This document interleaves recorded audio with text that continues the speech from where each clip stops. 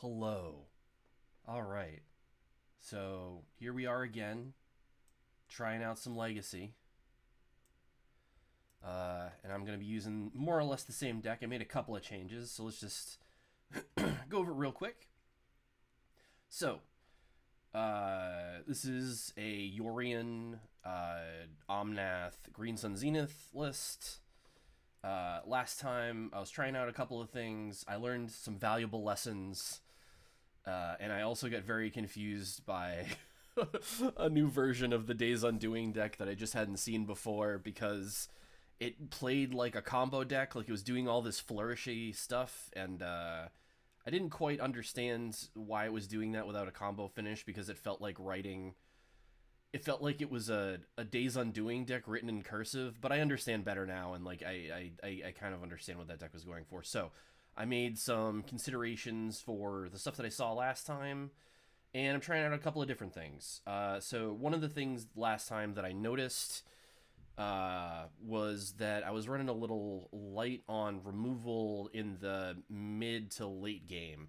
So what I'm going to try out this time, and I've tested it in a league prior to this, is Snapcaster Mage.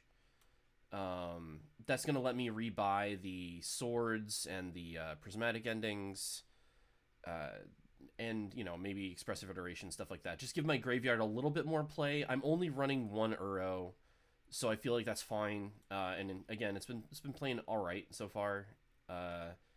You know, I don't have maybe a ton of game against some of the combo decks, but I think that I can combat that with just making better and smarter keeps and stuff like that. Like, I have all the tools, but they can still be a little rough because, you know, it's an 80 card deck and I only have so many slots to dedicate to anything. So I think in general I'm just going to have to accept that this type of build is going to be a little bit weak to that. But that being said, there were a couple of holes in the game plan that I've addressed a little bit this time around. I cut down one of these, the Pyroblast Hydroblast. I was running two of one of them. I forget which one, but I'm not doing that anymore. So I ended up cutting one of those for and a couple of other cards to run Afoul. Because this is a card that I did not know existed. I was not playing when this came out.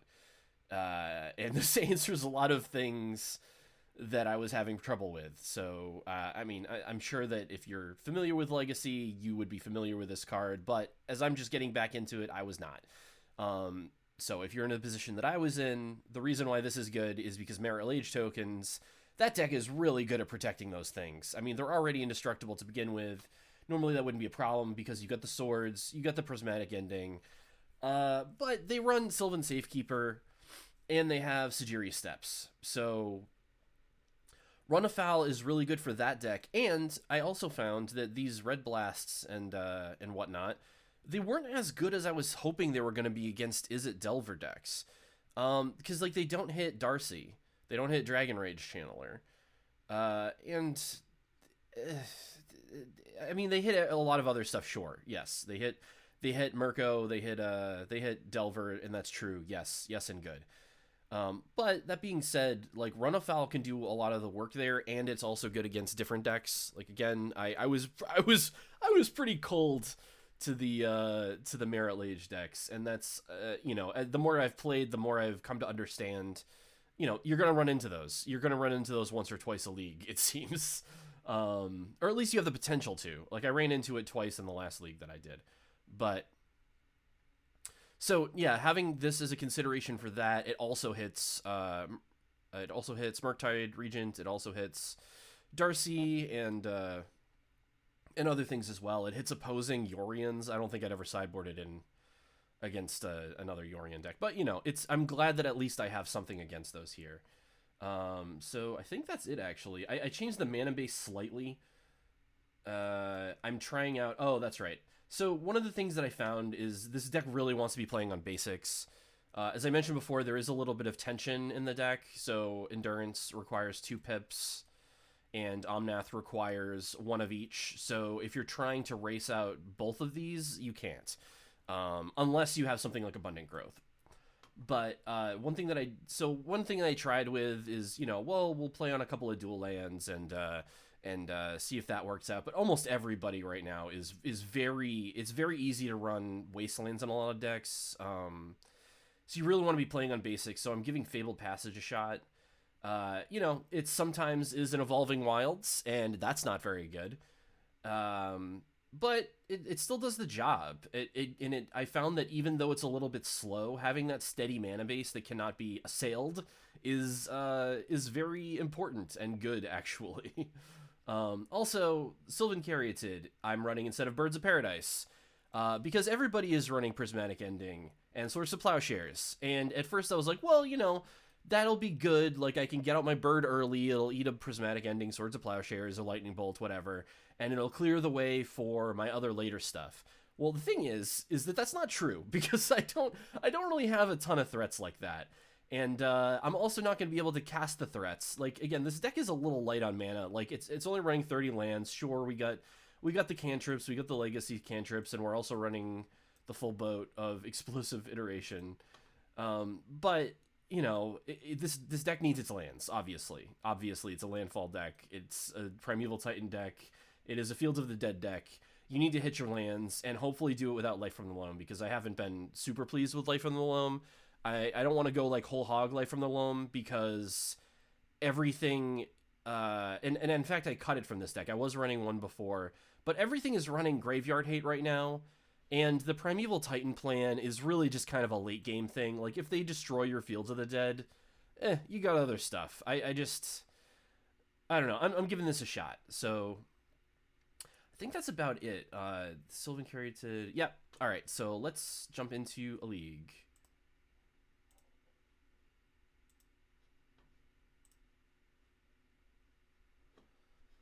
Pretty excited about this one. I really I tried for a little while to fit in additional Snapcaster Mages. Like, I wanted a third one. I think 4 is too many, because, I mean, when you think about it, we're only running, let's see, 4, 8, 12, 16. We're only running 16, maybe 20 spells out of the 80, which, in a 60-card deck, that's a third of it. But here, it's a quarter, and... I don't know. I just don't want to. I don't want to lean too heavily into Snapcasters, because, again, there's so much Graveyard Hate. There's not always a guarantee that you're gonna have anything in there, and also you have Uro that's also eating up the graveyard. So I feel like 2 is a decent enough place to land with those. But we'll see. That's what we're trying stuff out, right? That's the whole point of brewing up a list. Is you wanna try stuff out. You want to throw Snapcasters against the wall and see what sticks. All right, so one thing that I've learned from playing this deck is that this is a very dangerous keep. This isn't an Island Ponder keep hand. This is Forest, Abundant Growth, maybe keep hand. I do have a Swords, so I will try it, but this could very easily fail. If I didn't have both Swords and Force of Will, I would probably just... All right, well, we'll find out what happens. So their Reanimator, I'm going to have to remember that. I'm not going to be able to Force a Will their first spell, or else it'll get countered. All right. If I don't draw a land here, I will just Abundant. All right, I'm going to get my Tropical Island. Maybe I should have done this on turn 1, but I was hopeful that I would be able to play around it by getting a land, but we'll see. Yeah, that's fine. You get your monster. You get your monster while you can. That's fine. Not the best hand for this. You know what? No, there's really no point in me, I'm gonna Force a Will on their turn, and that's gonna clear it. So I'm just gonna do that. I'll just leave my mana open. Just being an insane person and fetching for no reason, and then passing. But you know what? That's fine.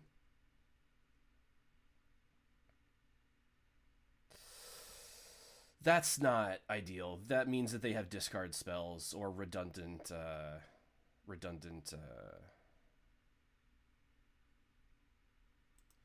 mean, yeah, I gotta do this. I guess I'll get rid of the ponder.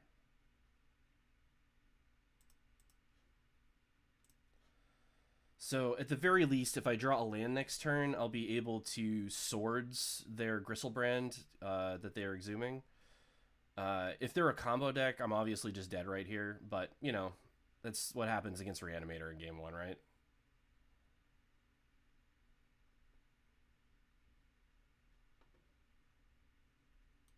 God, Reanimator is such a good card. I really love that card. I don't even care that it does unfair things. I just think it's such a neat card and such a neat flavor. Like, I just really like the fact that they gotta, like, pay 8 of their life to get back their insanely busted thing. I don't know. Yep. Well, there goes the swords.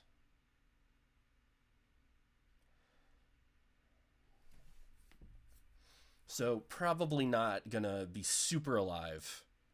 But I'll give it another draw step, you know. I am running 4 swords. They did draw 14 cards. I'm probably not going to be alive, but sure.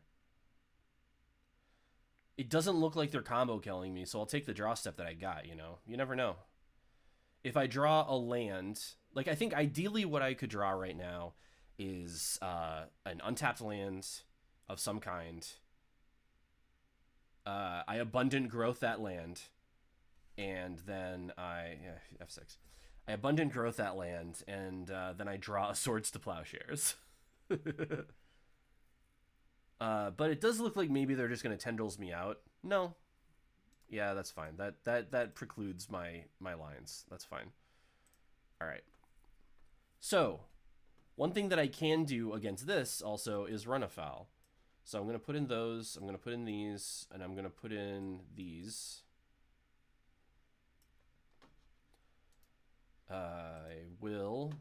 I'm not running the 4th endurance out of the board, by the way. I just had to make cuts. I figured the decks that I wanted to run endurance against are like the combo ones. Something that wins with Thassa's Oracle. Obviously, you want to run it against, and is it Delver decks you want to run it against? Not because it's going to take away their ability to make a Murktide Regent quickly, and also it blocks and kills all of their 3/3 flyers or 3/2 flyers. But I'm just decided to, because they're so hard to cast in this deck, I decided that Run Afoul could do at least some of that work. So I want to cut down on Omnaths. Omnath is not going to be great in this matchup. Likewise, Prismatic Ending is not going to be the best removal spell that I have. I want to be countering their Reanimate spells. Klothys is alright. Uro is maybe a little too slow, so I'll pick up a card there. And just need to run one more, huh? I'm actually going to cut down on Green Sun because, I mean, this is a very... Green Suns are going to be a very late game plan for this sort of setup, right? Should I be running Night of Autumn out of consideration? No. Run Afoul hits all of their targets. I'll just run this. Alright, let's play. Now we know what we're up against, so we know what to keep and what not to keep. I will keep this hand. I do have Force of Will, I have Force of Negation, I have a Brainstorm and Fetch, and I have an Endurance that all it needs is a friend. So let's lead on Volcanic Island in case I need to Brainstorm in case of emergencies to get a green card to pair with Endurance.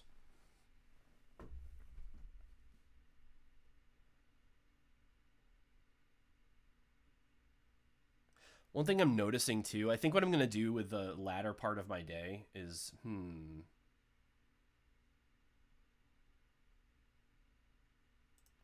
well, here comes that Brainstorm.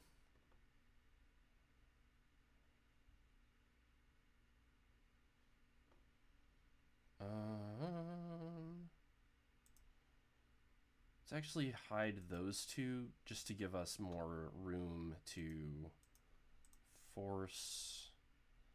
Get rid of that brainstorm. Because this leaves me with double force endurance in my hand, which seems pretty good.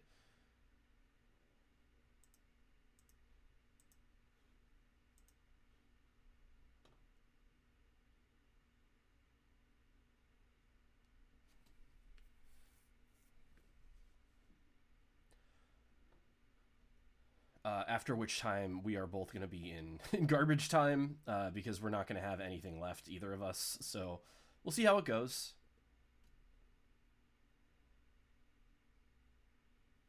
I'm actually not going to activate this because I think I really want that third land.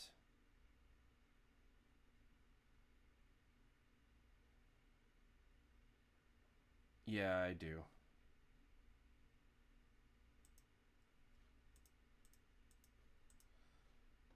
Take them off their lands entirely. Sure. So, glad I have this endurance at this point.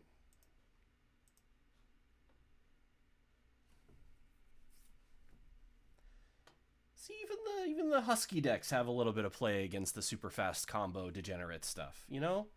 This just goes to show. Be a little bit, you can even be a little bit of a Husky Orion deck and still have some play. Alright, Chiog. Let's see what you got. Lotus Petal Reanimate is what I'm guessing.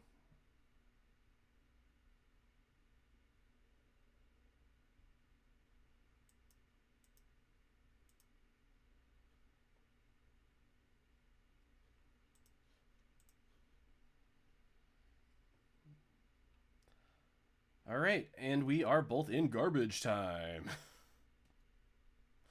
They're in less garbage time than I am, though, because they have a deck that's built to operate off of just a few cards, and they have 2 more cards in hand than I do, but... Ooh, all right, all right. Here we go. We're just going to play a little bit of a back and forth passing game here. That's fine. I got my Surgical Extraction. I got a Force of Will. All that needs is a... Here we go. I'll get my forests, turn it into a super forest. Oh, one thing that we kept talking about last time was this idea of, nice, all right, I'm all set up, I'm safe. One thing we were talking about last time is the idea of like how many snowlands you want to make sure that you turn on the Fields of the Dead, make sure that that's active. And my answer is I care more about Coatls and those being nice. Okay, I can... Expressive iteration and start to pull ahead here. In hand, yeah, I don't have enough mana for Green Sun to be good yet. So hands, bottom, exile, play, pass. All right, we're recovering here. We're recovering. We're doing pretty good. I think we'll get this game. I think we'll get this game, and then we'll see what happens in game 3. But again, you know.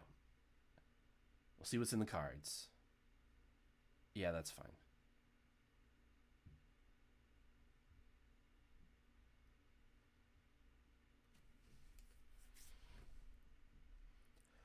Because basically, the Surgical is a very good trump card here because they have like their counter spells and whatnot. But mostly, I think what they're going to be doing is trying really hard to get redundant reanimation spells. And Surgical Extraction cuts that off at its knees. Because it doesn't matter how many redundant spells they have if their thing is gone from the graveyard. What do I want to do here? I actually want to get Yorion into my hands is what I want to do. So let's fetch...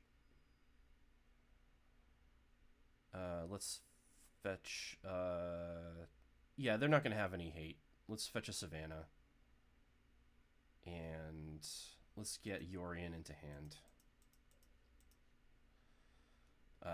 That's going to be a good card for Force of Will. If I get another land, it's going to be a beater. I'm just trying to play cautiously and not throw away my position, because I think my position's actually really good right now.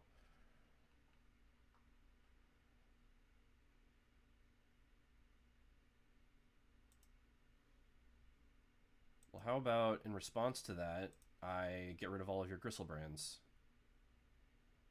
And then I will not cast any spells. Alright, you got an Animate Dead. Alright, here's the test. Here's the test. Do I remember? Yes, I do.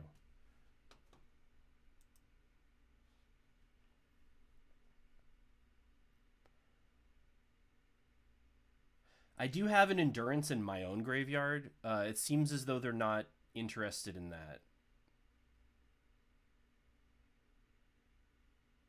Which makes sense. I probably wouldn't be either. It's like, you know, it's how desperate the person is.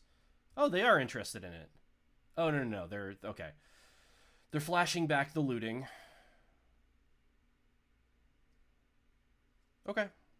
Not bad, not bad. Ooh, alright. This is how we do it. Alright, put one into hand. At this point, I do think I want... No, I still don't think I'm there. I'm going to get an Ice Fang. So, one more Ice Fang. Bottom. Okay. Hey! I see you over there, Demetrium. How's it going? Just playing some Magic cards. I'm playing against a Reanimator deck, which has the potential to just beat me on turn 1. So that's difficult because I'm playing 20 more cards than the normal deck size, because that's what this card says I have to do. If you haven't played Magic the Gathering in a long time, which I don't think you have. Correct me if I'm wrong, obviously. But by the way, if you did get into Magic the Gathering, we should hang out at some point and play. All right. Anyway, so this thing says I got to run 20 more cards than you'd normally run. So that's what I'm doing. And as a result, you can get this from outside of the game whenever you want. Essentially, you just need to pay some mana. You need to pay 3 mana to get it into your hand at any time during your turn. So that's why I'm running a big old deck. But the problem with a big old deck is that it's a bit dilute. So it's very difficult to beat these decks that are trying to beat you on turn 1, because you need to have, like, that last game, I went down to 0 cards in my hand on turn 2 because I was just using literally all of my resources to stop them from beating me. Ooh, okay, this is not going to survive a turn 1 kill, but I'm going to keep it, because if I'm able to ponder into an Endurance, then I have some game that I can play. Chancellor of the Annex, huh? It's not ideal. Probably not going to win this one, honestly.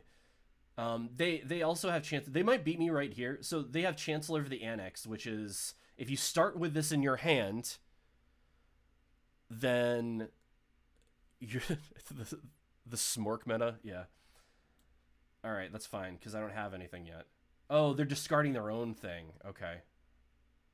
Yeah, they do have Reanimate.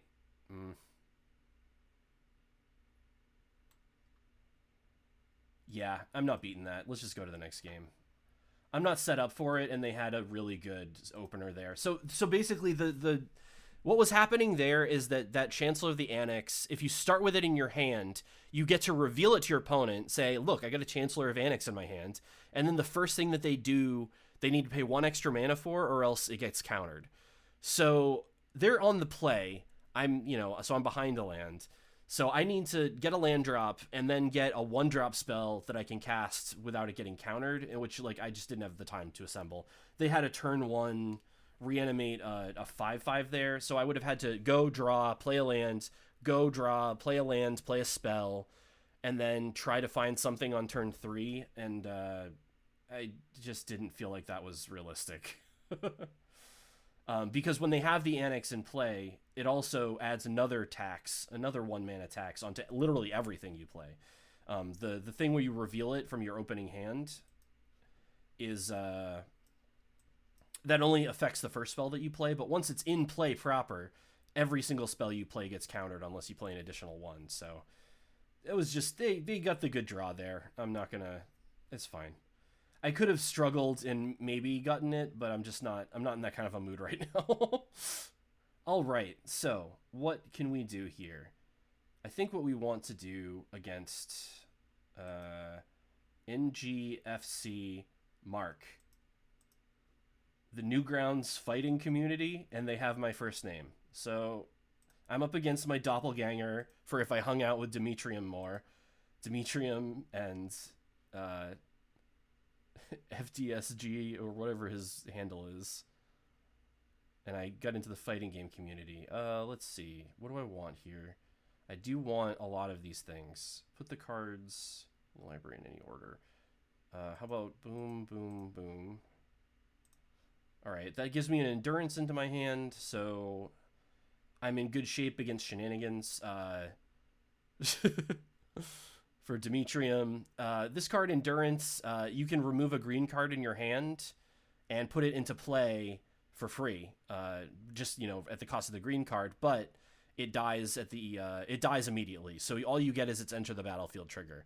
And its enter the battlefield trigger is you put their graveyard on the bottom of their library, or yours. Sometimes it comes up that you want to do that to yours, but the really unfair stuff in this format, they're doing stuff with their own graveyard, like we saw last game, where they're, you know, they're putting a big monster in there and then they're reanimating it on the cheap.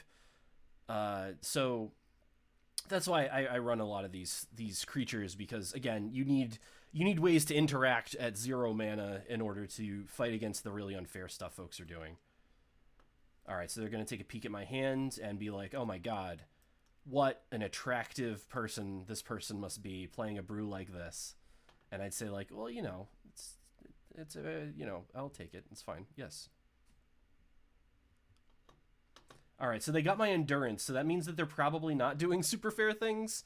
Also, they are on blue and black, which means that they are likely in, I don't know, like show and tell, or I would say that they were Death Shadow, but they're not fetching lands that are hurting them. They could be a bug deck, black, blue, green. So we'll see what happens. They could also just be Black Blue Reanimator. I don't know. I don't trust this fella. I don't trust other people named Mark. That's my bias. I feel like there's something not trustworthy against other people named Mark. The name thieves. All right. So we're making this mountain so it can produce any color of mana, and let's go ahead. Actually, no. Let's think.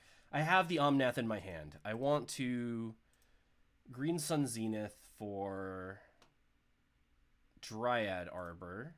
That puts me ahead on mana, and it lets me play this next turn, because I do have the right mana to cast it. How are you doing, by the way, Demetrium? How's your weekend going? I slept for 12 hours last night, so I am feeling okay. It's one of those things where you're like, man, I definitely needed all that sleep, but you still don't feel 100%. All right, here we go. I'm gonna play this islands, and let's get this started.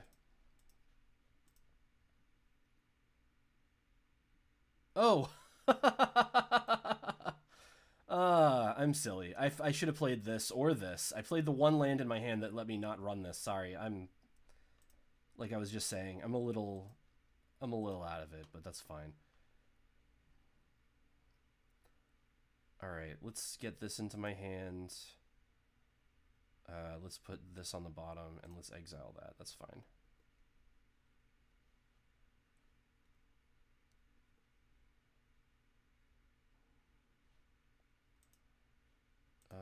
Actually, let's ponder. What do I want to do with this? I think I want Klothys against this deck, so let's do Alright.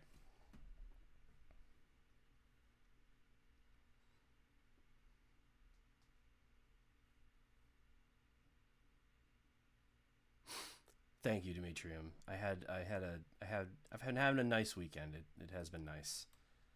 Did a little bit of drawing yesterday. Probably gonna do a little bit of drawing today. One thing I noticed is that when I stream this, which I think I'm going to be doing a little bit more frequently now, because it does stream much better than I was expecting. It's obviously not, 60 FPS, 4K, whatever. But do I care about this? No, it's fine. You get one of my things. That's all right.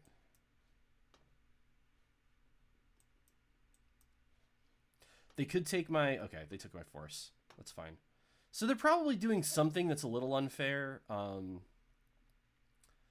that probably involves their graveyard, because they took my endurance and then they took my force of will. So they don't want me to mess with their graveyard, and they don't want me countering their spells. But they don't seem to be very concerned with the giant meaty creatures that I have that are about to start coming into play. So that's interesting.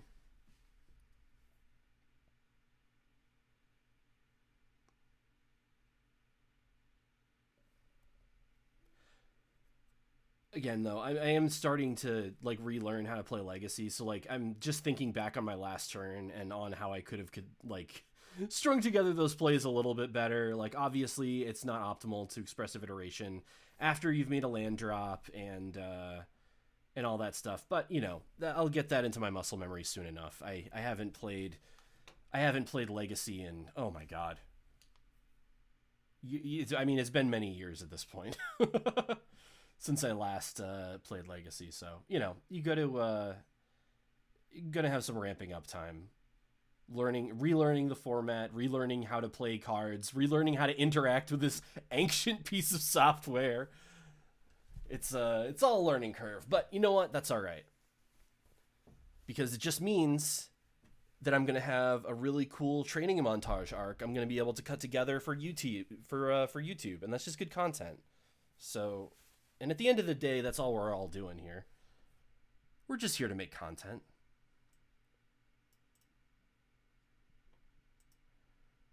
Let's try getting Clothis into play. Whoops. Should probably turn off that widget somehow. Look into it. I mostly spend time on Macs. I'm dual booting right now, so... I'm not as used to Windows where it just pops up news if you hover over the wrong spot on the bar for too long.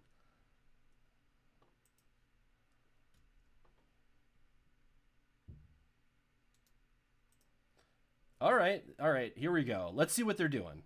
I have no way to stop whatever they're doing. All right, so they're playing Cabal Ritual, so they're probably a Storm deck.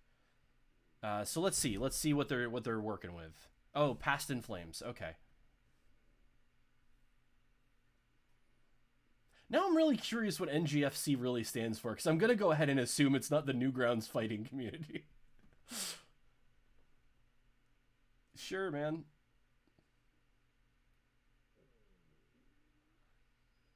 I'm assuming that the last card in their hand is in fact the Tendrils. But I'm going to make them show it to me. Here, we'll concede the game. We're ready. We're ready to speedrun this.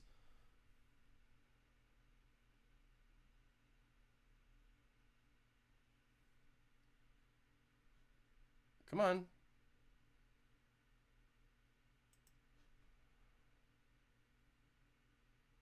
I don't think Mark's got it over there. Mark? Mark, what's the pause for, Mark? There you go. Okay. Yeah, that's enough to kill me. That's fine.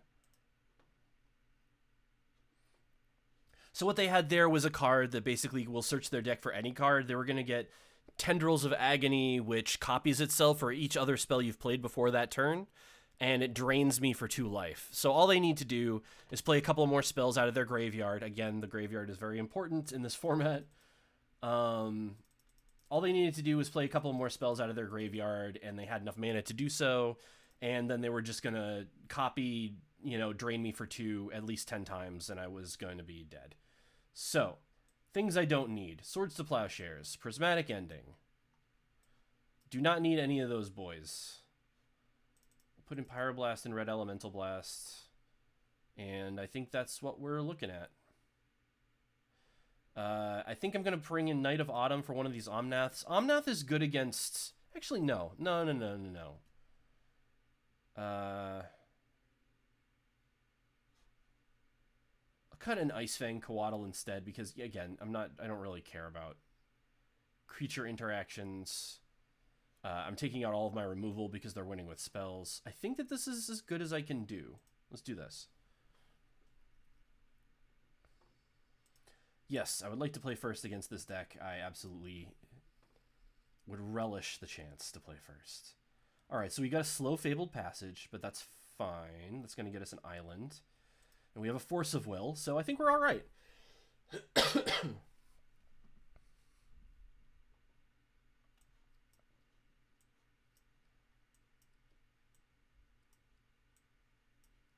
So I'm going to lead on Fabled Passage. Fabled Passage finds a basic of any type, but if you have fewer than 4 lands, then it comes into play tapped. So that's going to be a little slow. But if I play it first, I don't really care. Like, what am I doing on turn 1? I don't even have a turn 1 play, so that's fine. So I'm going to sit behind my Force of Will. Omnath is a pitch cast, or Omnath can pitch to cast either Force of Will or Endurance. So I'm set up as far as that's concerned. Let me get my tabs open. Check out all my zones. Yep. They're going to take Force of Will here, almost certainly.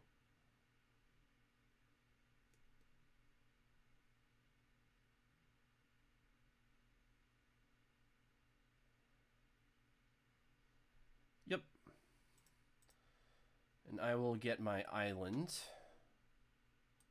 There it is.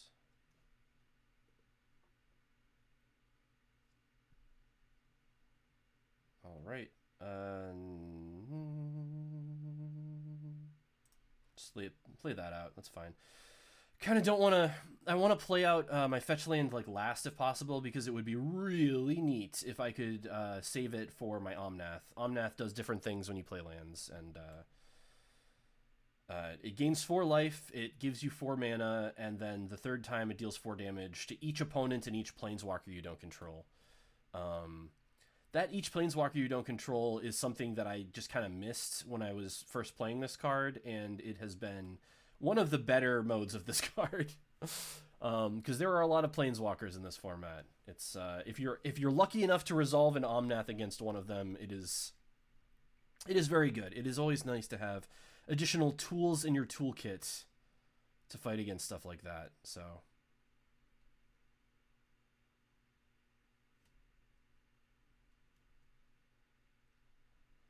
all right, my opponent is deep in the tank, trying to figure out what they're gonna do.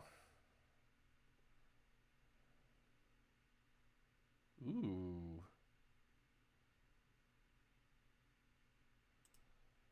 All right. Let's do this. So this is the Yelling Snake. This is a snake who whomst yells. And if I put enough mana into it, it can have protection from everything. And becomes a big old jerk. So I am on that line now. I've already leveled it up twice. 1 more mana and it will get protection from instants. Which is great, because that's what I'm going to do next turn. I'm going to put 1 more mana into it. I'm going to play a land so that I have 3 mana up for Endurance. That'll give me all 4 of my lands that I need for Omnath, and the addition of the chance to draw on this upcoming turn, and then the turn after, the chance to draw a land so that I can activate it the turn that I play it.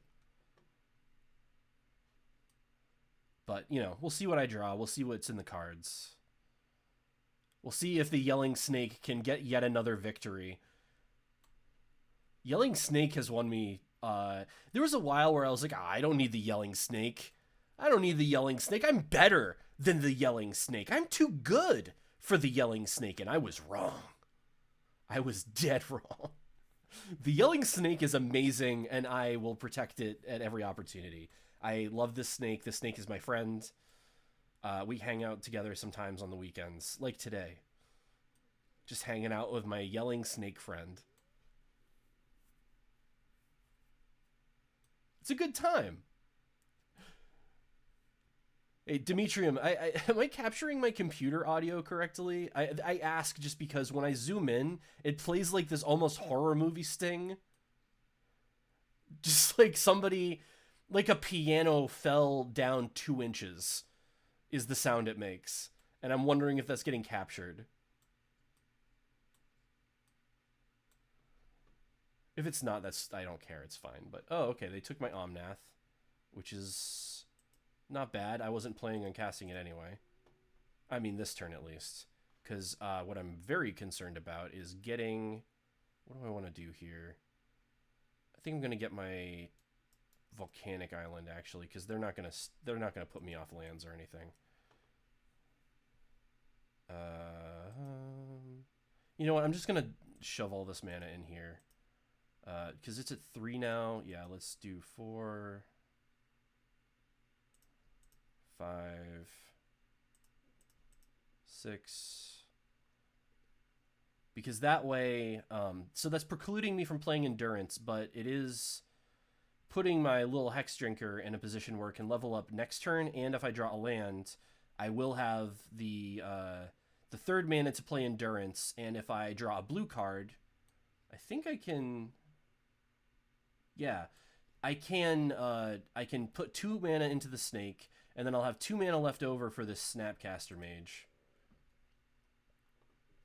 And what I can do is I can play the Snapcaster Mage on the Force of Will, and then I can, if I draw a blue card, then I can cast it from my hand. Or cast it from my graveyard by exiling a card in my hand. So those are the lines that I see in front of me right now. Just my beautiful voice? All right.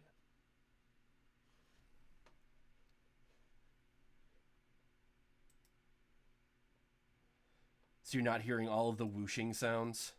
All right.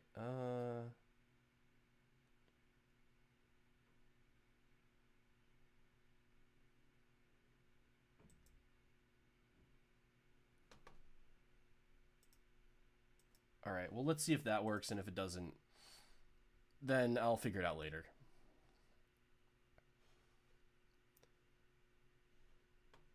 Yeah, it doesn't seem like it's doesn't seem like it's doing it.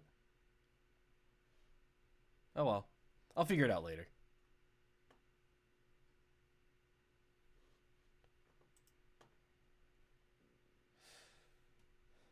Yeah, like I forget if I finished this thought from earlier, but one of the things that I noticed is that when I try to stream Moto, it there's some around the edges of the screen, there's like a I don't know, like 50 pixels or something like that. So I think what I'm gonna do is I'm gonna pixel art up myself some ooh, they're going for it. Wait, they can't be going for it this turn. No. They're getting another Dark Ritual. Okay.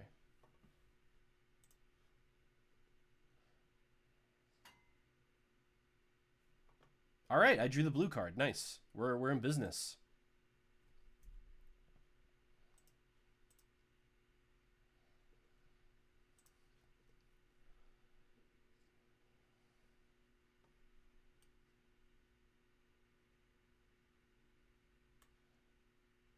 And actually, I think I'm just going to use the Force of Will on the card that's in my actual hand.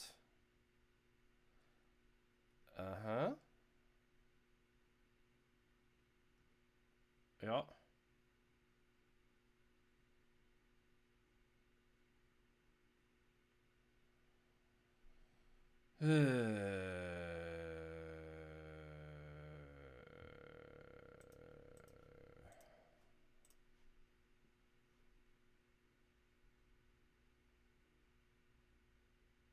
I think they got me.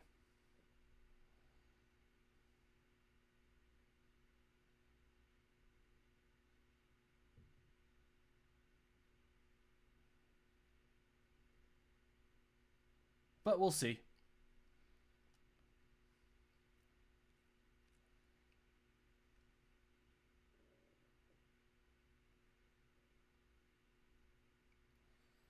Right now, I'm just kind of pretending I have another Force of Will on my hands, because they don't know. But if they thought seized me, then they would have been able to take my counterspell anyway. So, you know. So it looks like they're only going to be able to get me for... Oh no! Because I counterspelled, they're going to be able to get me. Ah, shoot. I should have just let him take it. Alright. They FGC'd me out of it.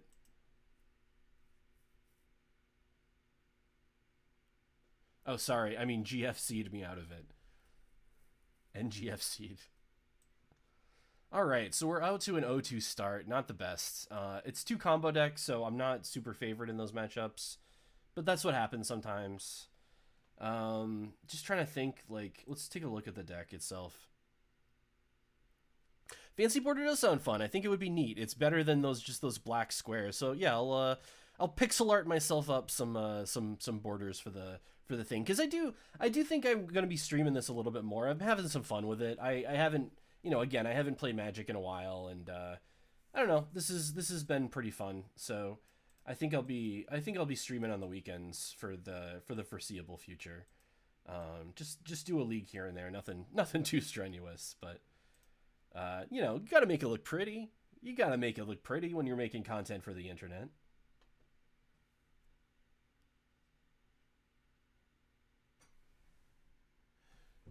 Curious of the deck list? Well, this is the deck list. So what we are trying to do, yeah, it's going okay. So you know what we're trying to do. We're off to not the best start. We played against Reanimator and then Storm. And I'm probably need a couple of more, like, maybe I probably need like another Force of Negation in my board or something like that, just to maybe a couple more ways to interact freely that I can sideboard in against the unfair decks, because I'm already doing like decently against the fair decks.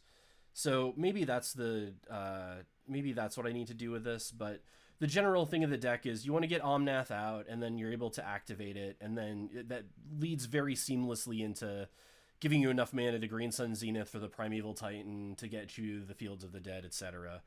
You know, it's not that different from a lot of Uro piles running around. It's just that Omnath is a 4/4 that draws you a card when it enters the battlefield, so you don't feel too bad about it getting killed. Also, you're running 4 of them, so you kind of need them to have some kind of turnover. Let's put back Taiga for now. All right, let's lead on. What do we want? What's the plan here? I think this Green Sun Zenith I'm not going to be playing for a while. So let's just lead on a very mysterious Fabled Passage and get our tabs open.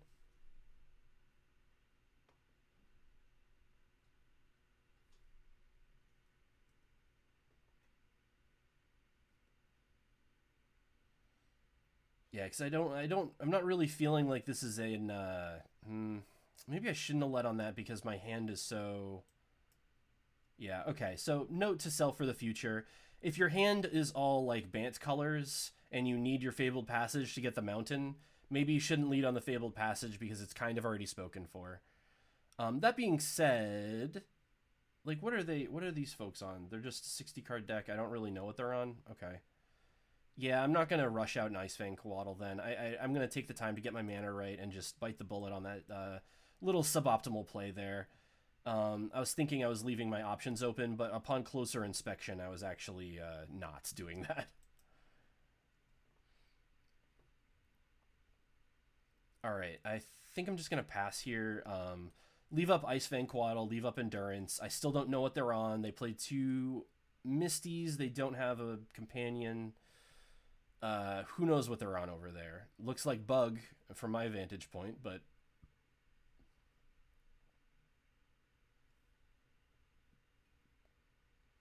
Alright, so they are just playing on dual lands. Discards 2 cards at random.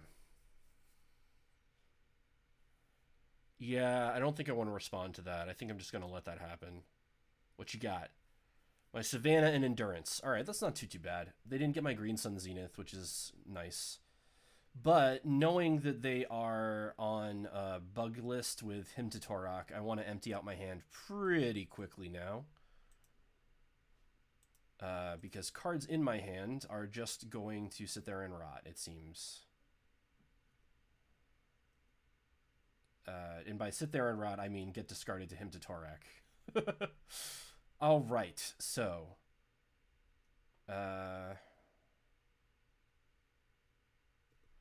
well, I mean, I guess I'll just attack. I'm not going to be able to empty out my hand here and now. And then what I'm going to do is probably ponder... see if I can hit my land drop. Wait, unless... did I just play...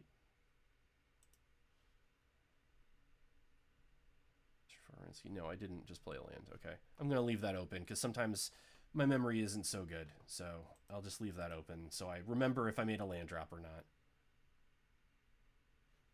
All right. So I do have another Prismatic Vista. Nice.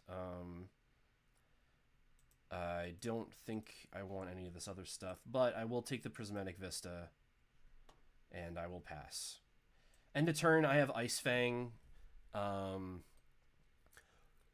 Next turn, I really want this Green Sun Zenith to stay in my hand. I'm really hopeful that they don't have another discard spell because I think that if I'm able to resolve Green Sun Zenith, I will win the game. I'm going to find Klothys, and they are not going to be able to interact with that whatsoever. All right, so I think that means, yeah, I'm going to fetch oh.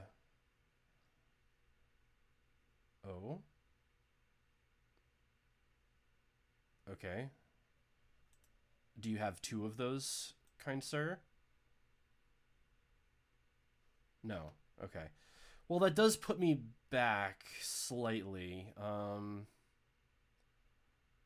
But that's fine. So I'm going to get a redundant forest. Oh, that was my... okay, that's fine. That's fine.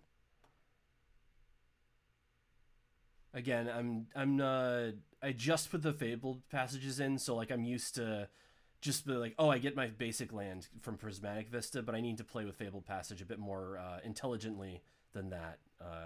But that's fine. Do I want to play Ice Fang? No. I want to get Yorion into hand, and then I want to attack. This way, I'm sitting on Force of Will.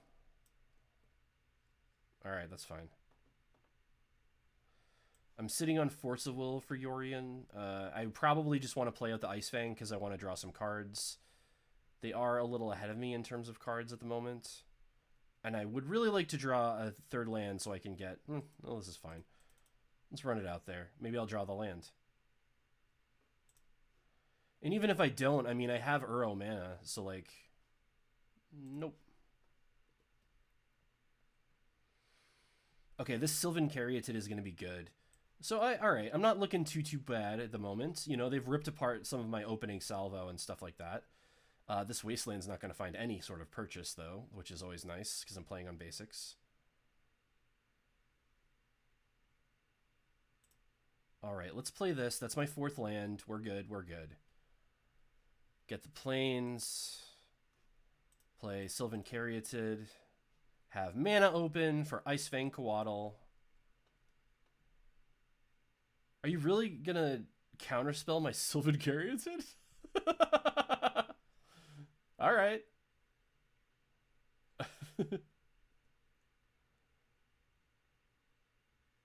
I mean, that's fine with me, I think. I don't think it's worth forcing to get that in play. I don't need it that bad.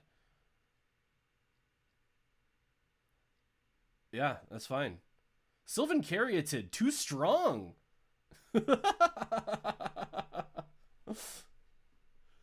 Wow, that's really cool. All right. Sylvan Caryatid clearing the way for my Green Sun Zenith for 3. Thank you. Ooh, I could throw my Karakas into the Wasteland and do it for 4, but I don't think I want to do that. I think I'm just going to sit back on my Klothys.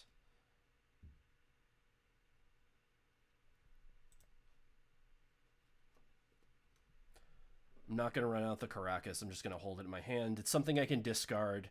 I'd rather have it in my hand to maybe catch a Hymn to Torak than play it and know it's going to get wastelanded, you know?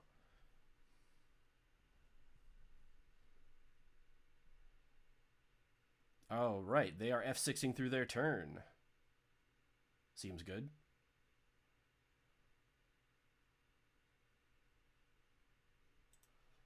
I will get rid of your Hymn to Torak. I'll play a Vista. I will use a Vista. So I do want that mountain, but I'm going to instead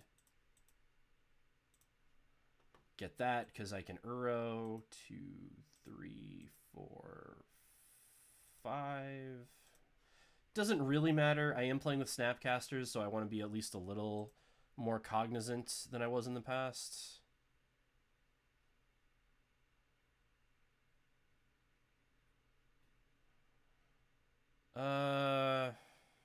No. I'm only going to get one use out of the Caracas, and I don't feel like this is a good time for that. I mean, I just put my Uro into play. I'm not going to bounce it back to my hand again. Do I care about that? It can't be countered, so I guess not. So because I was able to stick Klothys, I'm like in very good shape as far as I'm concerned. I don't think that bug decks have literally any way of interacting with this, so I'm just gonna keep like living my life and doing things and have a red source of mana. Ooh, which is coming into play immediately. Wow. Okay, I was just about to say, Klothys is good because it can help fix your mana sometimes because you do want green a lot, which you might not always have.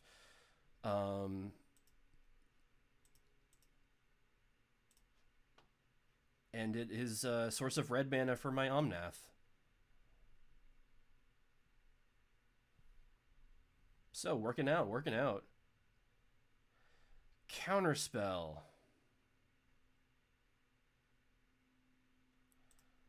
What do they got? 4 cards in hand? Yeah, that's fine.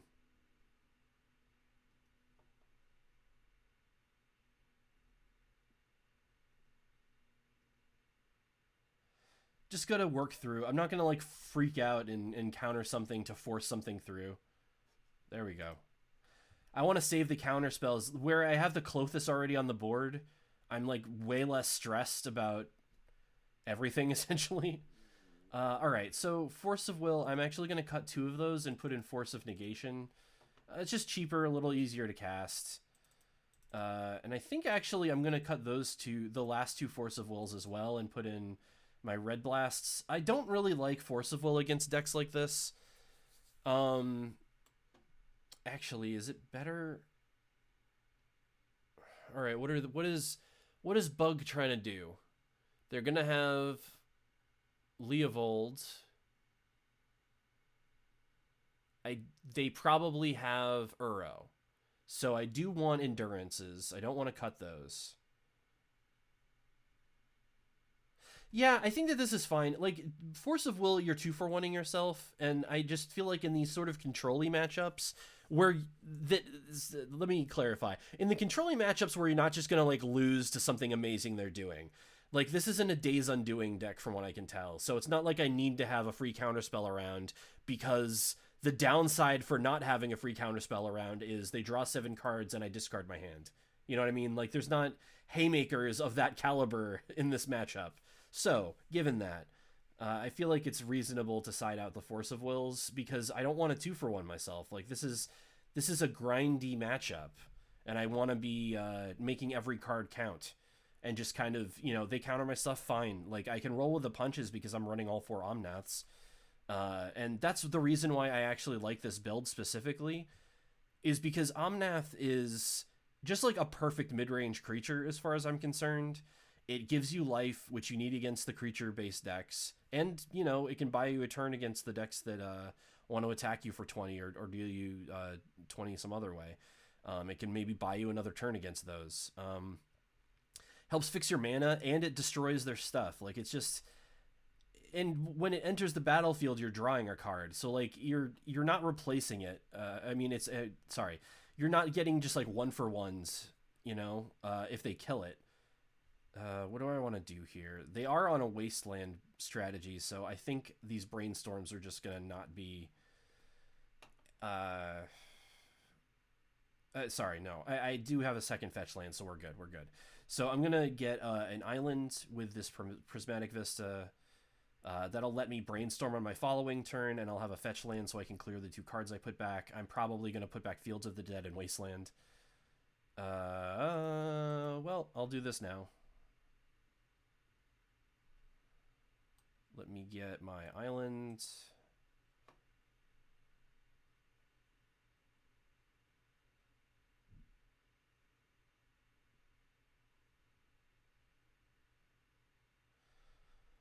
Opponent deep in the tank about what to do against this snow-covered island they now find themselves facing down. I mostly just, because my hand is like all lands at this point, I mostly just want to put Omnath and Fields of the Dead back on top. Ooh, okay. In this order. Because I really don't care if any of this stuff gets discarded. I would very much like it if Hex Drinker didn't get discarded, but, you know, that's the way the cookie crumbles.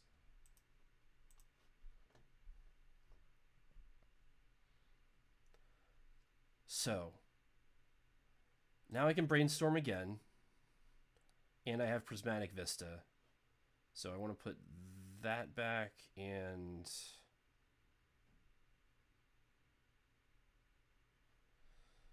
I guess the plains. All right. And I have redundant Omnaths, so that's good.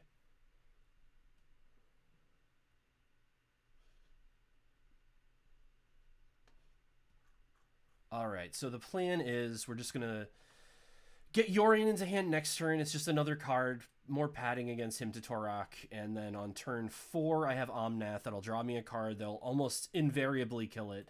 Hopefully with something like an Abrupt Decay, not an Abrupt Decay, Assassin's Trophy. So I can fetch out a basic. And then I'll have a fistful of fetch lands to use on this Omnath. All right. I mean, if you're gonna give me that deck, I'll take it, because that leaves me with a fetch land in my hand, which I am happy about.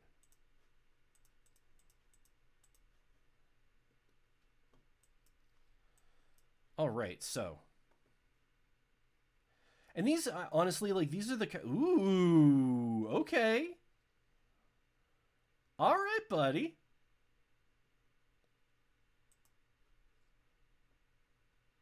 See what's going on over there.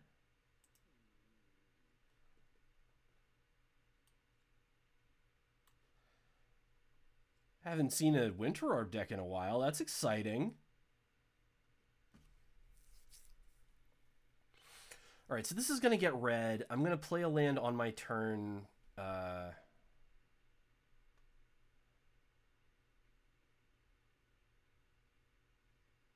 Okay.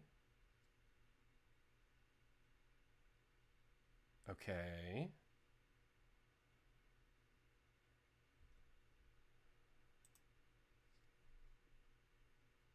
That's not bad. That's actually pretty good at this point. Okay, I will... In that case, I will get my...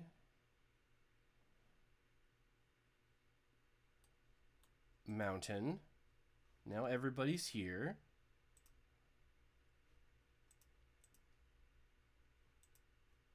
Whoops. I messed that up again. Jeez. I gotta be more careful. Unfortunately, like, with this deck, you really can't just, like, put lands into play. You really need to consider it ahead of time, and I was not doing it there. I was thinking too many steps ahead of myself, unfortunately. But what this does allow is it allows me to have a bigger next turn. Yeah. All right, here we go.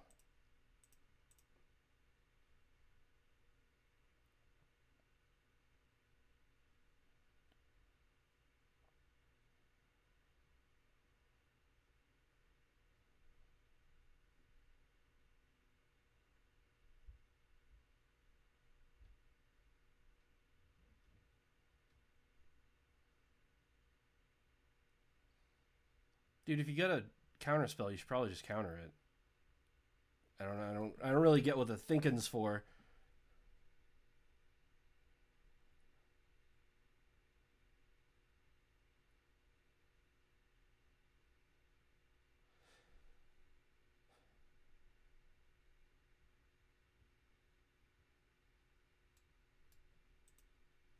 Okay. We're in there. Ooh, okay. We got some good stuff going on over here. All right.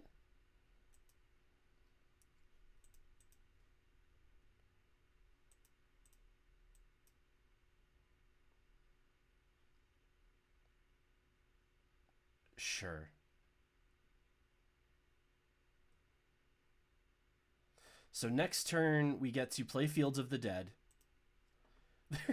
This stifle for fetch lands thing is very funny to me. Like, it doesn't seem like that's where the game is being played at the moment, but I don't know. Maybe it is. Maybe I'm wrong.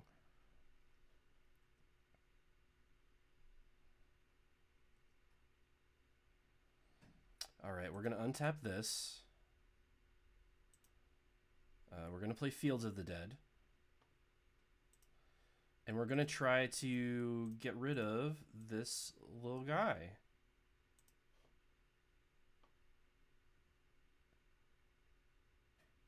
Because I really don't care about the Winter Orb at this point. That's fine.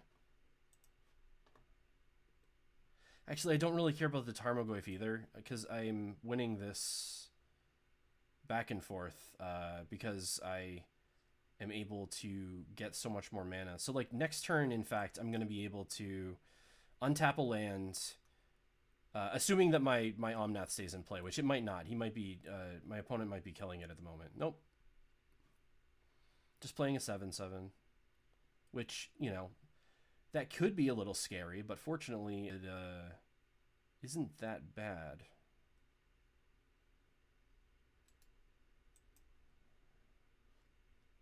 All right, I will untap my lands. Let's see if we can do this. I will play that.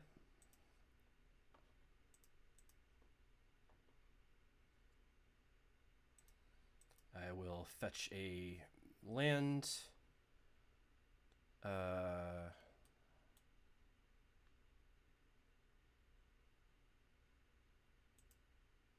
Forest, it doesn't really matter, but I just want to be playing on basics. Actually, that was... No, actually, it didn't matter. It didn't matter what I got there. I already have the Fields of the Dead in play and enough lands to be doing it, so this is fine. They can counterspell here, they can daze. That's fine.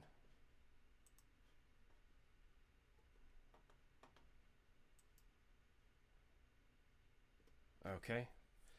So what I'm going to do next turn is, I guess, just put my Yorion out there. Yep. I don't know, we'll see what we draw. I need to put down something for that at some point. Let's untap this. All right, all right.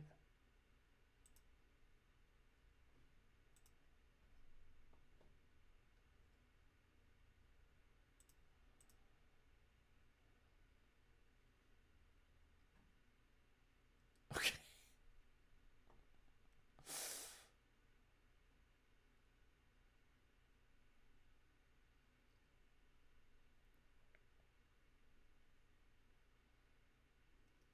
You got the stifle? You want to stifle me? All right, you don't want to stifle me. But you could potentially daze me, so I'll get an untapped land here.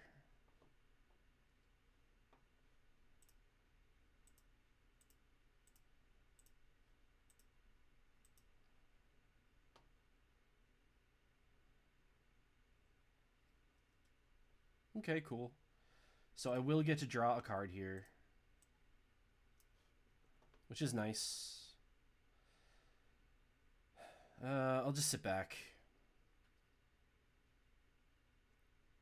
So what I'm looking for here is, well, one of these will do. So that pretty neatly answers the Murktide Regent. So I'll untap the Snow-Covered Forest and get rid of that fella. And then I think we're in pretty good shape. I mean, obviously they can have Force of Will or something, but...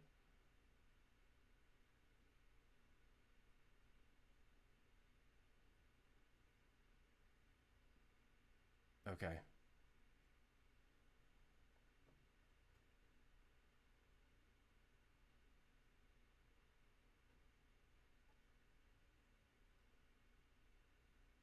What is this? What secrets? What secrets does my opponent hold? Is this something that's going to kill me right here? No. What the hell are they doing?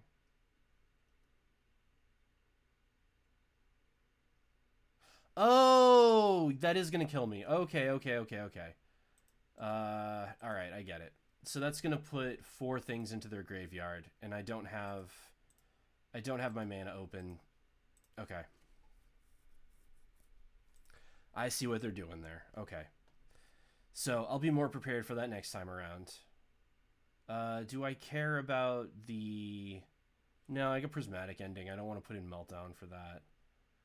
Do I want Force of Wills in, knowing what they have? I don't think so. All I need to do is be more prepared for that, like knowing that they're running Endurance and that can add some power and toughness to their Murktide Regents. I'll just have to be cognizant of that. So we were like 1 turn away there from stabilizing and being all right. Keep.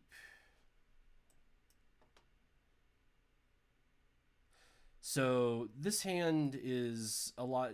It might seem like a scary keep. 1-landers are always scary, and you know there is a chance it might not work out. But the line that I see is I'm going to get a forest. I'm going to abundant growth the forest, and then I'm going to ponder off of that abundant growth forest, and then hopefully that'll be enough to get myself to 2 lands, and then we'll figure out what we're doing for a 3rd afterwards.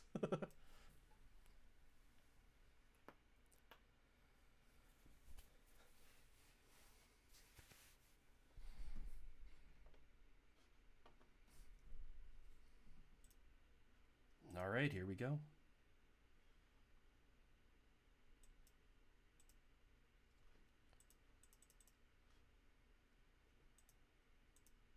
All right, we got a Wasteland.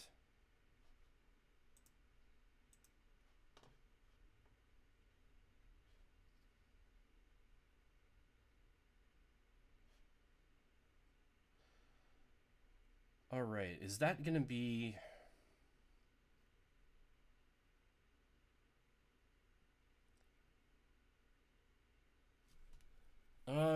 you know what? Let's try this. We're going to abundant growth that Wasteland.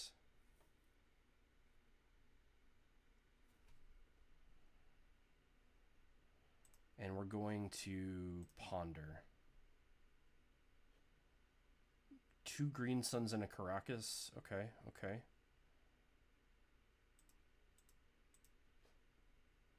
I think that's all right.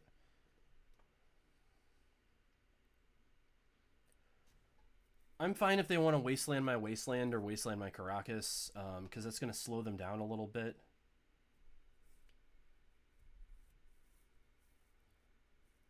And I have like stuff to do on low mana count here, so I don't really mind about being in garbage time. That's a bit of a problem. I don't like that a ton. I would like to get rid of that if possible, but I don't think I have a clean way of doing that at the moment. What I will do, however, is I will Green Sun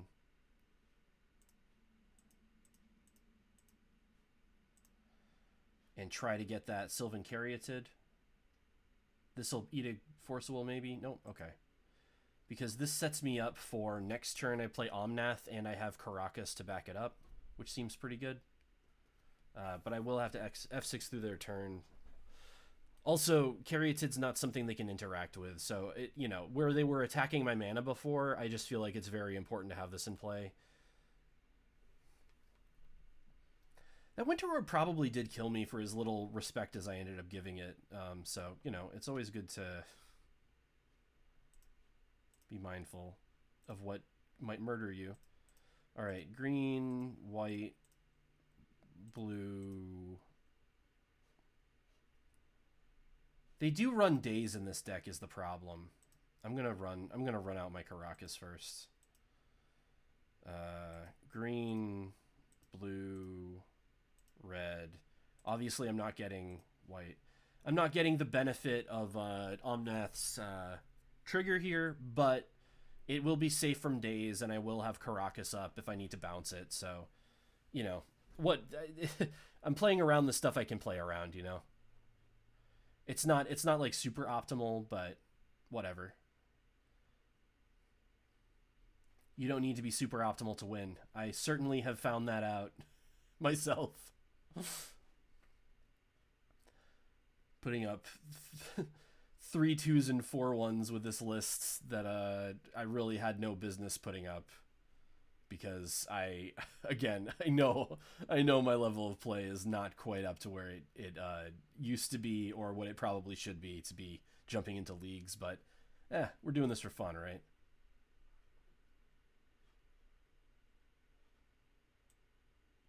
All right, let's get the stack better situated. All right, so they're digging. They're making their Tarmogoyf well, no, it's the same size. Still nothing, huh? All right.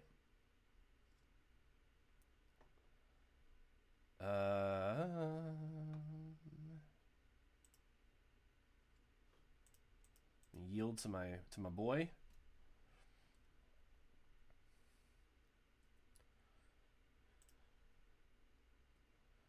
Got to get in there.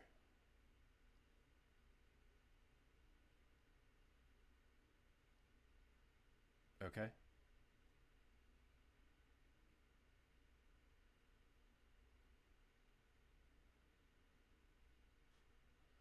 Targeting me. All right. That's fine. That's another reason why I don't really like Uro in this format. There's just like a lot of stuff to hate it. What do I want? I want to kill the Tarmogoyf. Okay. But before I do anything, let's just let's brainstorm. Okay. Let's put back both of those lands. Let's cast our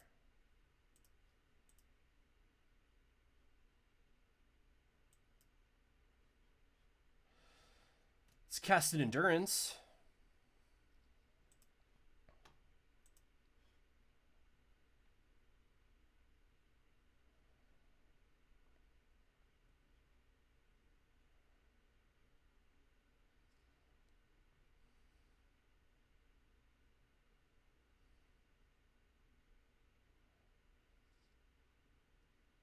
Why did I do that? It doesn't matter. So I was able to kill their Tarmogoyf, which is good. I don't really care that my Omnath died because I have a replacement Omnath. I really didn't need to play that Endurance there. I guess I thought it was going to shrink the Tarmogoyf down more than it obviously did. But again, it doesn't really matter. Let's see. They got, all right, so they're going to have 7 cards in hand. So I'm down by 2 at this point, although I have much more stuff on the board. Yeah, sure. All right. Well, there goes my second Omnath, but that's okay. I still have this Ice Fang.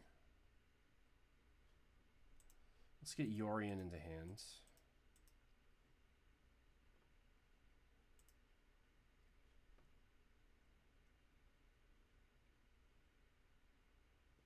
And let's pass.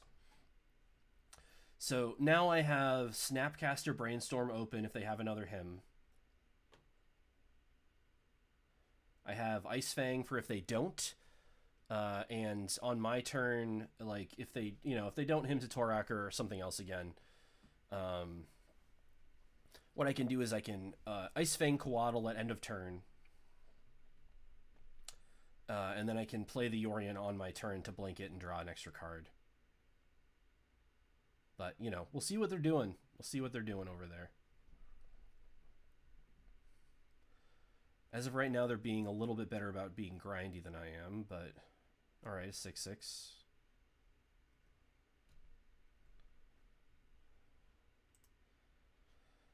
Let's fetch... No, there's no real reason to fetch. I can save that for something else. 1 and 2.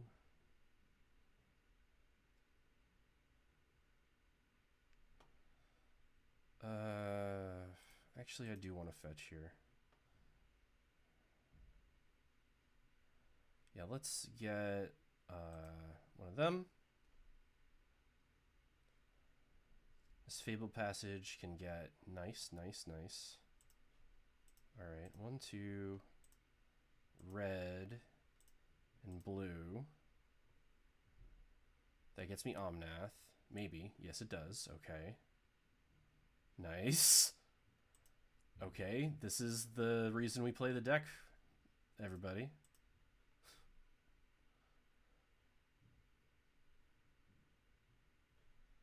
Get that.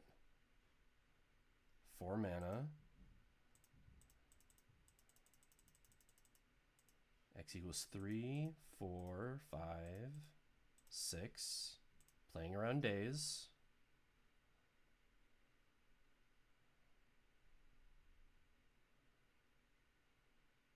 Not playing around that, though. Nope. So next turn we can get that with the help of Snapcaster.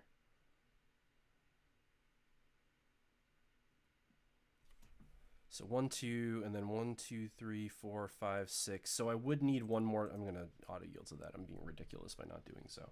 So if I draw one more land...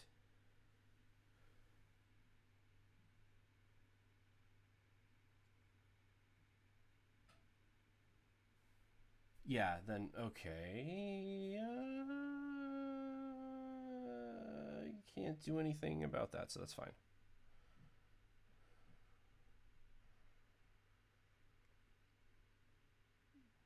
Like, we're still in really good shape regardless, obviously. Like, I have a Death Touch creature that they can't really attack through at the moment. Let's hopefully resolve this. And if we don't, then that's fine. We still have Snapcaster. We still got some other stuff we can do, but...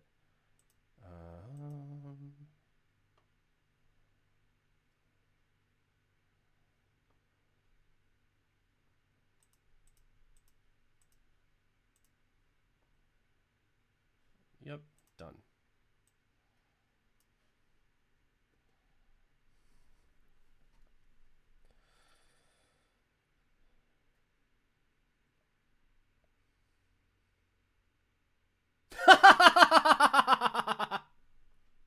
That's awesome! Okay, that's really cool. Alright, we got a game.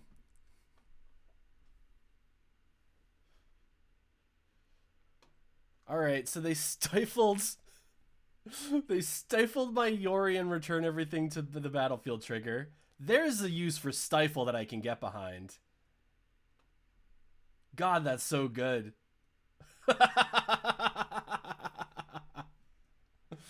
Alright, let's see if we can dig our way out of this. We're still not out of it yet. Ooh, definitely not out of it yet. But holy hell, what a move.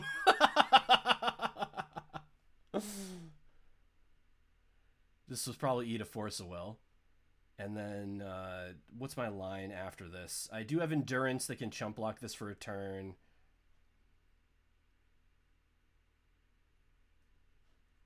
I have Endurance that I can shuffle all this stuff back into my deck, and I get my Caracas and one of my 4th Green Sun back in there. Also, I have the option of drawing the Orient again. Oh. Yes, I would like to use this ability. Thank you very much. I would like to get Fields of the Dead, please. And I would like to get Volcanic Island, actually.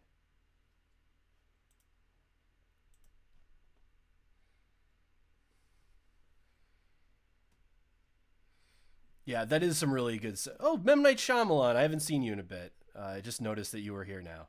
How's it going, Memnite? Okay, they got that for Land of the Dead. That's fine. Again, because I have the Endurance in my hand, it's fine. It probably wouldn't be if I didn't, but I don't think I'm dead here, so... Yeah, we're not dead yet.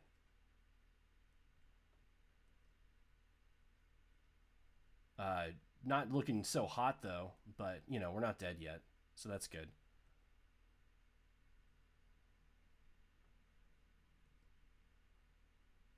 Alright, what do we got? A Prismatic Vista, you say?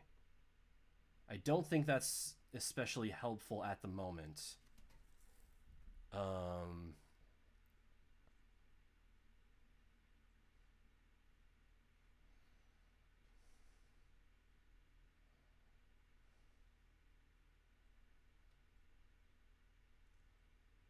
Okay, I see a line. So what we're going to do is we're going to play this Vista. We're going to Snapcaster.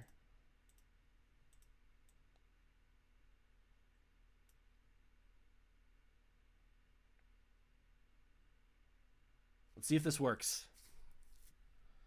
We're going to Snapcaster Green Sun Zenith. Looks like it's not going to work.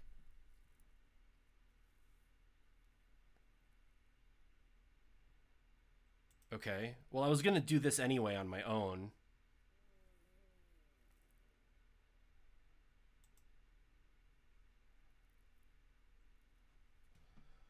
But that might actually kill me now. Because now I'm not going to be able to block both of their things. What I was going to do is I was going to Snapcaster the Green Sun Zenith and get a Cobra from it. I don't think I have... Let me just double check. Beginning of combat, yep.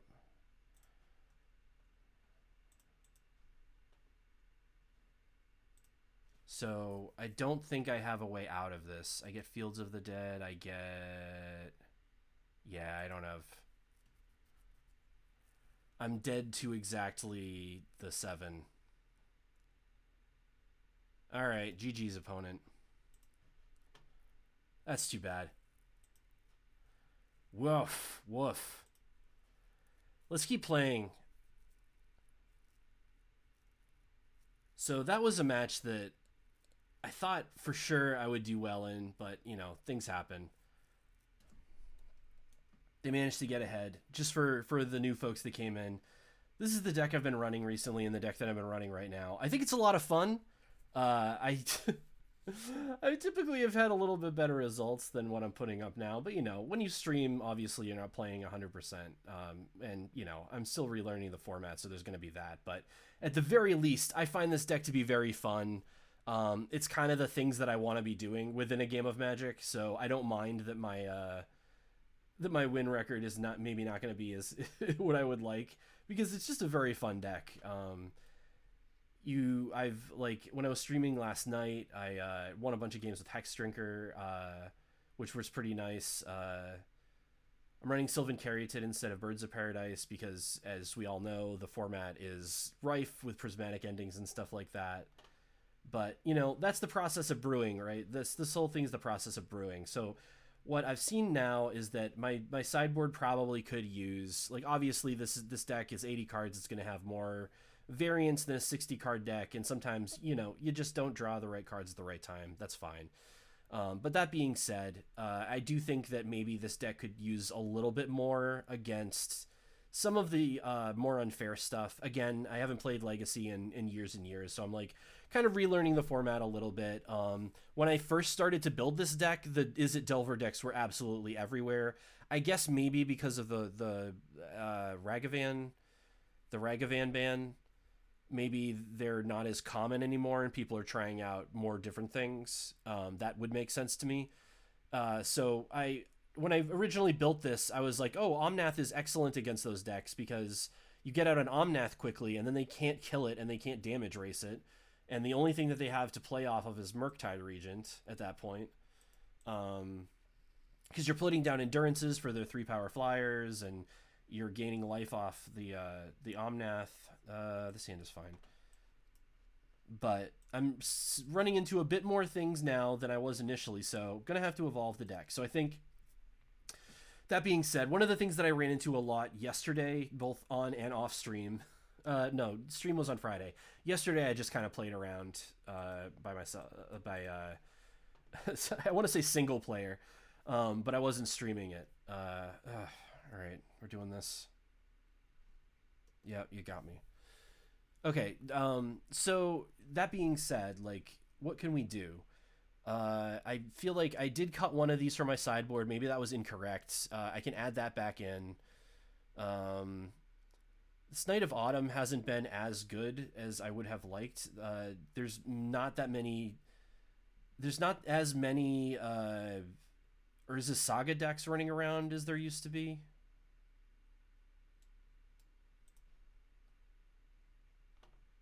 All right, so they're just all on this grief thing now. Okay.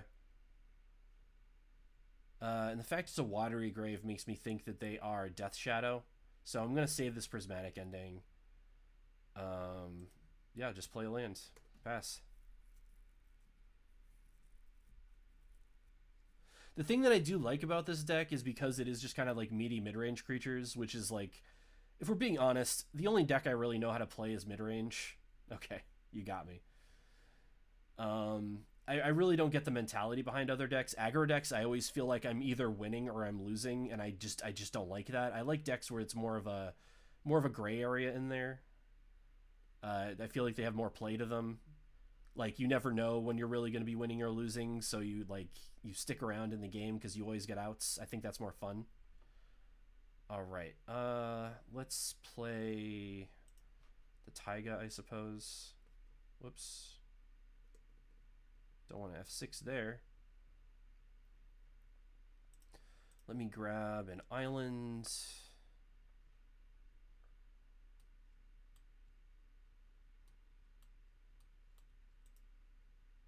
And a plains.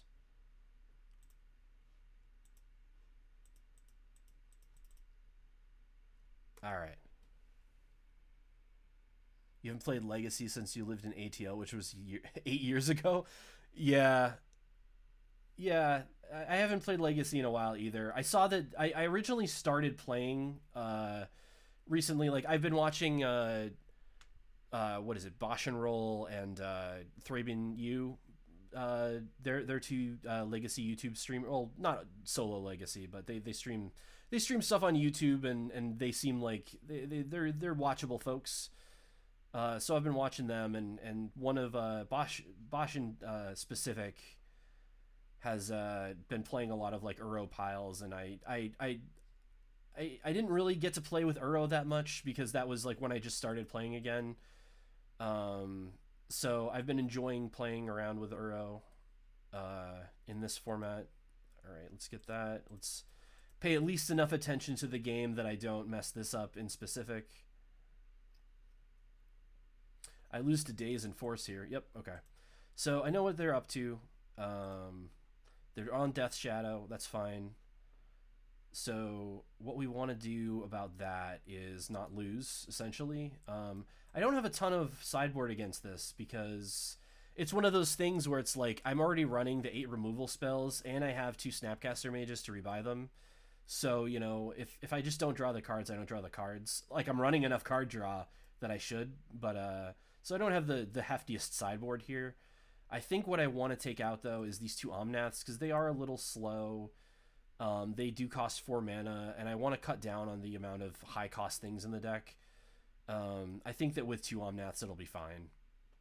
Obviously, I want to draw Omnath as much as possible, because I can gain life off of them, but you know, we'll try this. We're trying out different things. I don't have like optimal sideboard plans in mind or anything like that. I'm just kind of riffing as I go and seeing what works and what doesn't work as I explore the format. All right. So we got a risky biz start here. We're on non-basics. I try to make it as easy as possible for me to play on basics because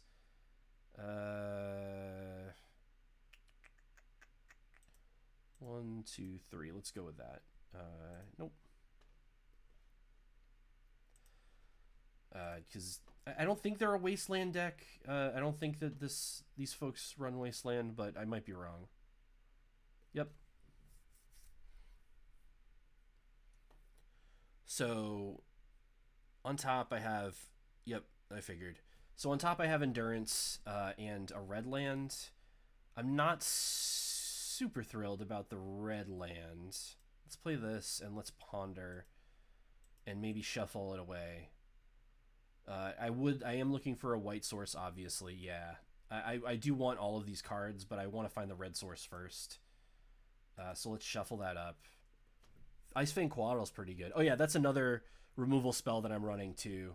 Obviously, you know, it's not gonna have Death Touch right away here, because that's just not how things have been working out, but sure.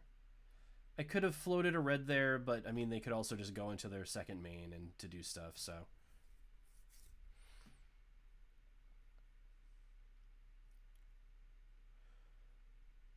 I'm only running one of each of these as like a fetch in case of emergency thing. If we look at the list in general, like I am running 4 Vistas and 3 Fabled Passage. It is possible that I might want to cut something and go up on another Fabled Passage. That is something I could try.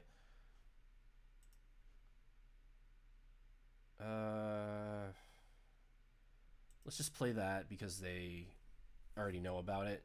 And I can use this to... I actually don't think I'm playing Tundra anymore. No, I'm not. I am playing Savannah, though, which that can get Savannah.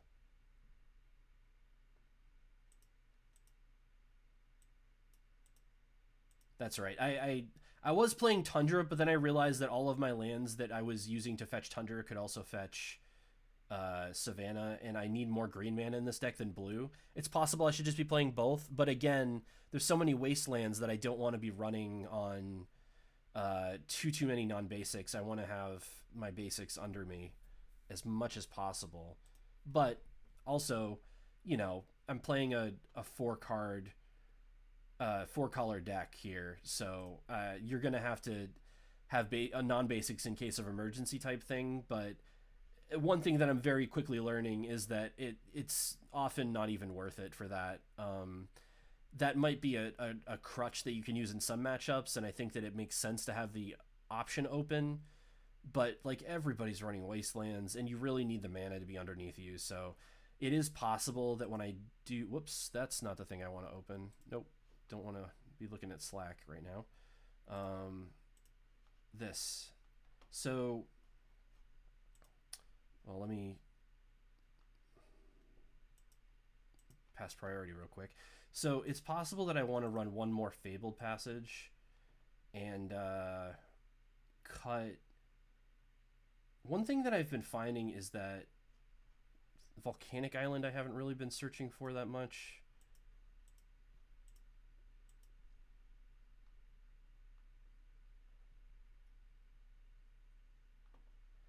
So it's possible that that's one that I could cut.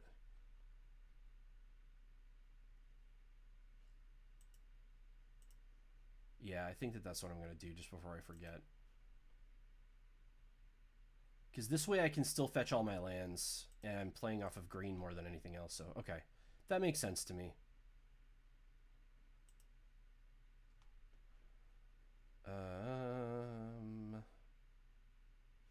Let's just get Yorion into hand.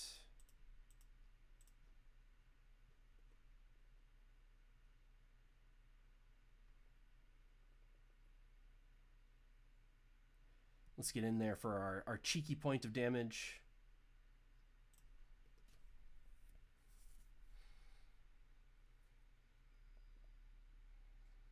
All right.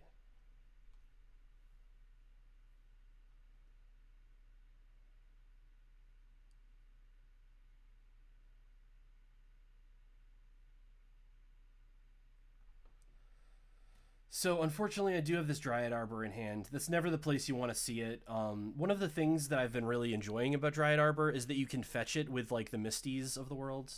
Okay, that's fine. Sure.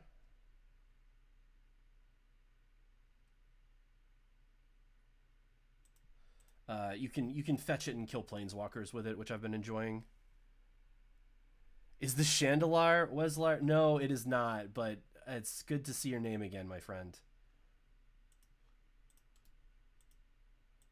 Maybe I should play Chandelar again. Oh. So I was actually thinking about this the other day. This is very funny that you bring it up.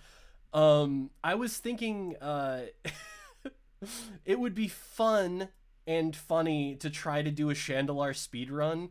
And I'm sure that there's a community out there that already is doing it or working on it or has already had it. But I haven't looked into it yet, so I don't know that for sure. But I was thinking that that would be a really fun game to try to like sit down with folks and like try to build a speedrun for. Because I know that game a little well, like not super well, but you know, a little well. And it just seems like it might be a very fun speedrun to do. Like, speedrun record is 11 minutes, 19 seconds. Days? Okay. Nope. Well, glad that that's eating the days. If they have 2 days, then I'm in maybe a little bit of trouble, but we'll see, you know? I got the opportunity here to not run into days, so I think I'm gonna not run into days. Whoops.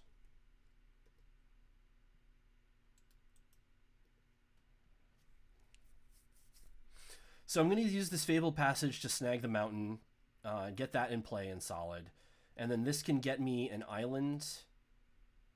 And then all I need is, okay.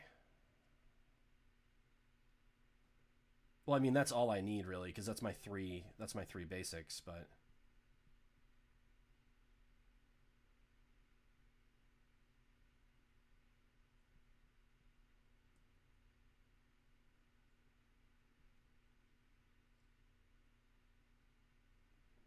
Nice, okay.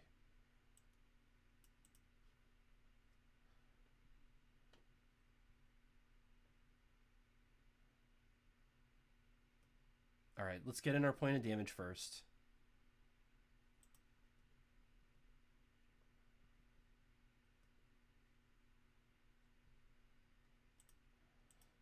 Because we're at those life totals where every point matters. Okay, so let's get the mountain. Let's get an island. And let's run out Yorion.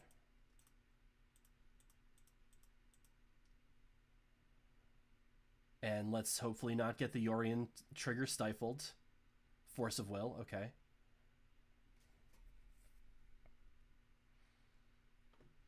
That's fine. That means that so they can't really attack here? Is that true? They got an 11/11, but they can't attack because I might hit them with my 1/1? We'll see if that's the case. Any percent random seed? Jeez Louise. Alright, so that work's already been done. Alright. Well, you know, I'll look into it. If it's a fun run, that might be something fun to do. Because, like, again, I enjoyed streaming the other day. I might start streaming again on the weekends, like something a little bit more regularly.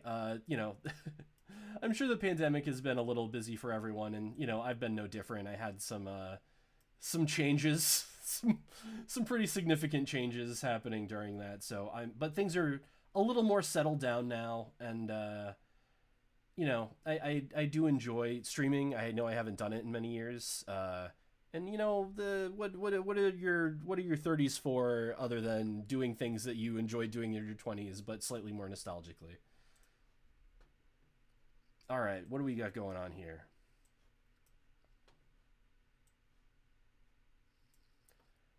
I mean, this doesn't look like the greatest start, but it also doesn't look like the worst. Let's go. Let's go. I'll open on Windswept Heath so that I'm not just like put into the garbage bin by a single wasteland. That'll at least let me run out Tropical Islands and play Icefang Coatl. This is a position where I'm like, man, I really wish I had that Birds of Paradise. And maybe that is something that I want to put back in. I think that my decision to go with the hex, what's the hexproof their name? 2-drop. Sylvan Caryatid, that's right. I think my decision to go with Sylvan Caryatid has been correct. You know what? Looking at my hand, let's get a little nasty with this. Let's get a little nasty. Let's just wallow around in that garbage bin. You know, I was thinking about like, hey, maybe we don't want to. Oh. All right. We'll see if that was a mistake. It does set them back a land, obviously.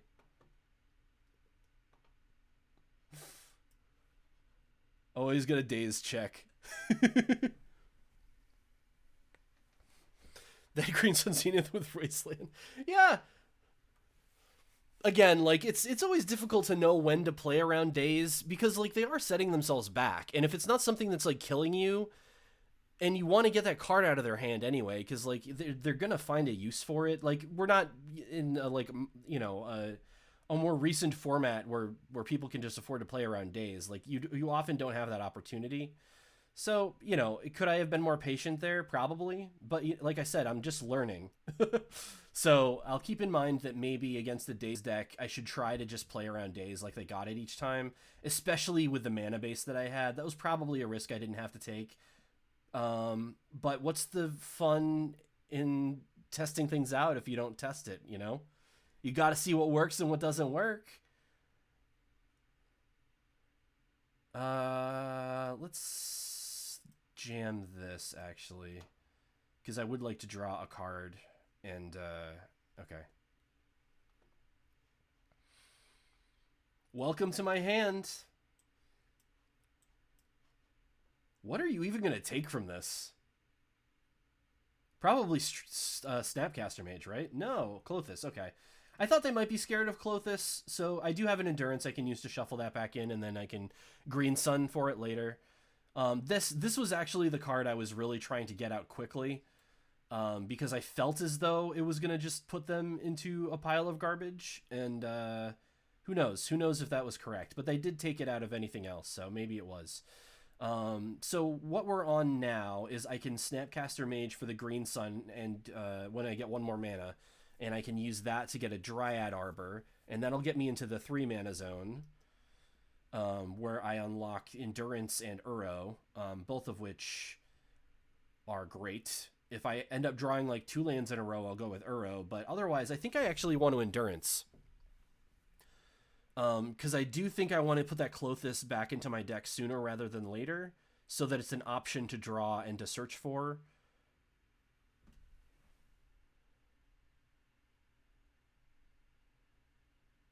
They just take all but one creature out of their deck and go into the dungeon and wander around until... Oh. Every game starts with Shivan Dragon in play. That's funny. That's an interesting strategy. I wonder if that's optimal, though. Like, you never know. Like, look, I approach that sort of stuff with a brewer's mentality. So, like, I look at that stuff and I'm like, okay, cool. Like, they found this really awesome way to do this very quickly. But is that the only way? And, like, so I will probably take some time on, like, a lazy weekend or something like that to just, like, look into that speedrun and how much work they've done and see if this whole Shivan Dragon strat is going to be the most optimal, because I know that you can do some incredibly broken stuff in that game. And if you're starting with a Shivan Dragon in play each time, they're still on a 4-turn clock, and Swords to Plowshares exists in that game. So I probably should have just counterspelled this.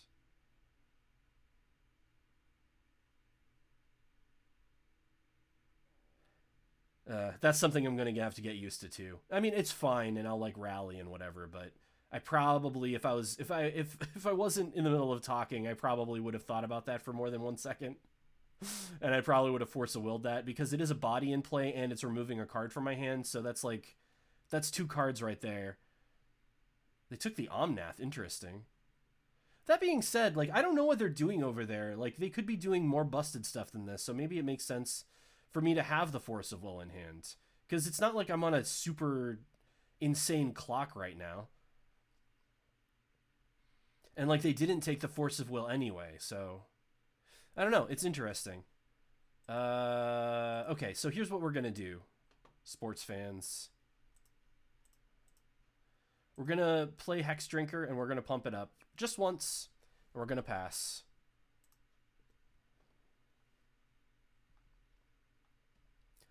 I'll keep the Force in my hand. I don't really want to pitch the Snapcaster. If I'm pitching anything, it's going to be the Uro, because Snapcaster's got more play to it than Uro. This is why I really need to play on basics. All right. Well, we still got Force of Will. We still have the ability to very slowly pump up the Hex Drinker. No, this yelling snake is all that I have in the world. Go to hell. No. All right. I'm sorry, Snake. Hopefully you'll still be yelling for me in the future when you're alive again.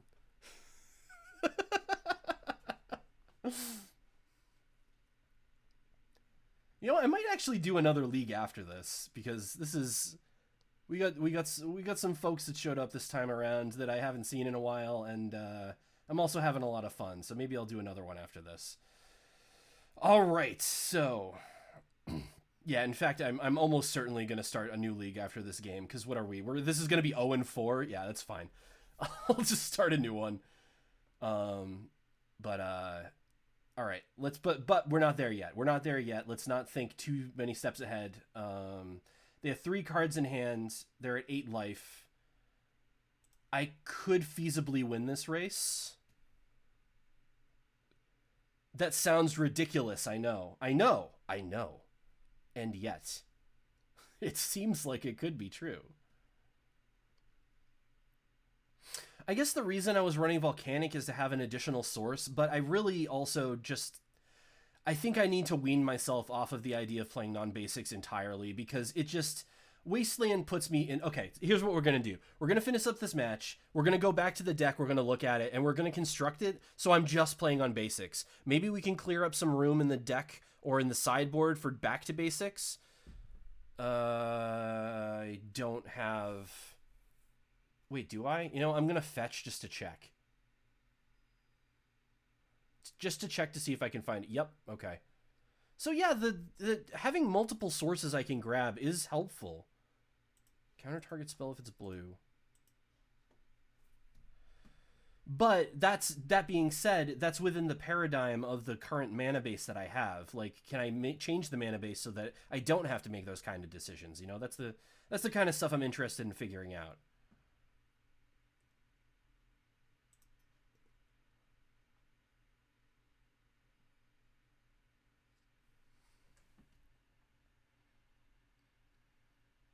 There's 9 runs on the speedruns page, and every single one has the same strat. I'm gonna have to innovate on my own. All right. Well, I'll have to look for the Chandelar speedrunning community Discord, I guess. See if that's a thing. End step? No. No, snappy, the little snappy bands come into play.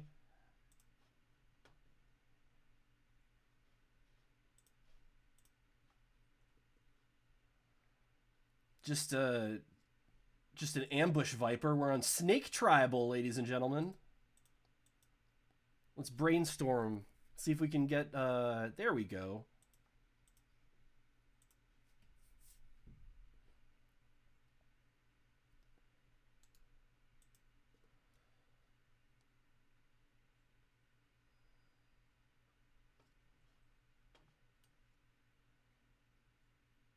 Haven't taken a close look at the art for this yet.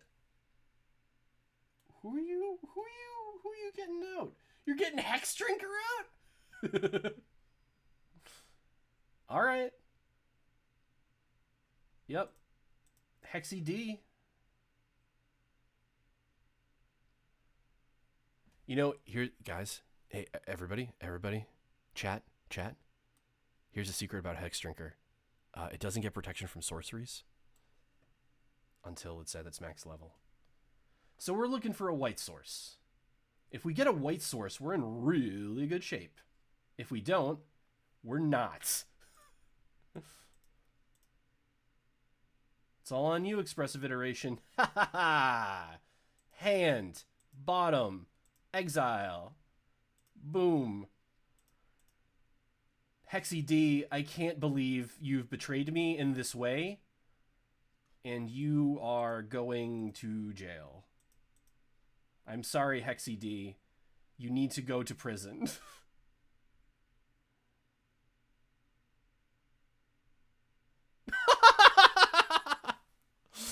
Alright, we did it. Despite the betrayal of Hex Drinker, we got on the board. You know what? Let's just finish out the league.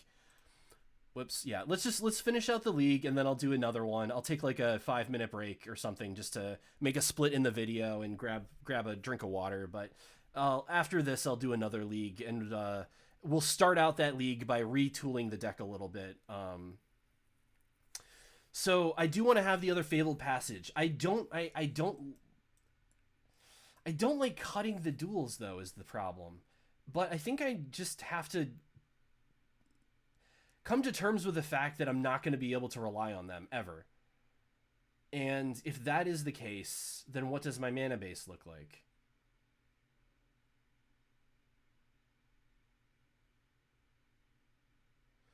I mean, I guess what I could do...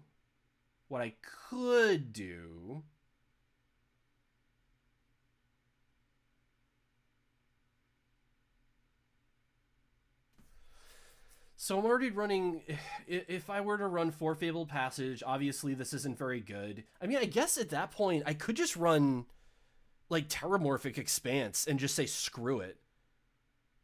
Like, I could run 2 of those.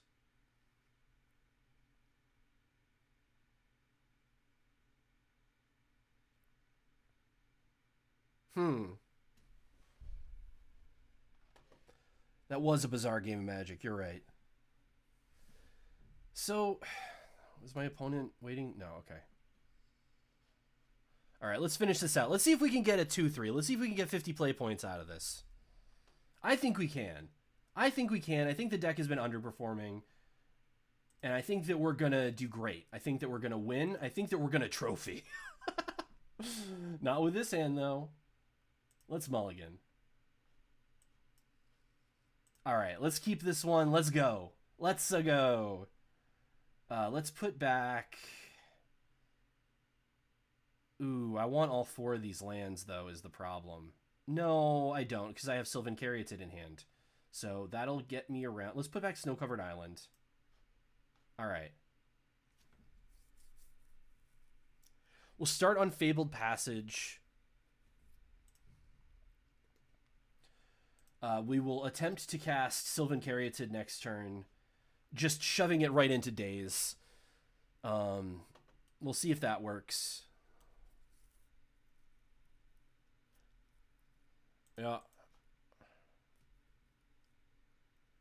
Alright, are we going to see an Azmoran? An Azmoran Dice-a-Condacular?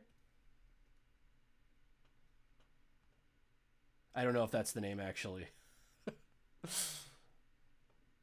Yeah, sure. I'm not, like, super scared about that here. I assume they'll take Omnath, or maybe Sylvan Caryatid. But I don't know. They can't take all my cards.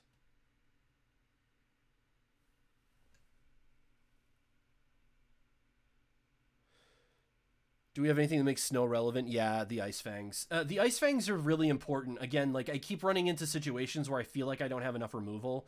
And Ice Fang Coatl is, like, an integral part of my removal suite. So the reason... I mentioned this earlier and the other day when I was streaming, but... okay, so they did take the Caryatid. Alright, that's interesting.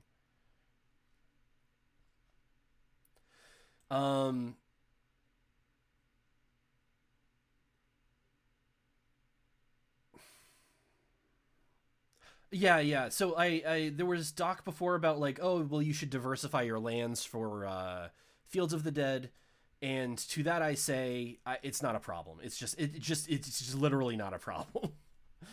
It is significantly more of a problem, as you saw with that last game. If I had an Ice Fang Koala in play during one of those matches where I was forced to rely on dual lands, then you know, it just doesn't do anything, and you really need it to do something all the time. So like, I think it's incorrect to diversify the forest and have a non-snow covered forest, because we run endurances, so we want 2 green pips. Let's go ahead and expressive iteration here. Playing around Stifle to do so. All right, so this is going to be my... This is going to be my island.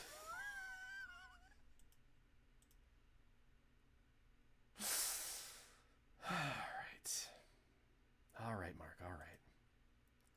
There were a couple of problems with this. We're just going to pass. We're just going to pass and be inscrutable. All right. Here's the thing, Mark. All right, Mark. Let's focus, Mark. Fable Passage needs to be activated at end of turn. I know that you just taught yourself.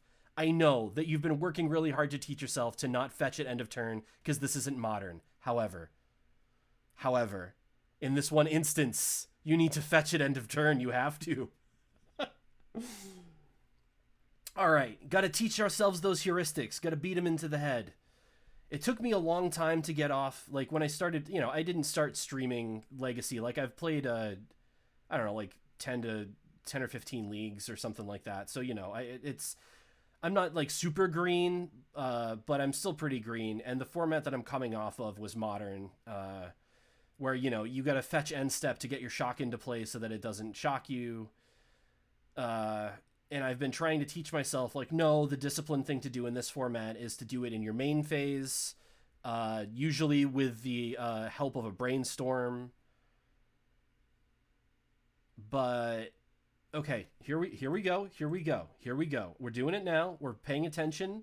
We're playing the game of Magic the Gathering, a Richard Garfield trading card game, and we are doing our best to sequence our plays appropriately and to give us the best chance at a victory.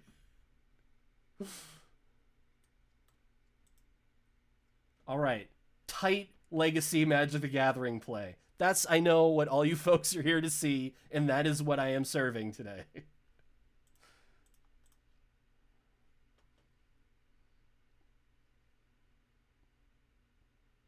All right. I wish I could have found a land, but all right. They are doomsdaying, so I want...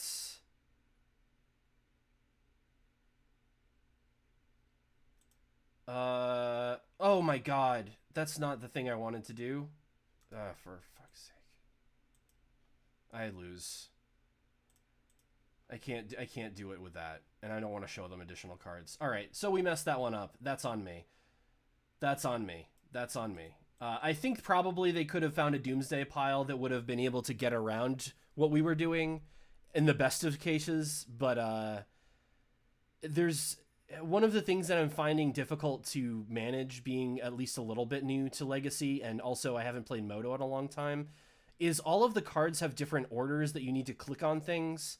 So, like, and I'm just at that level of comfortable where, like, I make the most mistakes.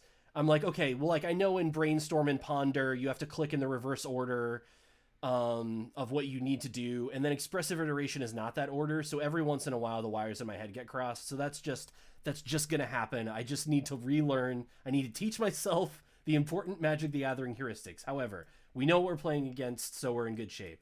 We're playing against Doomsday. They're going to do their thing as best as they can, and we're going to try to stop them from doing their thing as best as we can. So what does that mean? That means we don't need prismatic endings. We don't need Swords to Plowshares.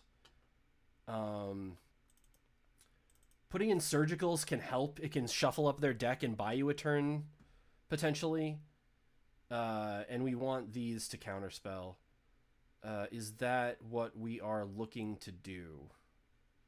Yeah, sure, let's run it.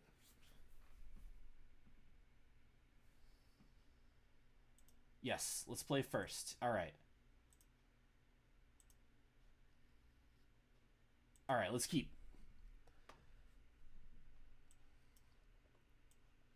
I like the looks of this. So, we're going to start on Heath. Is that true? No, we're not going to start on Heath. We're going to start on... No, yeah. We are. We're going to start on Heath. We are going to fetch a Tropical Island, because this game I do get to play on non-basics. So, like, here's the thing. Being able to play on non-basics is obviously helpful. So, like, I do like having them in the deck. But that being said, it should be a last resort or something that I am able to do in niche cases, and not something that I want to depend on. So I want the main strategy of this deck to depend on basics. So we'll have to look at the deck and figure out the best way to do that. I am a little wary of Fabled Passage in that it does put stuff into play tapped, but if we construct the whole deck around that and just know that that's going to happen, like maybe put in a couple Terramorphic Expanses and just like make peace with the fact that we're going to be a little slow from the get-go, then I think that that'll be fine. Because that is going to blank all of their own wastelands. It is possible also that we don't want to run 3 of our own. It's possible that maybe we want to cut one or put it in the sideboard. No, there's not going to be enough room in the sideboard. Obviously, you want some wastelands, and you want them in great enough number that you're able to draw them and get rid of the stuff that you need to when you need to do it. But we could try cutting down to just single or 2 wastelands.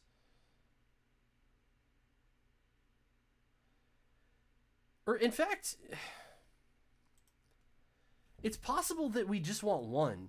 Because, like, one of the things that I'm noticing is, like, this deck, it's not, like, you don't want to, like, just take them off of mana for no reason. Like, this is in there specifically for, you know, problematic lands that you want to get rid of. So it's possible that I want to cut down to just 1 to have it in there as an option that I can grab later. That might be something worth trying. So we'll revisit that in a minute. So yeah, things seem like they're working according to the plan that we drew up. Let's get Uro in play. Uro is going to let me play Vista, and I'm going to Vista for a basic... Ooh, okay. That's nice.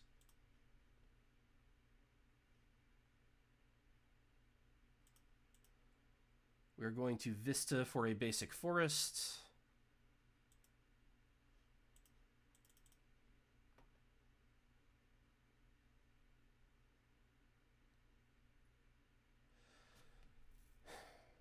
Yep. Okay. Now we're pretty much all set on mana. Next turn we can grab... Sure.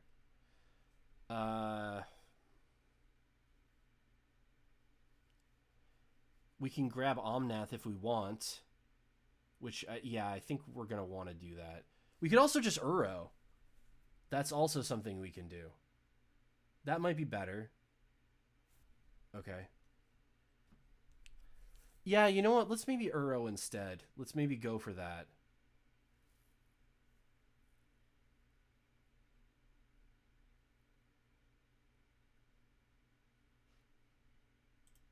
Get our tabs open.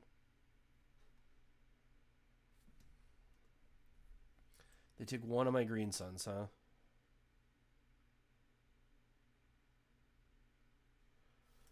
Alright, so they're on Doomsday. So what does that mean for me? What do I want to do about that?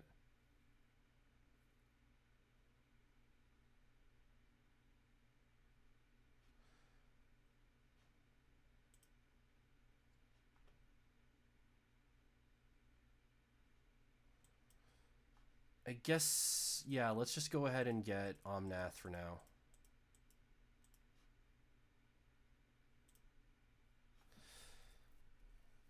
I think that's the best thing we can do with the mana that we got. Okay, that eats a counterspell. That's fine. So that's gonna let us play Uro next turn. 1, 2, 3, 4. If I draw a fetch land, I guess.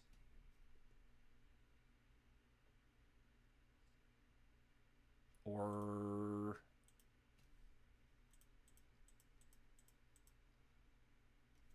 could just try that.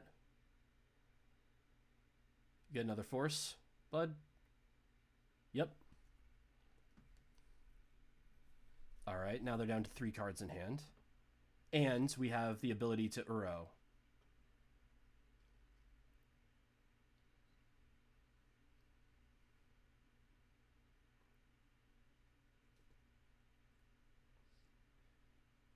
It would be nice if I didn't have to exile my my prime time to do this, but we can't be squeamish about it. We're up against a very mean deck, and we gotta do what we can.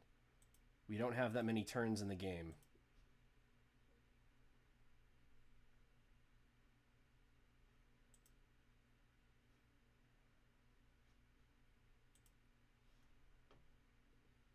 All right. Hiya! Get in there, little buddy. Dryad Arbor DPS. We did it!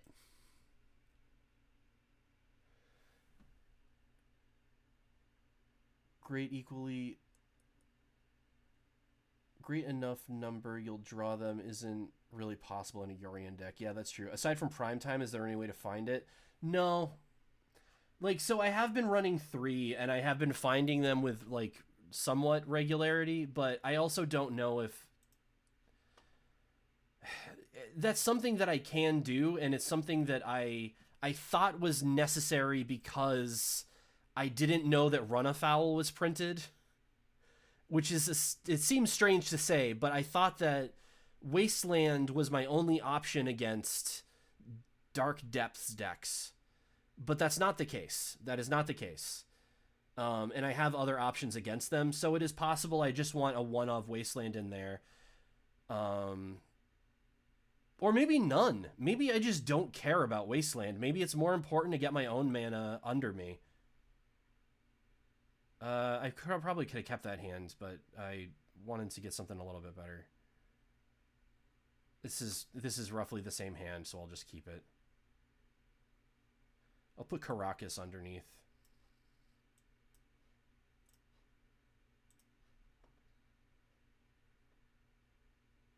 I also am going to have to get used to the whole, like, talking while playing the game thing, which honestly is a learned skill, and I have forgotten it. All right, let's go for the old Abundant Growth start.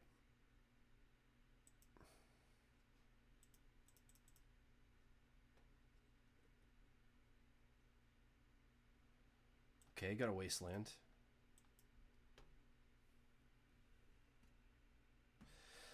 Yeah, because, like, even if I am able to find Wasteland... Yeah, I think this is just going to have to not be a Wasteland deck. That prime time... Jesus, all right. I think it's better to, like, be focusing on our own lands rather than... Because this is at the very top end of the curve, and we need to get there, right? The whole deck is supposed to be, like, providing a stable enough base so that you live long enough to the end game. And I think that Omnath does a good job of that because it helps you gain life and it stretches on the length of the game so that you actually can get to the point where you're casting Primetime. And I think that not having mana underneath us is actively working against that. So maybe let's just say screw it to Wastelands. They obviously work against Omnath in general, and I think that this is just going to have to be a weakness of the deck. Like, if we're running... Like, maybe we'll... When we go into this in depth in a little bit, like when we're not in the middle of a game... we'll figure out like what our sideboard plan is going to be for like Cloud Post and the like. But maybe back to basics. Maybe we can just find room to squeeze in back to basics, either in the main or the side, and maybe that can be our thing. But as for right now, we're getting Doomsdayed. Oh, that's right. I can look at this, can't I? And I can infer from what they're running, what their pile is, if I was a more experienced Legacy player.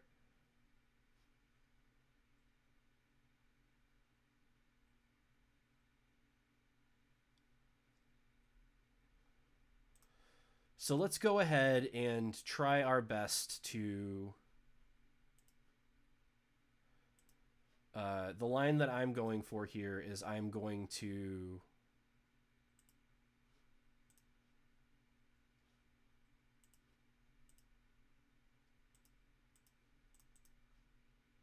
do this because it's the only move I got.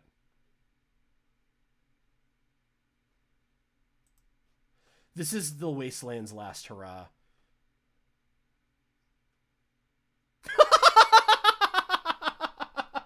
We did it! We squeezed out 50 points after an 0-3 start. Oh my god. All right. All right.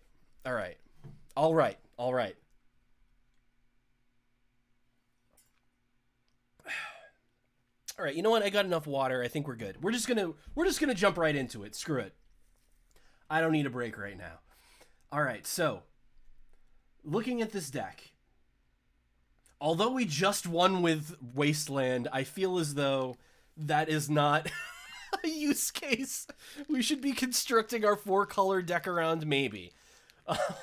I feel like that is a good enough send-off as any for Wasteland. Now let's try a version of the deck that doesn't have Wasteland in it.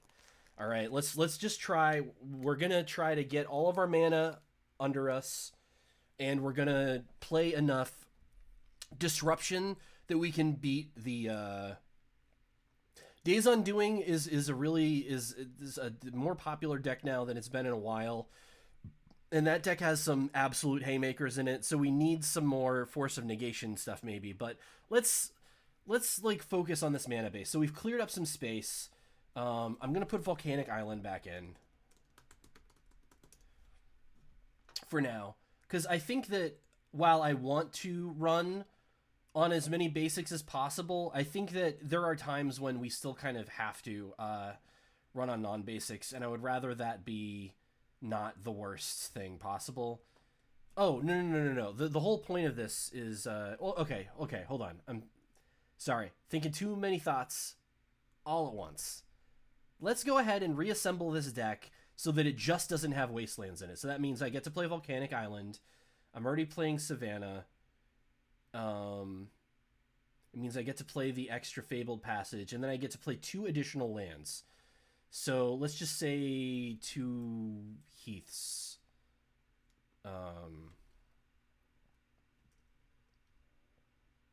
Wait, no.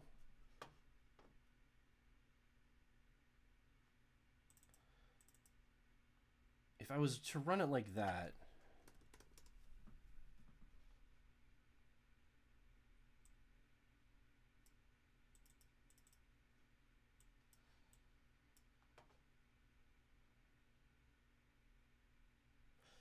I would still want to have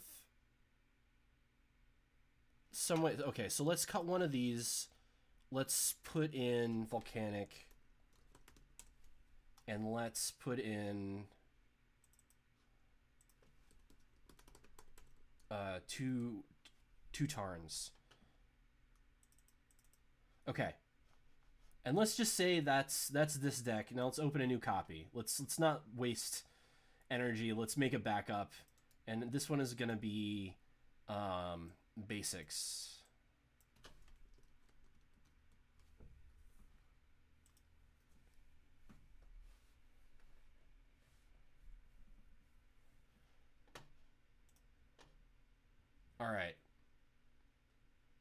All right, so let's make some room.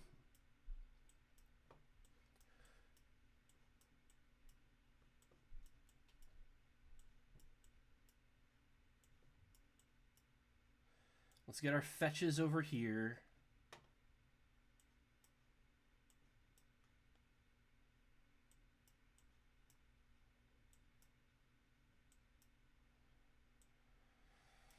All right. So let's think about how the game typically goes. So we want a bunch of ways to get an untapped forest into play on turn 1. And we want a bunch of ways to get an untapped island into play on turn 1. And as a tertiary, we want ways to get an untapped plains into play on turn 1 as well. So, given all of those things, what do we want to do here? If we are running on basics, I think maybe we just have to make a concession that not all of those things are going to happen.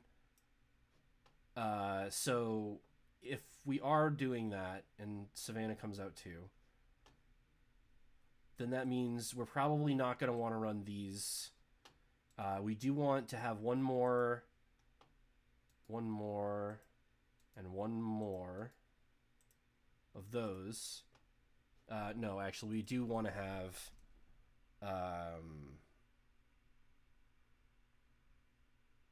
Misty. Because Misty works for... Wait, did I... Oh, I already have Misty's in. I thought I forgot them in the wrong pile. Okay. So, what else do we want to run here? We want to run some combination of Heath and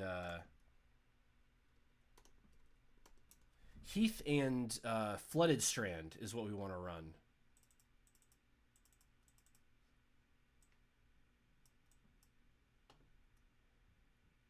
And then we have 7 ways to grab... Well, okay, let's look at what we got. So Flooded Strand. Here's how we're going to do this. We're just going to throw in a bunch of these. And we're going to put in... I think I only have the one Wooded Foothills.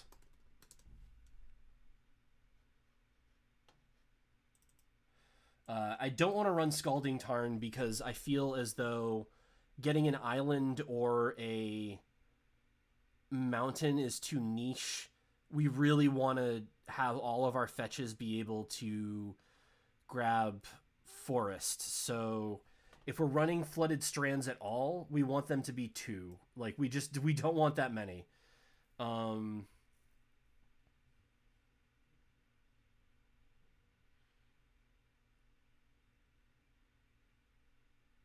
I mean, looking at this, I guess we could just cut down to 1 of these, and then we could just try to run this. How is this going to work, though? So, is it better? Yeah, you know what? We're going to cut that Flooded Strand, and we're going to just put in a Terramorphic, and we're going to run standard/limited lands in our Legacy deck. I think that's might... I know it's awkward, obviously, but I think it might be better than the alternative. Like,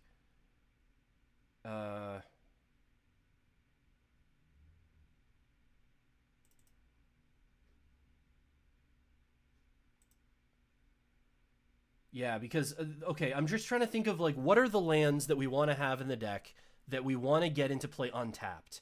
And the answer to that, like, so that we want on turn 1. And so obviously we want access to Bant colors on turn 1. So that means that running Misties and Windswept Heaths makes sense. If we're trying to find other lands, then we have more leeway for it. So I think that we can run this. You know what? Let's find out, right? Like, that's the whole point of brewing, is like you don't know until you try it. So we're going to run this. And now for the sideboard. So combo decks, reanimator decks, obviously we're going to have trouble because we got a big deck, right? So we need the most ways to kill unfair stuff. Now, Meltdown ×2, I don't want to cut those at all. This is good against Urza Saga decks, and those are still pretty popular. I haven't run into them in the past couple of leagues, but I know that they're out there, and I don't see any reason for why they wouldn't be super popular. So I want to run the 2 Meltdowns. Also, there are just some mono blue artifact decks that run a ton of artifacts, and Meltdown is just absolutely a board wipe for them. Not just, you know, it destroys all their lands sometimes. It's just, it's good, and I don't want to cut that. So Flusterstorm and Force of Negation, it's possible that I could do that and put in one other Force of Negation. I do think I would like to run a second Flusterstorm is the thing, though. So I would need to cut a card.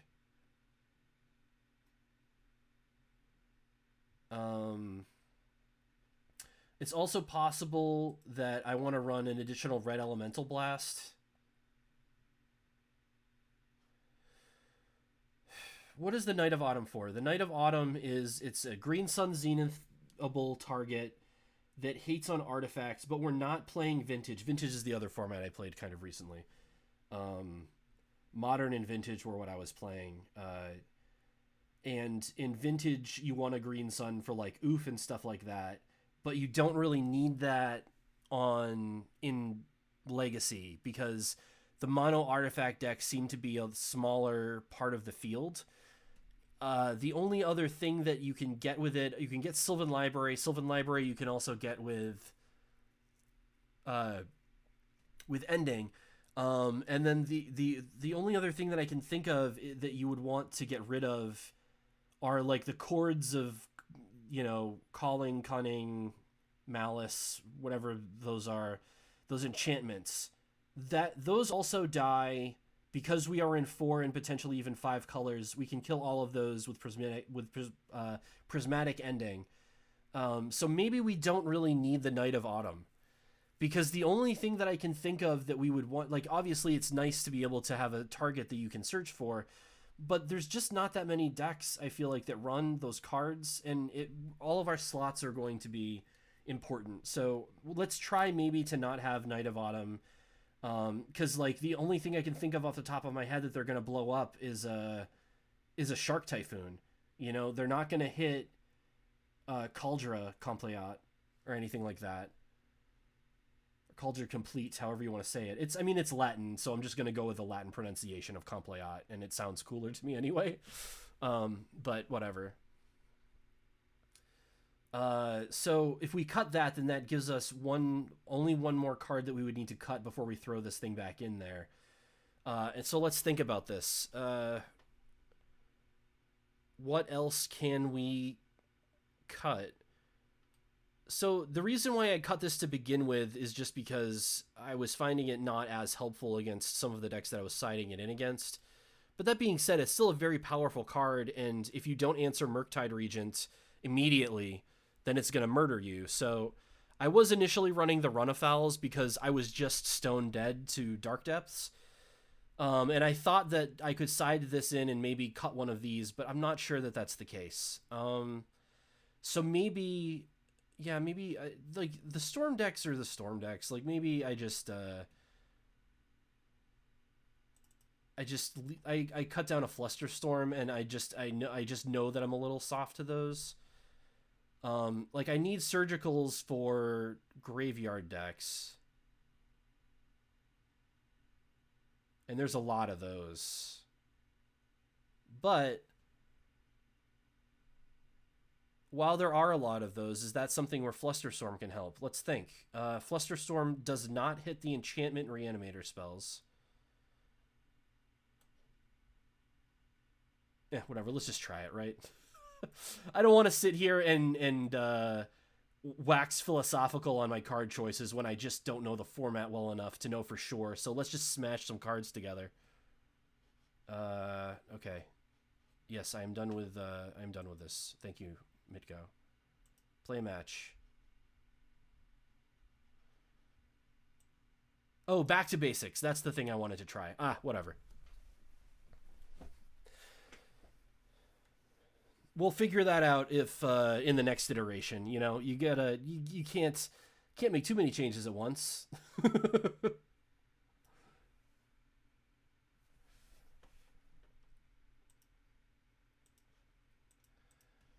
All right, so while we're waiting for that, though, let's go back and let's think about if we can fit in Back to Basics. Either in the main deck or the sideboard. So I like all of these cards in the sideboard, and I'd be kind of... I don't know what I would necessarily cut for them. So maybe it would have to be like a main deck play. I don't know. Let's play our match, and then we'll think about it. Give us something to think about while we play the match. All right. I don't like this hand. What are we up against? We don't know. 60 card deck.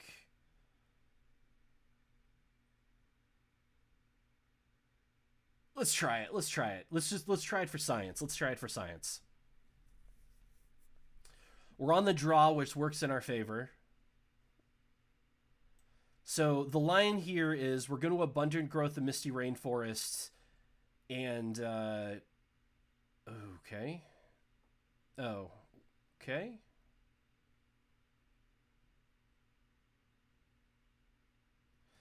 All right, so we're up against lands. All right. So how does that change things? I think that in that case,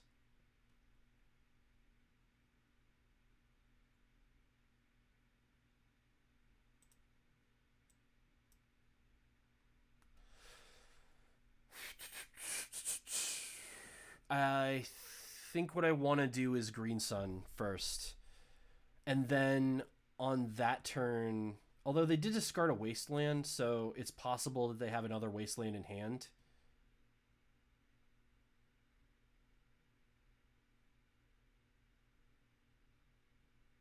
Huh. I don't know. I mean, we'll try to play on basics. We'll try and we'll see what happens. So I guess what I want to do here, I don't want a Green Sun Zenith in that case because they are a lands deck. Like let's be smart about this, like slightly smarter than I usually am, which is not very. So let's try to be slightly smart about this and not just play into Wasteland with Life from the Loam support. Okay, we're running the deck. We're running the basics deck. Let's leverage the strength of our basics, and that means we're going to get a forest. We're going to abundant growth it, and then next turn we might prismatic ending the exploration or ponder. Depends on what we find.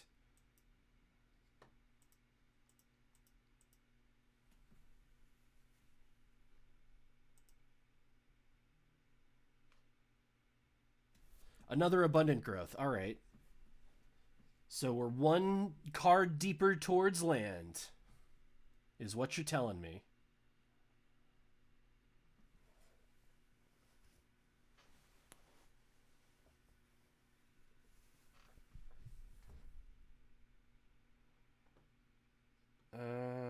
Just a sec. Let me turn off Steam so that I'm not getting notifications about who's playing what game. All right, so we got another land. Nice. What we're going to do is we're going to abundant growth it.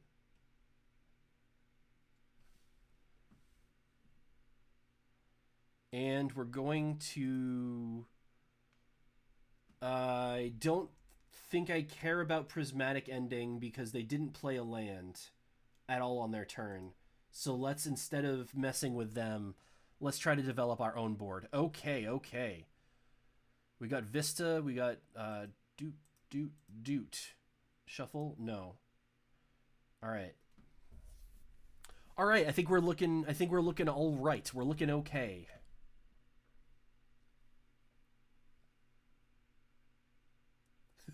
Exactly, Memnite. Exactly. Sure, get back your wasteland.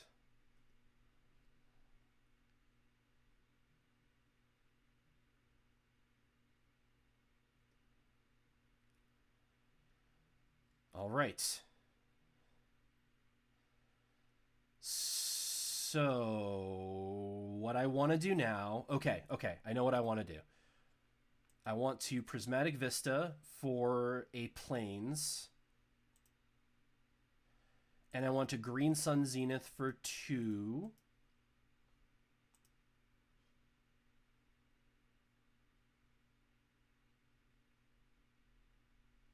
And I want to get my Sylvan Caryatid. That way, we have Omnath mana next turn, and we have Terramorphic Expanse for just a huge explosion of mana. They do have Dark Depths, unfortunately, which I don't have a ton of recourse against.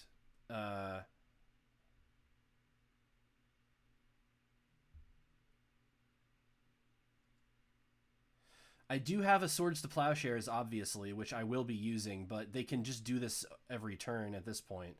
So I think what I'm going to have to do is... yeah, so they can do that. So I am going to need to have...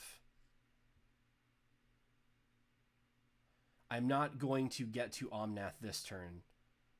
What I need to do is hold up... I'm going to Prismatic Ending their Exploration, so that it's a little bit slower for them to keep doing this.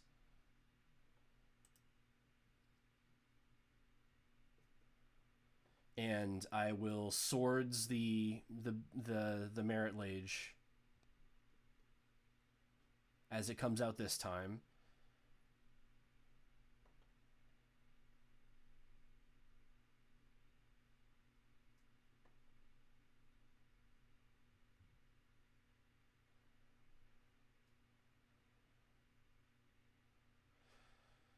Because the whole Life from the Loam thing, like if they're able to produce Merit Lage every single turn, that's not something I can deal with.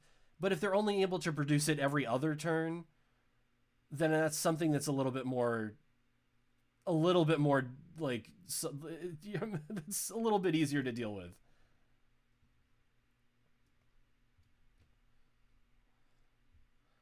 What? Why would you do that? I don't understand what they're doing, but that's fine. I don't mind waiting.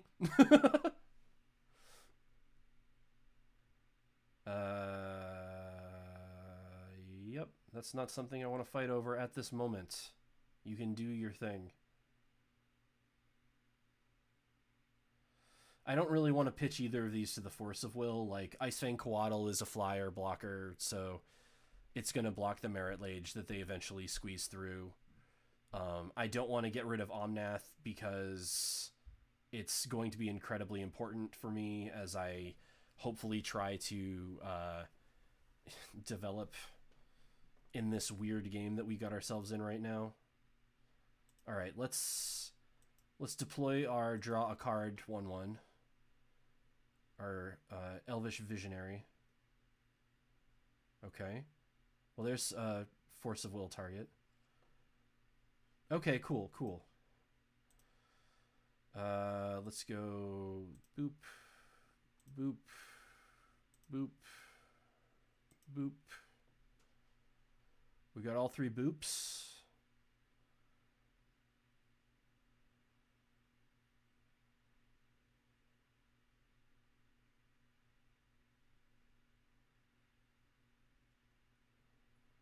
Let's see what we draw.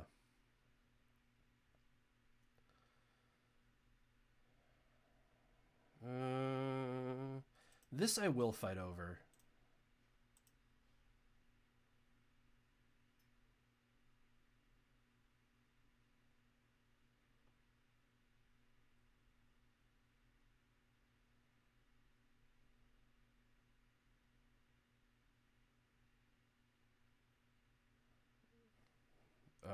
Okay.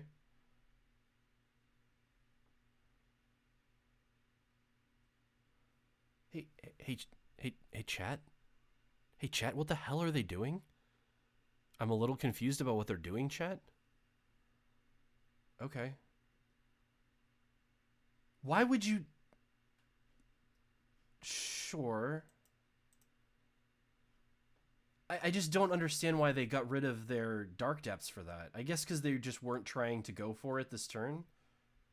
I mean, I guess that makes sense. If you're not going to go for it this turn, you can just get it back later. Okay. I still get to draw my card, though, which I think is pretty neat. And we'll, yeah, hell yeah, get in there. They're not summoning Merit Lage anytime soon, so I get to get my point of damage in.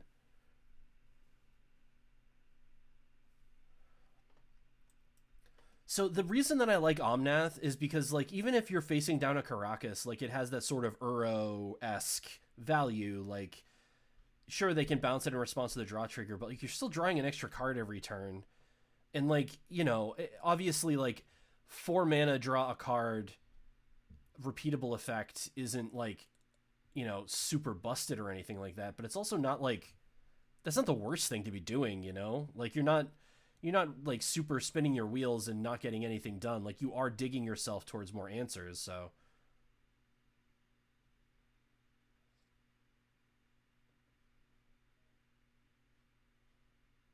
all right, let's iteration hand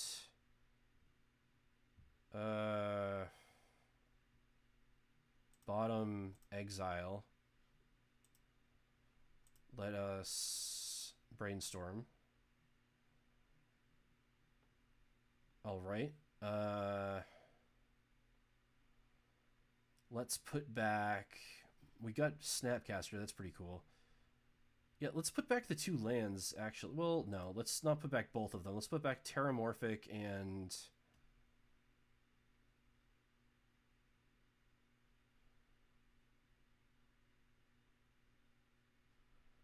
a Brainstorm. That's fine.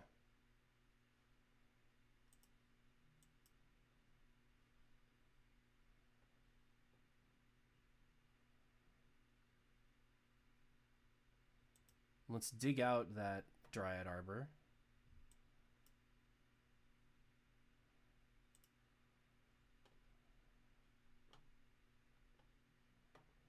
And I guess let's pass with some stuff up.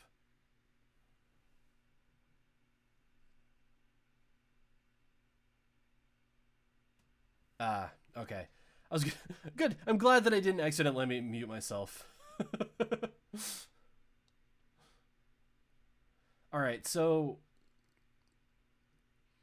what are we doing here? They have their Field of the Dead. We're looking for our own. All right, they are playing an Elvish Reclaimer, which we can snap and kill.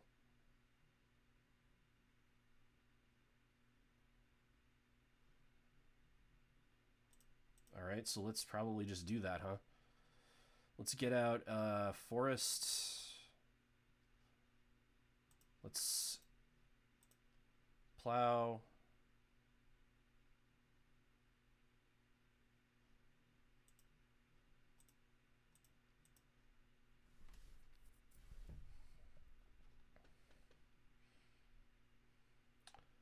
Let's draw our card. All right, got another Ice Fang. Ooh. Got lots of little Ice Fangs here. All right, let's attack for a point of 2 points of damage. We're getting in there. We're getting in there, ladies and gents.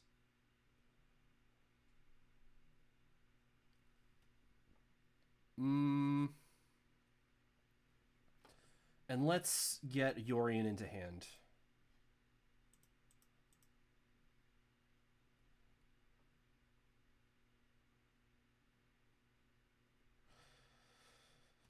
So we have 2 Ice Fang Coatls we can play out in response to Dark Depths if we want. I don't like the multiple Fields of the Dead, but I mean, there's currently nothing that we can do to stop that other than to get our own Fields of the Dead.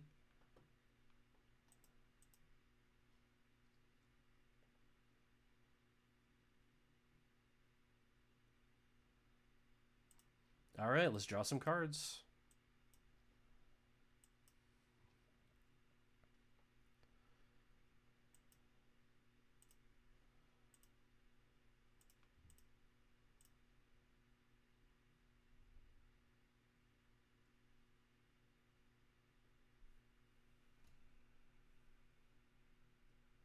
You are right. 2 is not 0. Okay, and now we're going to be attacking for 4. Hell yeah has been declared by me. We have combat step.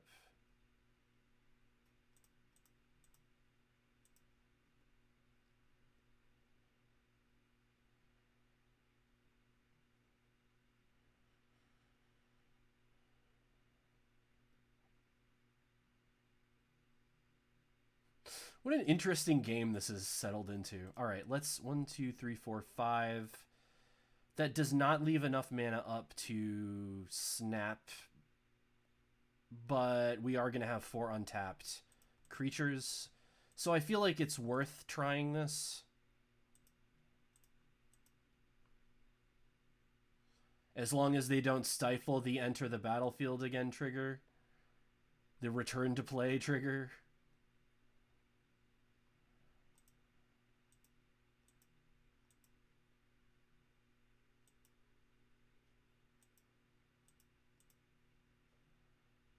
All right, those 6.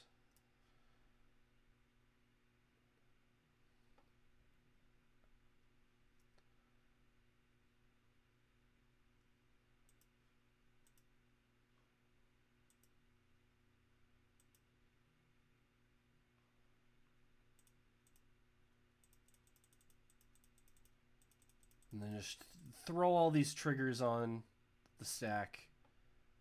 Draw 1,000 cards.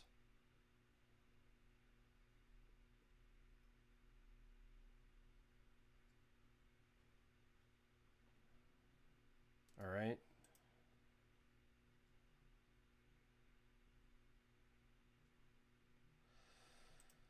What I'm going to do now, because I'm going to have to discard cards anyway, is to put their Life from the Loam on the bottom of their deck.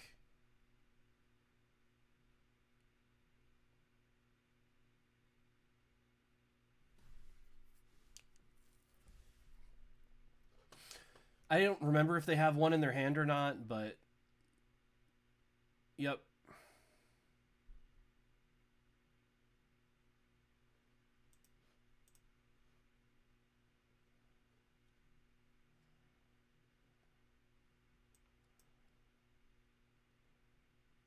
I'm probably just going to pitch all these lands.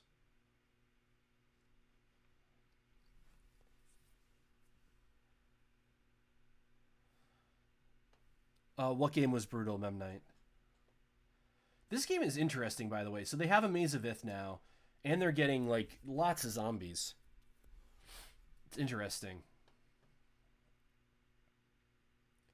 Oh, and they're coming in.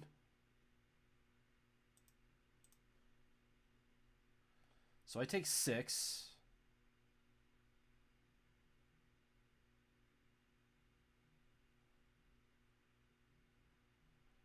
Is there anything I want to do end of turn? No.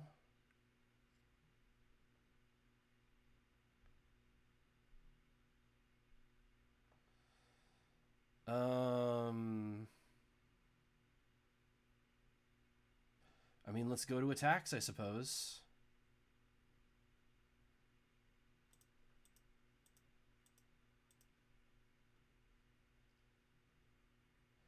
It looks like they're not returning the thing to my hands. Yeah, because they don't want me to... They're just using their maze.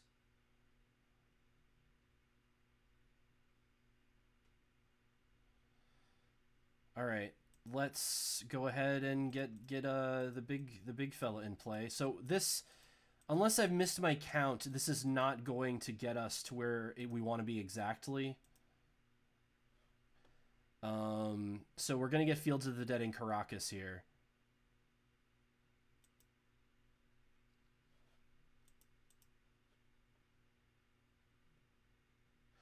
But Fields of the Dead is not going to trigger. Yes, use the ability. Fields of the Dead, Caracas. I'm gonna have to wait until I attack next turn for prime time to get the benefit from Fields of the Dead.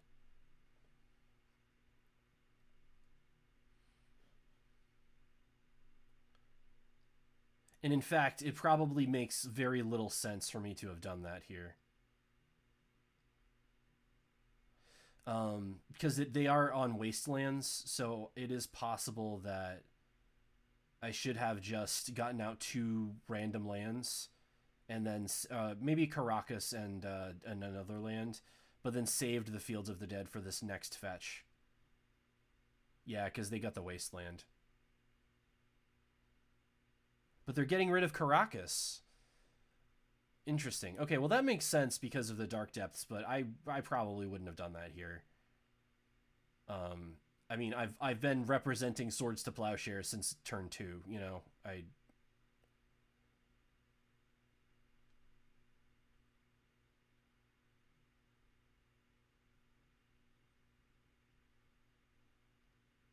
Sure.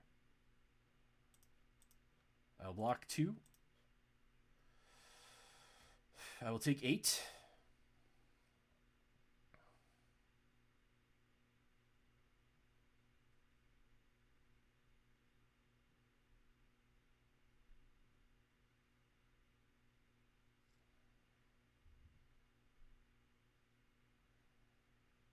Hmm.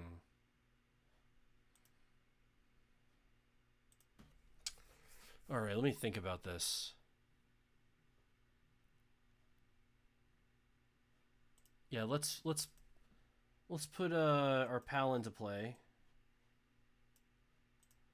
They're probably just gonna bounce it. That's fine. Because we want to threaten what happens if they don't. Like, I don't even have a land for it here. I just want them to tap their thing. This, I guess, is a reason why we do want to have at least one wasteland in here, so we can fetch it up to kind of disrupt this silliness. Maybe like one or two.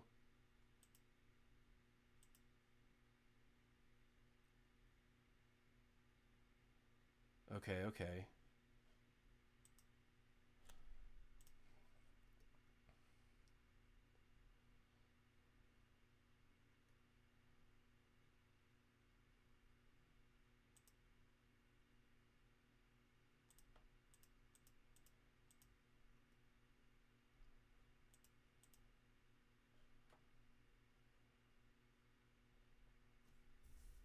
We'll see. 1, 2, 3, 4, 5. All right, so I need to get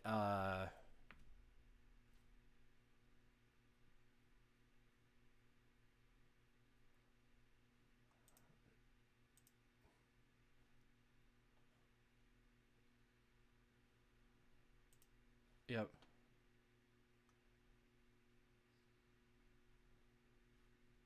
Yes. All right, so let's get mountain and Vista.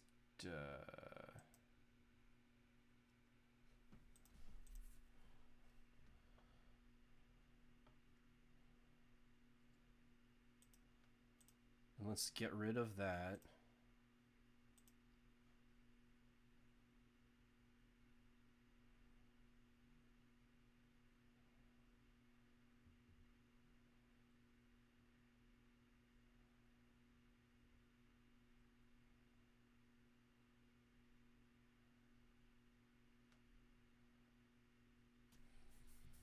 Hmm.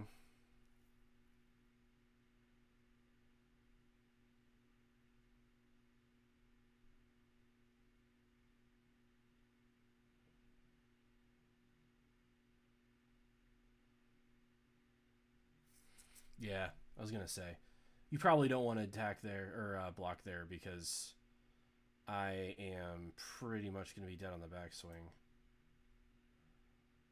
2, 4, 6. I would need to get rid of 8 of these things. Yeah, I'm not. All right.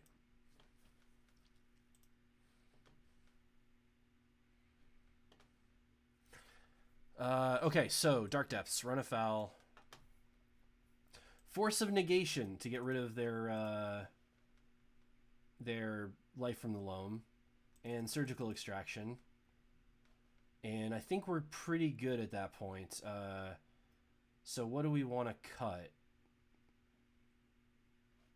Force of Will is not doing us any favors. Endurance is.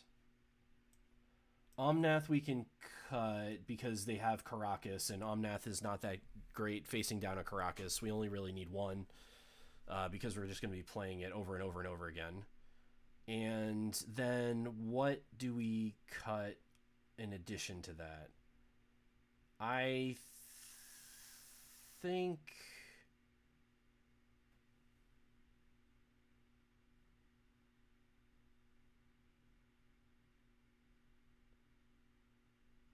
Why is OP not talking now they're at 29? Who, the opponent? Oh, because I was in the middle of losing is why. Was that not clear? All right. What is the last cut here? Oh, you meant opponent? Oh, I don't know. Taking the hit when they were just assigning blocks, they found yeah. Yeah, I don't know. You know, it's easy to get like tunnel vision on certain lines and stuff like that. I'm not sure what was going on, but all right. I mean, I certainly was at different times throughout that thing. It's very easy for me to get very buried in certain lines and then just not see the remainder. But anyway, like I'm doing right now. What do I want to cut? I want to run all my swords.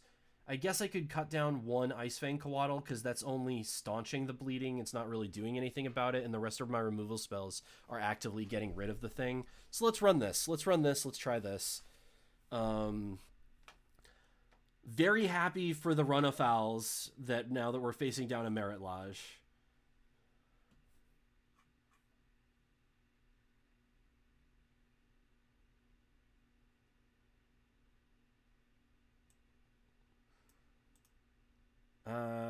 Yeah, I think this is fine.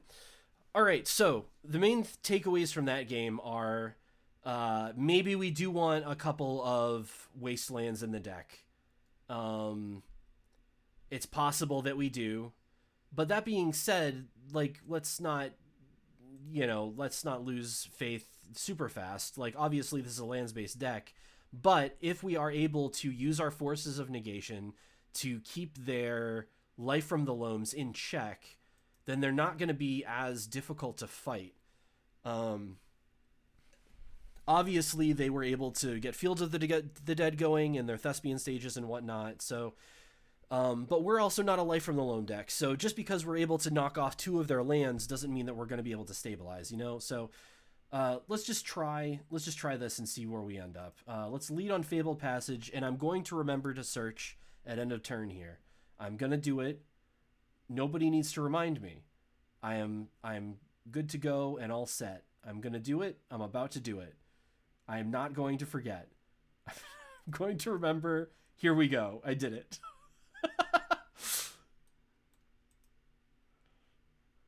All right. Small victories, right? All right. Let's get our island. Let's drop a Caryatid. We're all set up. Next turn, if we want, we can... Oh, let me get my tabs open. I always forget to open up all the tabs. I really don't like how they have that... Well, okay, I understand from a programming perspective. Like, they wanted you to remember, hey, guys, and they have this thing pop out on turn 1, like, hey, remember that you have your... Don't forget about it for the entire... I cannot tell you how many leagues I played where I forgot I had Yorion. Like, it was many, and I forgot, like, as soon as 2 days ago that I had a Yorion. Like, it is difficult. It is difficult for me. All right. Let's start off with an expressive iteration. Okay.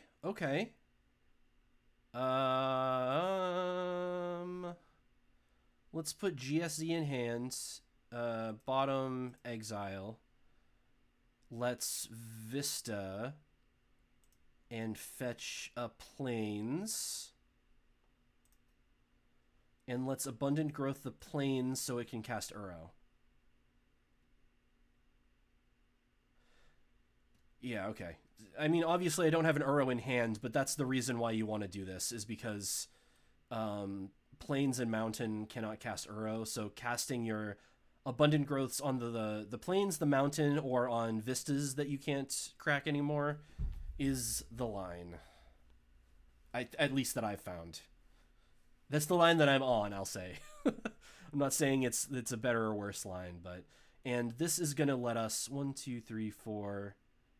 Alright, that's fine. So they're going to deal me a point of damage here. 2 points of damage. I'll just F6. This is another thing that I guess I could have Knight of Autumn for.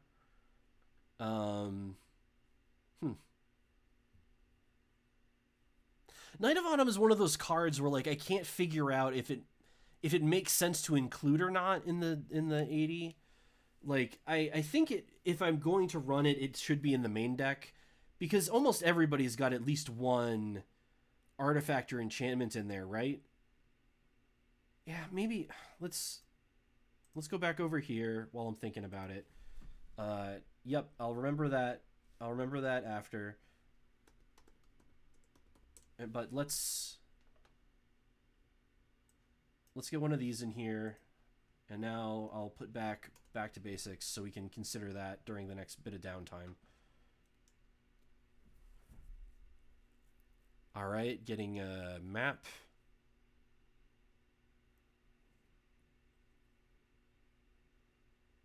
That's fine. I think the thing I'm more scared about than map is... whoop. Let's think about this for a second. So what I could do is I could expressive iteration first.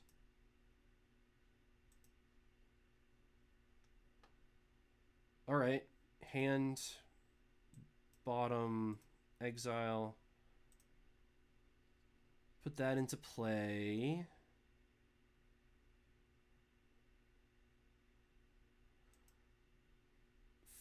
Find a plains, which I can do because I'm running the extra basics. I was scared for a second because I'm like, oh, my plains is already in play, but no, I have redundant plains. This is excellent. And we're going to get rid of their Valakut exploration. Okay. Not dying to that today. Or at least that one. I might very well die to another one. Who knows? There's still time. There's still time. All right, that is a problem for me. Oh, that's the reason also that I was running Wastelands, is because it gets rid of Urza Saga. Maybe because I caught the Wastelands, that means I need to run Autumn in the deck. I mean, obviously, those are two different speeds of things happening, but, I mean, that is something that I'm thinking about at the moment.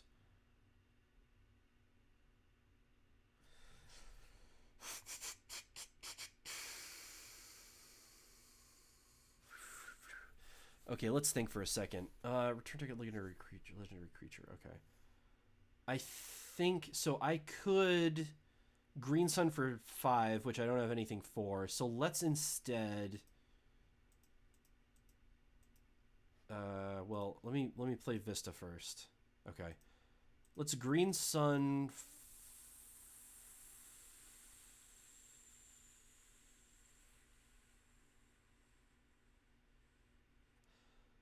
Yeah, let's Green Sun for 3.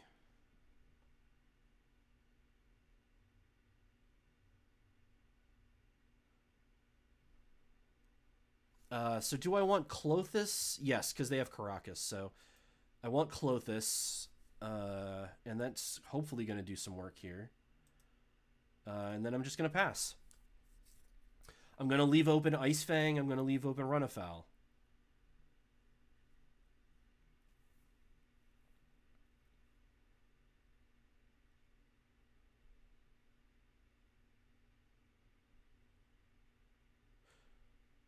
The game is super easy when you're not the one playing it. Yeah, it's true. It is one of those things, right? Because, like, obviously, like, when you're playing it, you, yeah, that, I mean, at this point, like, when I was streaming it earlier on in my life, you know, that wasn't as much of a part of life in general as it is now.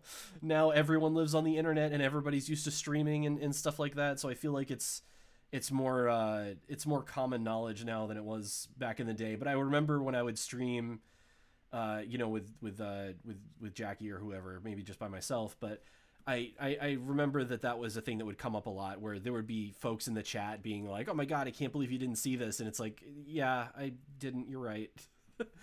It's because there's only so many things that you can balance or that I can balance in my head at once, and that seems like a common thing now that people get, but. All right, let's end of turn. Remember to do this. All right, I'm doing the thing. I am doing the thing, and I'm doing it well. All right, let's get a forest. Let's drop our snake into play. Yet another yelling snake. I love this. Is Yelling Snake Tribal is what this is. And actually, now that I think about it, that is the card I should be fetching. Is the Yelling Snake. Let's get rid of... I don't really need mana this turn, so let's just get rid of that. Let's start dealing some damage. Hopefully get up to over 20 life. Yelling Snake Tribal, hell yeah. Ooh. Yes, yes, yes. I like that. Shuffle, no. All right, let's get our mountain.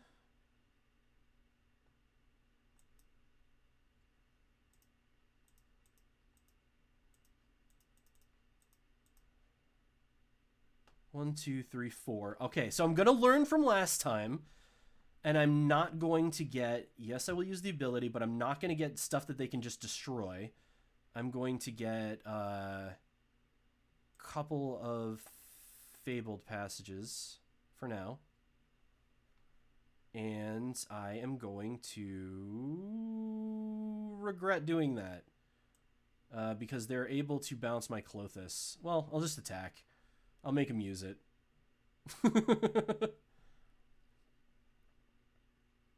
Oh, nice! Okay, so they got rid of my thing, but they didn't bounce my Clothis, so that's nice.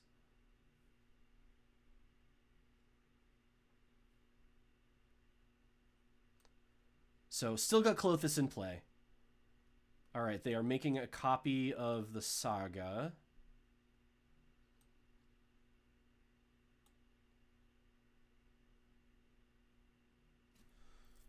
I wonder what artifacts they got in there.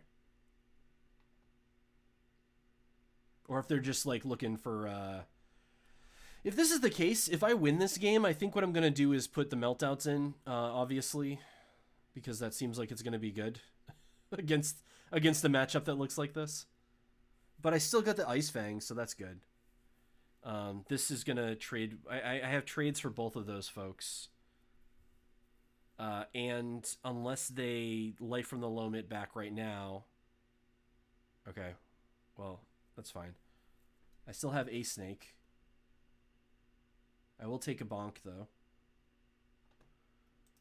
I don't think they got Life from the Loam. I think I'm just going to keep applying pressure to their life total.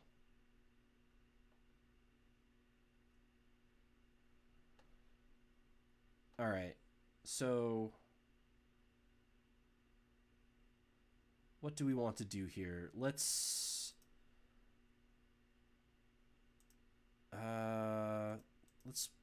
play in...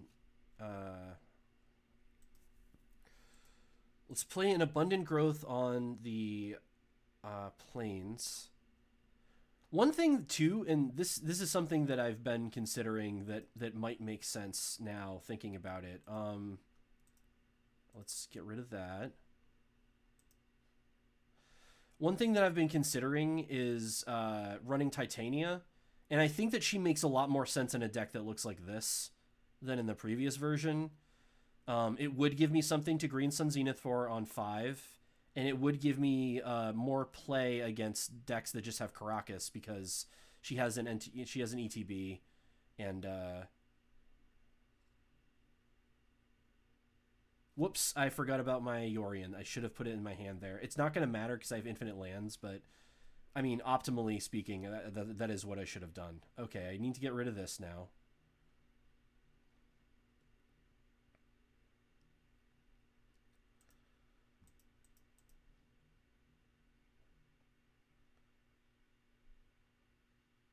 And actually, I think I'm going to search out stuff in response. Just to make my draws a little bit better.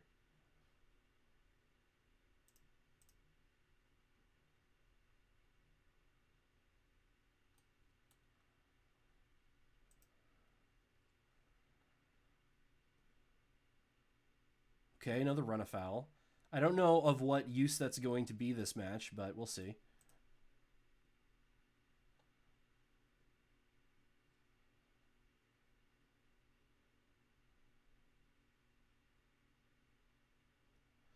Two, three, four, five, 6, 7, 8, 9. Okay. Yep, let's just keep applying pressure to the life total. I will...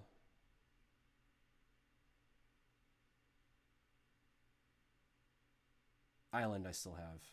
Okay. Took me a second there, sorry.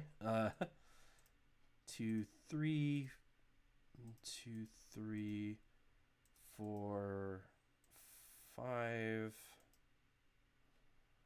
But actually,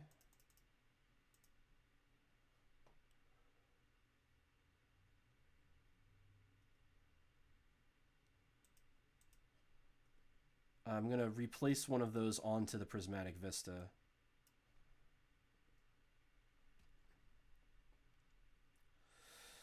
Alright, so they obviously have Caracas, but I'm drawing 2 cards, so that seems pretty good for me. And I'm going to be able to keep drawing the 2 cards. I'm looking through my graveyard. They exiled the thing I care about, so I don't know. Oof. I don't know how good that's endurance shuffling my own stuff is going to be, but... Alright, let's put this on the Vista. Let's put this on a Plains. And let's see what we got. Okay, Prismatic Ending's pretty good, pretty good. That will let me get rid of the Elvish Reclaimer. Yep.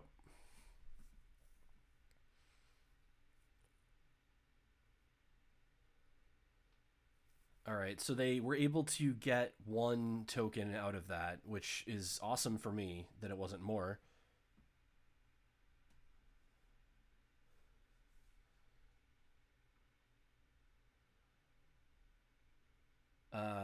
I might want to get rid of the Urza Saga just because I don't want them to just be... well, we'll see how the next turn goes. So I'm going down to 17 here. I'm going to Prismatic Ending their Elvish Reclaimer so it doesn't just randomly kill me out of nowhere. Yeah, let's just get rid of this because I'm starting to get a little nervous. I don't want them to recur that, so...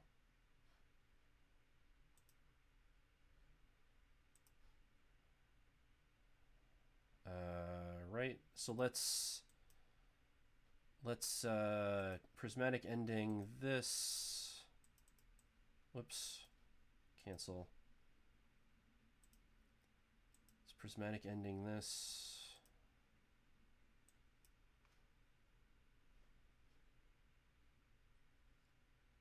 Alright, let's Swords this. Okay, okay, working out, working out. Let's play a Heath so that I have something to reattach my stuff to. 1, 2, 3, 4, 5.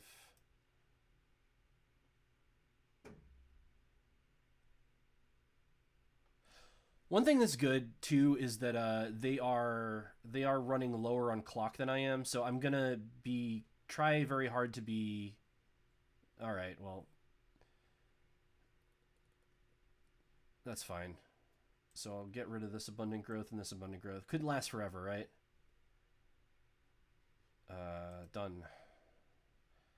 Alright, so I want to be cognizant of the clock here because I don't want to give up that advantage, because it is one of the few advantages that I have while playing Magic the Gathering online. Okay, we got an Endurance, we got an Endurance. I am going to slam this as soon as I get priority.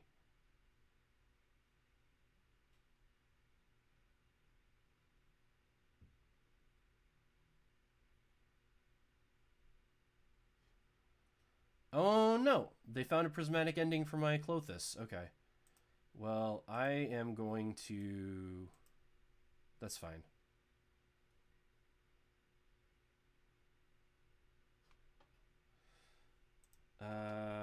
Do I care about the stuff in my graveyard? No. Okay. So I'm just going to play this, and I'm not going to do anything with it. I'm not going to tuck their graveyard. There's nothing in it that I care about. In fact, it refuels one of their Thespian stages, which I actively don't want to happen. So we're just going to have a 3-3 beater, or a 3-4 beater. Okay, you got me.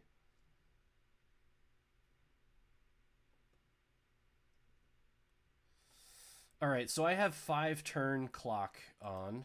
They have no cards in hand. Can we get... Yes, we can get something going here. Okay. Boop, boop, boop. Shuffle your library. No. Green Sun Zenith for a grand total of 1. Yelling Snake Tribal. We got Yelling Snake Tribal.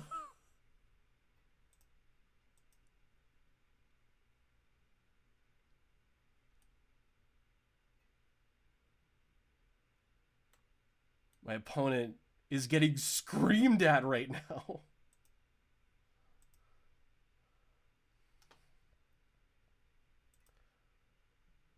Let's just get it up to 5.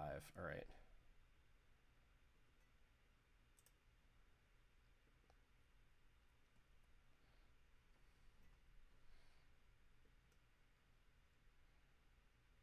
Wait a second.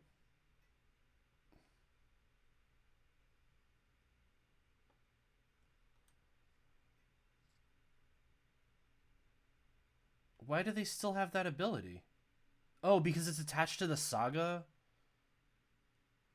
I don't understand how sagas work. I didn't know that that would happen. I didn't know that that was going to retain that ability, but it doesn't matter, obviously.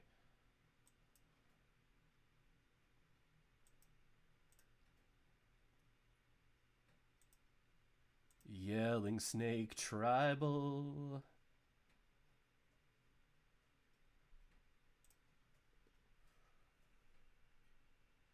It keeps the ability because the saga never got sacked. But I thought that, like, the text that was on... So it's not copying saga right now. So I guess it has to be getting the abilities from the counters themselves. Like, I thought that basically... I thought that what the saga was is it looks at how many tokens it has on it, and then the card itself bestows those values. But I guess I'm wrong. I mean, I have to be wrong, or else this wouldn't be happening.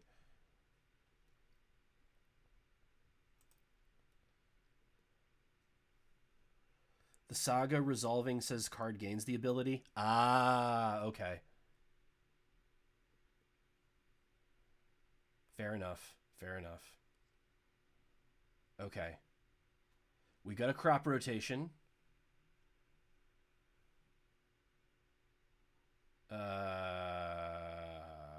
Okay. This is destroy each non-land permanent. So they're going to get my...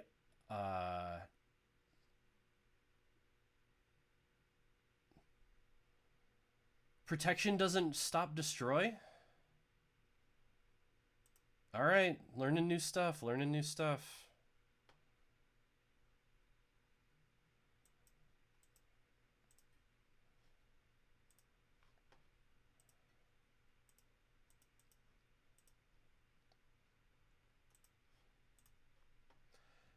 Alright, let's put it back in. Let's get those cards back. Let's get Yelling Snake Tribal back on the menu. Non-targeted destruction always works? Okay. Yeah, I guess you're right. It's not indestructible. It has protection from everything. Okay. No worries, no worries. Just gotta be mindful of clock, obviously. And now this, tap target land? Yeah, sure. Why is that what you're doing with what precious little time you have left? I mean, not like in the world. I just mean in the game.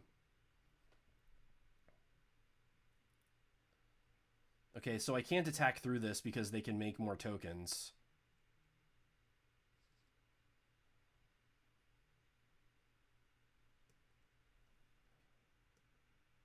Progenitus can still get Wrath. Yeah, that's a good point. I forgot about that, to be perfectly honest with you. I never really played with Progenitus, and I just kind of assumed it was just always alive forever and ever and could never be killed. That appears to not be the case, I'm learning.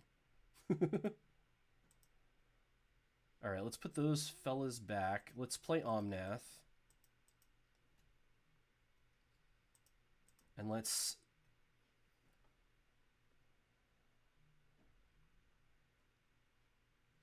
Yeah, that's fine. I mostly just want to shuffle those cards out of the way. So I draw a real card. Okay, we got Ice Fang. We got Ice Fang.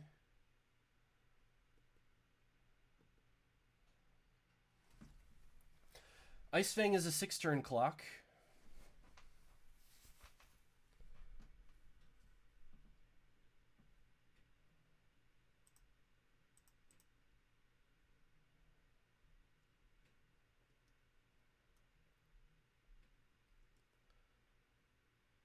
All right, we're up by 20 seconds, which is not a lot.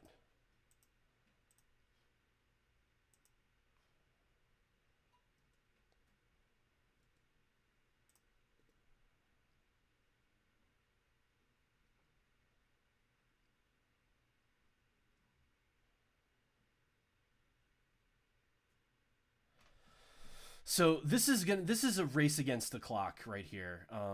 They have inevitability on board. Like, I obviously can draw to out still, but I'm not looking like I'm in great shape because they're able to. That's fine.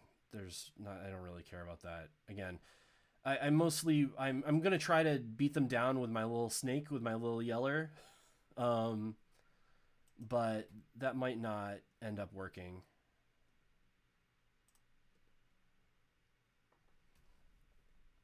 The main thing I want to make sure I'm doing is staying up on clock. Like, I'm just F6ing through their turn. Any turn that they have where I'm not just going to die to Merit Lodge. And as long as I'm able to keep up on time...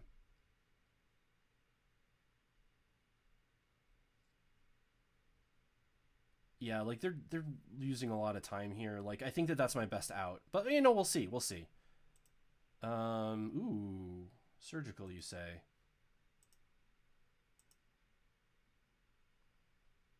They have a Thespian stage in hand. Okay. Well, let's just get rid of that so that they're not looping garbage. Okay. Play a land.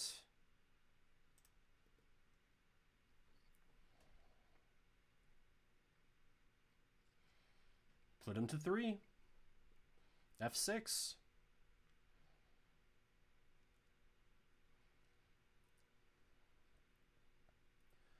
They're performing a lot of non-essential game actions, which I think bodes well for me, but, again, we'll see.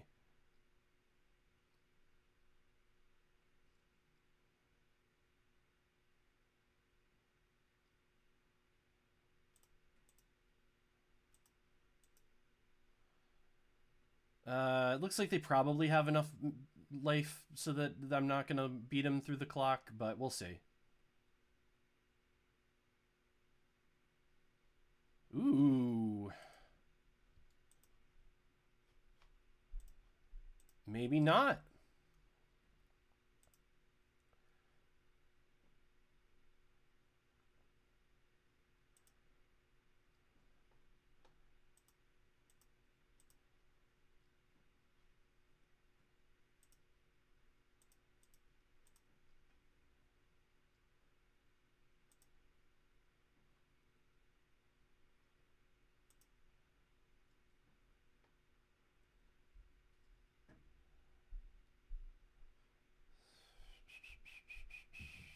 I don't think I have any more lands to fetch, unfortunately.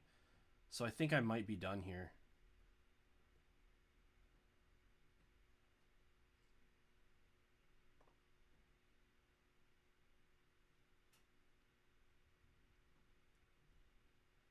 That's too bad. This one really came down to the wire.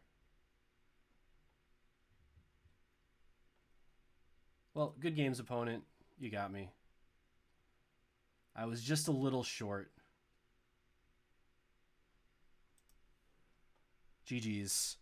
Uro almost comes in clutch. So what happened there? So, like, if I had better mana, I would have been able to loop Uro more, obviously. So that's maybe a reason that I should be playing, like, one more of each of these. But otherwise, I think that was a pretty... Like, it was obviously a very scrappy game, and that was a lot of fun. I had a lot of fun with that game. I'm trying to think of, like, salient points to take away. One of them is that back to basics seems like a pretty valid way of attacking that deck. So, like, yeah, let's add these to the sideboard. Probably not all 4, but We'll think about that as time goes on, but I do think that again, I was starting off at level 0 with with regards to these Merit Lodge decks, and then I discovered this run afoul card, and like, okay, now I'm like on level 1, but then I'm seeing like, oh, but they have other, they're not just all in on Merit Lodge, they have other game plans as well. So now I'll know in the future, okay, games 2 and 3 against the Merit Lodge decks, I should be bringing in the Meltdowns, and I should be bringing in, I did bring in Force of Negation, but, maybe this run afoul, maybe I don't need 3 of them, maybe I just need 2. That's something to consider. Just cast him from the yard as a blocker. Memnite, I would have, but they did have an active Caracas out, so I couldn't, I could not do that. It was untapped at the end of their turn, so they could have just bounced it.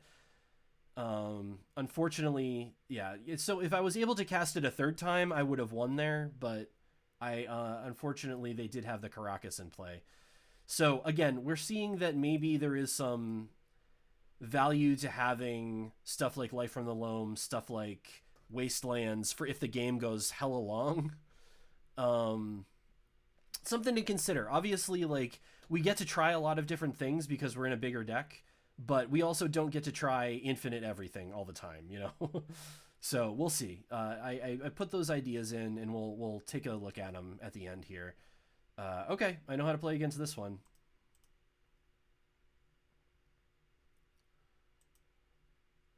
They're in Rug, it seems. They're Rug Delver.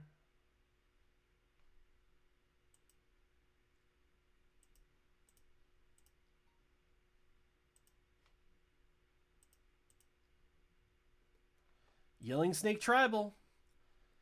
Yelling Snake almost got us there that match, and let's see if Yelling Snake can get us there this match. The King Yelling Snake, Hexy D. Yeah, they are in Rug colors.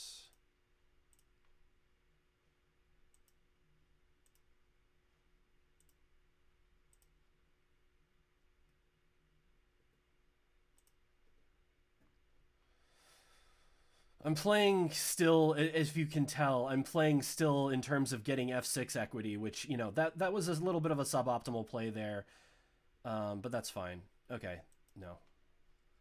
So Hexy D, unfortunately, I had the chance there to pump him up, but I decided not to, and I think that's okay.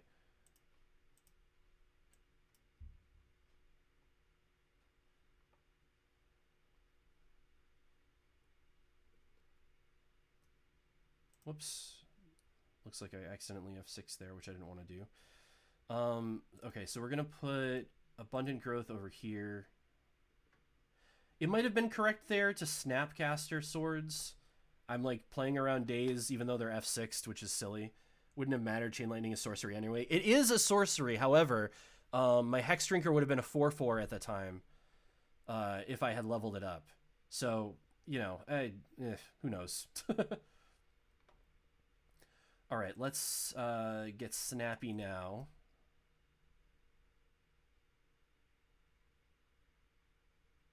I really like Snapcaster, by the way. In this deck, I'm gonna head over here and do that. Because every time I've drawn them, I've been thinking like, man, I wish I had drawn more of these. Okay, so they're on what is it called? Canadian Threshold, or maybe just Rug Delver or Rug Midrange or something like that.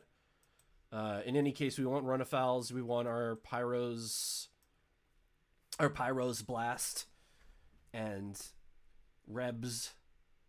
Don't want to be Force of Willing. Against this in specific, I think Endurance is decent. Got 2 more cards to cut. Is this deck going to be a little too fat? I can cut 1 Omnath, I think. No. Let's not do that. They are rug, so I feel like maybe I don't want all of these because they did have green threats and stuff like that. Which one is better? Is it Pyro or is it Reb?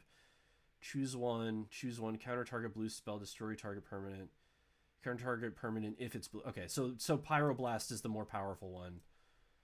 So let's run with this. Pyroblast that's not maybe common knowledge, or maybe it is. I have literally no idea.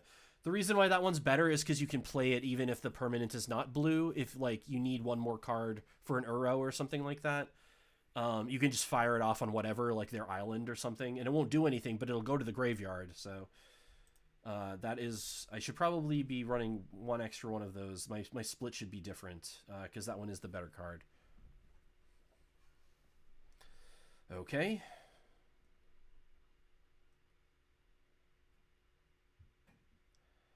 All right, let's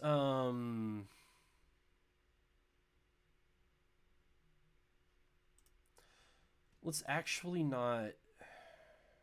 No. Yeah, okay. I do want to start out. I'm like over here looking at like my pips and stuff like that. I think I do want to.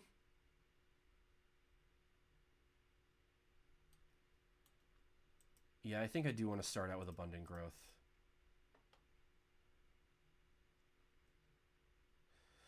Okay. Because I want to Fabled Passage next turn because the land's going to come into play tapped. So like I have to like make these multi-turn lines because of Fabled Passage, so that I'm not stuck with it. Oh, okay. Well, never mind. I'm not on Fabled Passage anymore. I'm on Icefang Quaddle.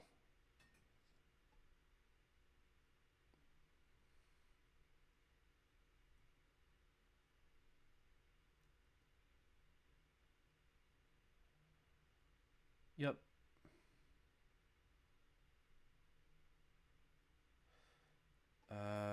Sure.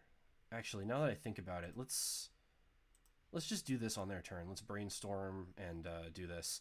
Because it occurred to me a little bit later than it should have that Icefang is not going to be turned on at that point in time. So let's put that back, and I think it's a little...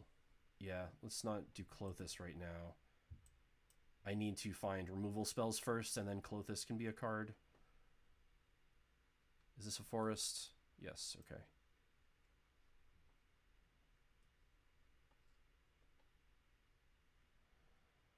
Alright, so let's play the Fabled Passage now.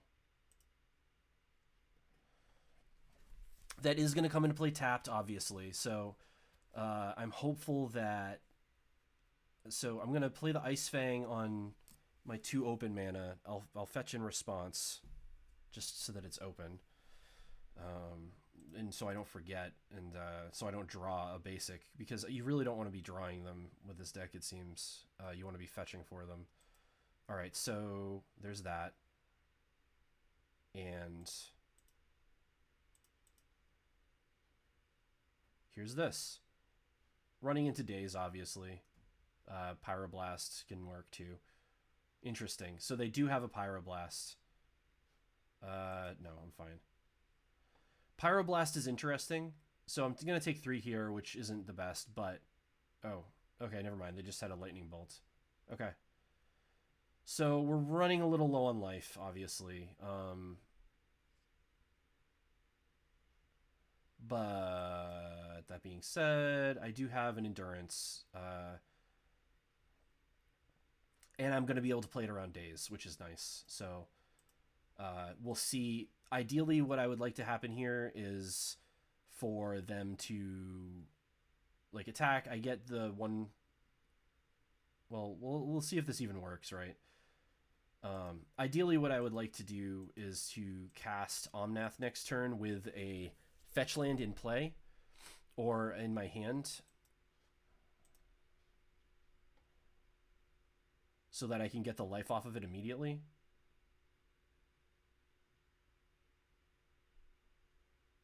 Submerge, you say?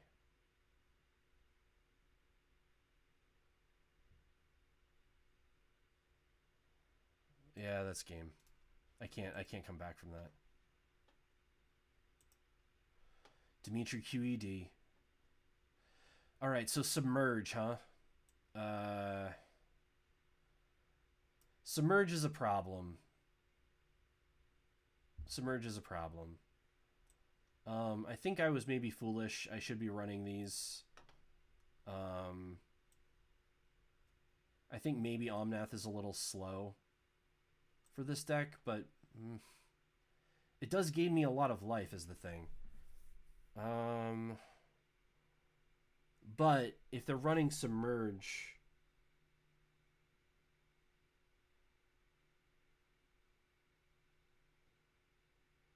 So, okay, I'm going to bring in those Rebs. I think it's possible because they are running Submerge that I just want to have the one Omnath. Or maybe like two. Submerge is rough because that hits my Ice Fangs when they're in play, but... whatever. We'll just try this. I don't think that running the forces are going to do that much about that. Like, obviously, like, they could save me in a pinch like that, but I think that once I'm in the pinch, it really doesn't matter because... yeah, like, let's try it.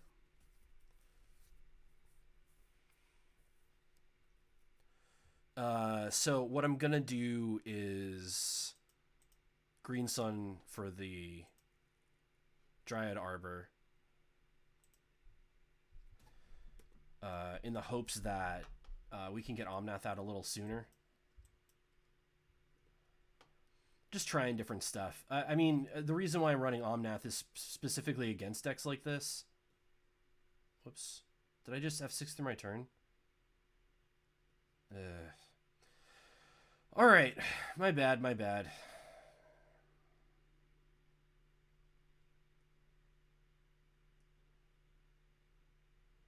So we're behind by a land because I accidentally hit F6 at the wrong time. That happens. 1000 IQ stats, indeed.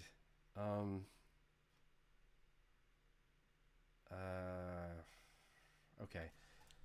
All right. Don't let mistakes beget mistakes. So what am I trying to do here? I need to find a white source and I need to find a white removal spell. Okay. So in order to do that, I need to have my Brainstorm up. So let's play Misty first. I'll take a whack.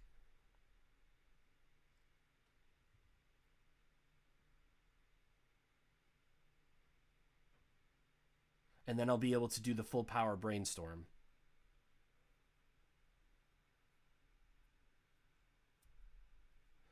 Memnite, don't worry about it. As it turns out, I'm also pretty bad at Magic. And that's with the benefit of actually having worked there for a small period of time. So there's no excuse for me. There's absolutely none. But yet here I am still. I think it's fine to be bad at Magic. It is, after all, supposed to be a fun game, so I think we're all good. In fact, I'm going to say I think it's brave to be bad at Magic.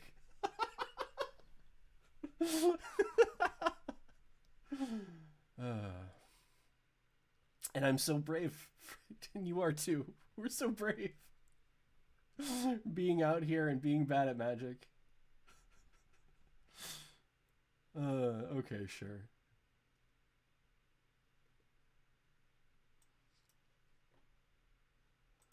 Alright, well, they're making money moves over there.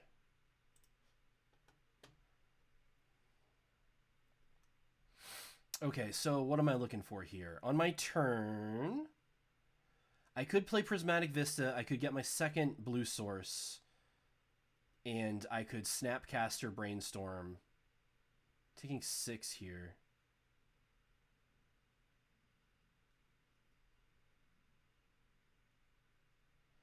They have 3 cards in hand. Another Tarmogoyf. Okay. Might not have enough time for a lot of this stuff. Yeah, I'm not going to have enough time. Okay, let's play the Fabled Passage because it doesn't kill us. Let's get blue so I have enough for Brainstorm.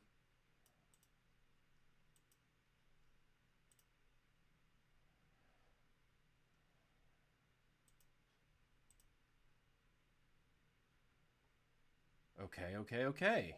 I like it. Put back that and this. Fetch the island. I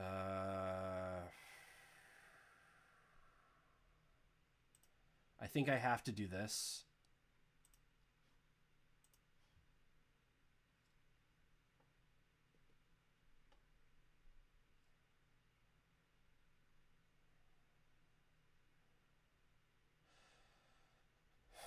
We'll see. It's going to be close, and we'll see what happens. But I think that that's the play I have to make now. I think I am just going to take 8, which means I'm dead to Lightning Bolt. But I just don't see a better way around that because I'm going to run into the same problem next turn. So I think what I'm going to do is I'm going to take this here. I'm just going to be dead to Lightning Bolt or whatever. And that's the line I have. Because next turn what I'll be able to do is... okay, well, it didn't seem like it mattered, which is nice. 1, 2, 1, 2. Okay. Okay. I think we're okay. All right, let's do this. Snappy C. Yeah, next version of this deck, I think I'm going to run more Snapcasters. I have really been enjoying them, and I think that this deck needs those more mid-range plays to flesh it all out. Ugh, well, can't beat that. All right. Yeah, I really have been liking the Snapcasters.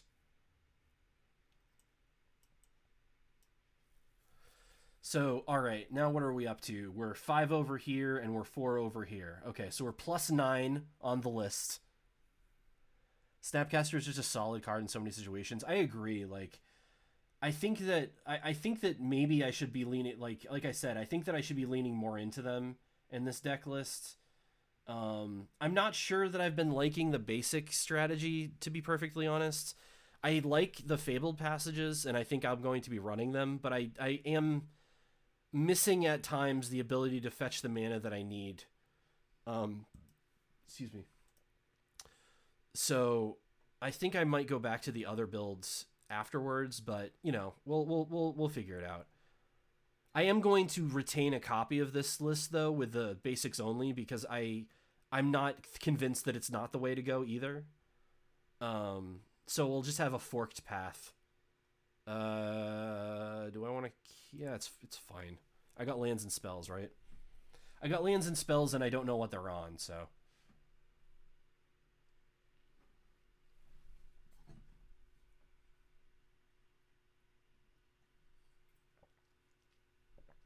Interesting. Okay, well, we're running up against a lot of Life from the Limb decks. It's interesting. What do we want to do here?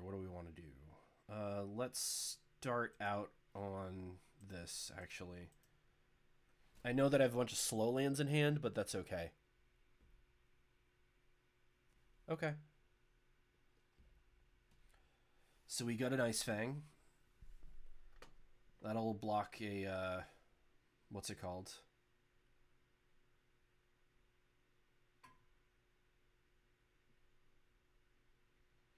I don't think it's worth to just like aggro pitch Endurance to get rid of this necessarily. Like they're gonna get some value out of it, and that's fine. Depths lands again? Yeah, I agreed. It seems like that's what they're going off of. Let's get our tabs open so I don't forget Oleorian. Just a sliver of Yorion, just so I can see that they're over there.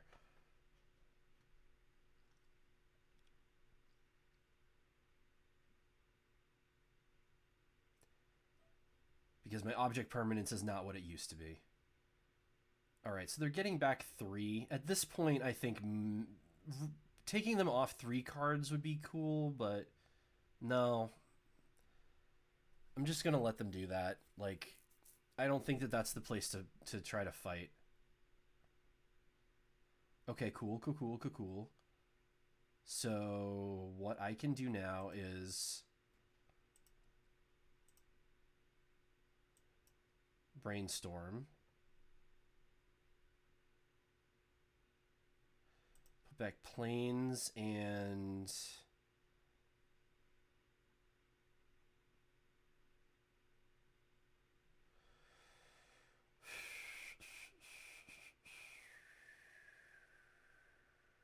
interesting. I'm actually going to put back Ice Fang Coatl.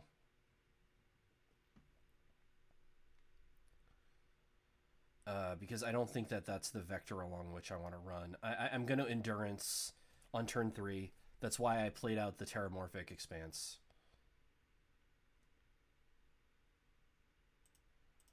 So I'm going to use this now to get a Plains. I'll play this.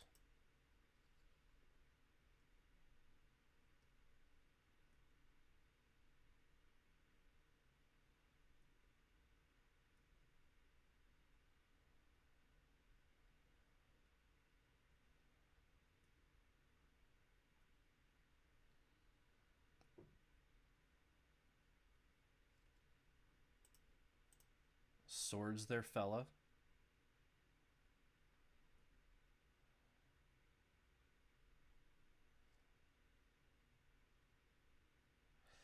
If they try to do this again, what I'm going to do is counter it, and then I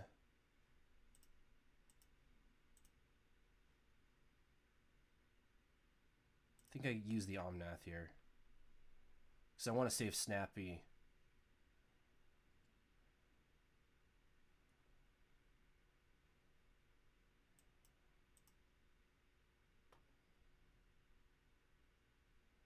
All right, let's get that forest.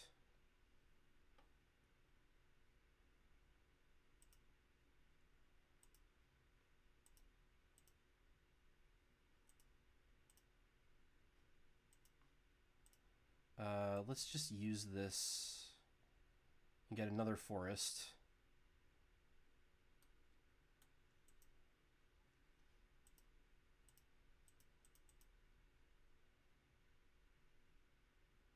I gotta say, I don't hate running off of only basics. I don't hate it. It does make it a little awkward in some ways, but I don't hate it. And it does feel a little silly rolling up with a Terramorphic Expanse. It feels like I can't afford the right cards or whatever. But that who gives a shit?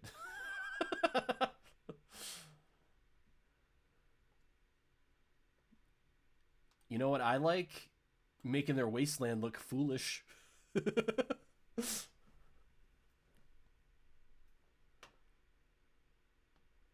All right, what do we got?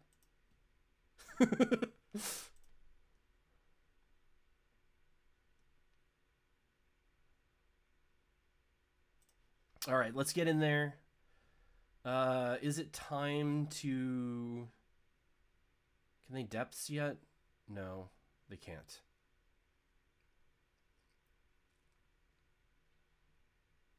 They have their own endurance. Okay. That's fine. Putting my swords back into my deck. Thank you very much.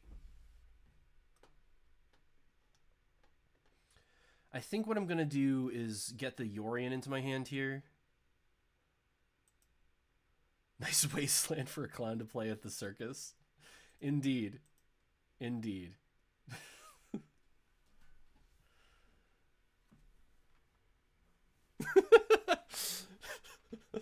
No, just picturing the literal interpretation of that and just like just the worst circus.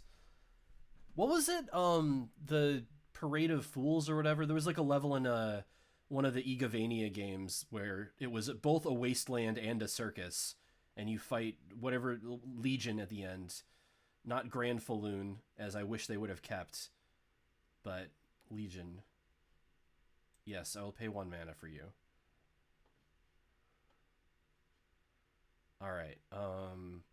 They have one card in hand. They have no. Okay, yeah. I'm just gonna do this. Black, white, green. Get rid of the endurance.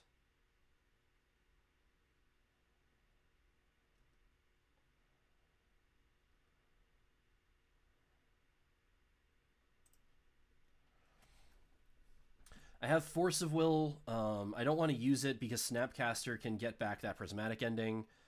That being said, that's not the most powerful Snapcaster or prismatic ending because... stacking up Wastelands. We got a 2 clown show over here. It's see, if you know the history of clowning, you know that the 2 clown show is one of the saddest kinds that there are, because it means that the singular clown knew that they couldn't make it on their own, so they had to get a partner who is another clown who is not able to do I need to do this now? I need to do this now. Okay.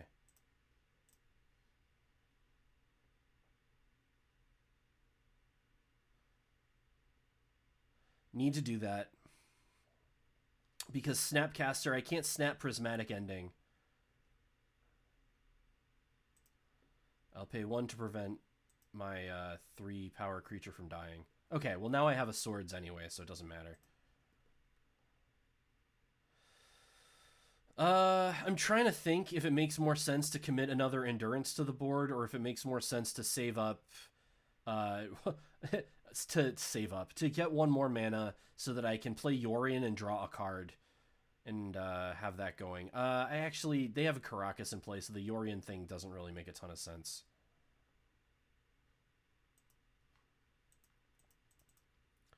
I'm just going to commit this endurance to the board to speed up the clock a bit. 2 clowns not good enough to be solo clowns, exactly.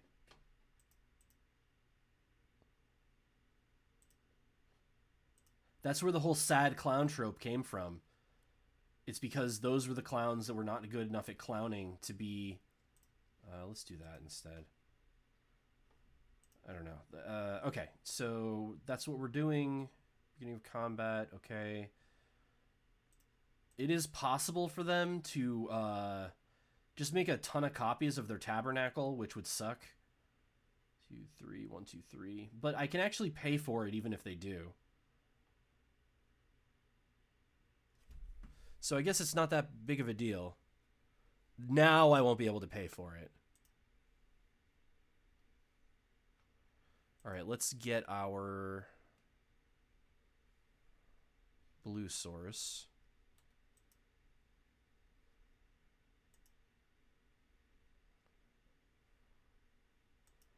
Whoops. Oh my god. Whatever. Yeah, I'll pay this. That was an oopsie goofer of a confoundable. I really should have paid the extra mana there. I just wasn't thinking for a half a second, and that's you can't afford to do that in the high stakes game known as Magic the Gathering. You know, the Richard Garfield trading card game. Popular with kids of all ages. Actually, what I really just wanted to do there was get my Yorion in play, because that's going to speed up their clock. So you'll see that this is a very good strategy, because I forgot that their Karakas existed. So that's the reason why I did the play I made. I didn't make a mistake. I just made a different mistake. All right, exile this. Let's get rid of both of these fellas.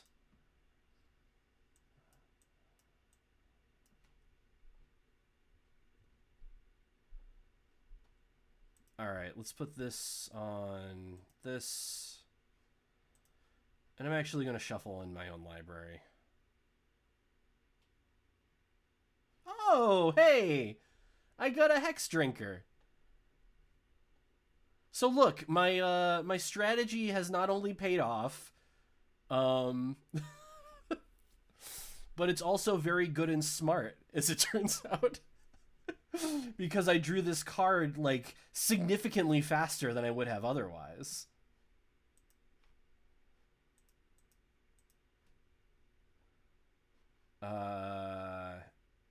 Sure. This Yorion is getting as far as the beginning of combat step, and that's okay with me.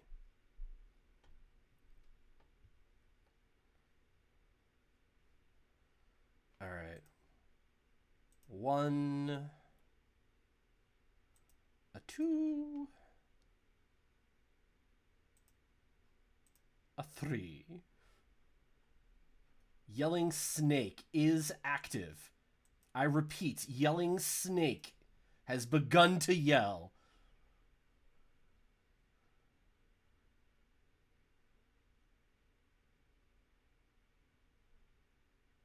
Will Yorion make it out of the beginning of combat step? Oh my god, it did. Will it make it to the declare blockers step? Oh, it didn't. You just want every phase. You just want every last phase before you're gone.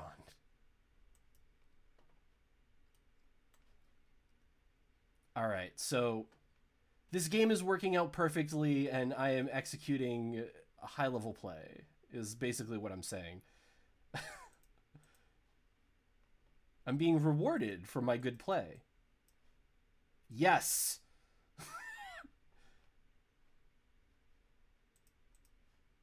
Yes! Thank you! I'm happy with this interaction. Not stressful at all. One thing I will say is the fact that I'm a little loose at this, because I haven't been playing in a while and everything, you know, also I haven't been streaming in a while, so like there's that other layer on top of it. Everything is like, it feels so scary. It feels absolutely terrifying. Because if I just accidentally hit one little button, there's no undos. Just like in real life, there's no undos on MitGo. Unless you undo, in which case you can undo certain things. But not everything, so the point still stands. Alright, let's hope that there is no blast radius in the future. I am a little lower on clock, so I want to be cognizant of that. But fortunately, my opponent is in garbage time, just like me, so... I mean, I probably, if I were them, I probably would have used the Thespian State. Like, is this legendary? Oh, okay, it is legendary. It becomes a copy if it has this ability. Okay, so never mind. They can't be multi-tabernacling me. That's, okay. They're getting an Urza's Saga, which... yeah, that's not going to do it. Yelling Snake gets there. Deck obviously needs more snakes. Meta Knight, I think you're right. I think that the secret to this deck doing well is having the critical mass of yelling snakes. All right, so we're putting in our run of fouls. We're putting in our meltdowns because we learned from the past. We are putting in our forces of negation and our surgical extractions. We are taking out Icefang Coatls, because all they do is chump. We're taking out Omnaths because they get bounced by Caracas. What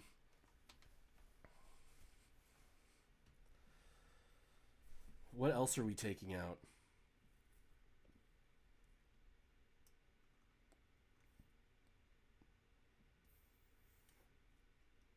This is instant speed, so... I don't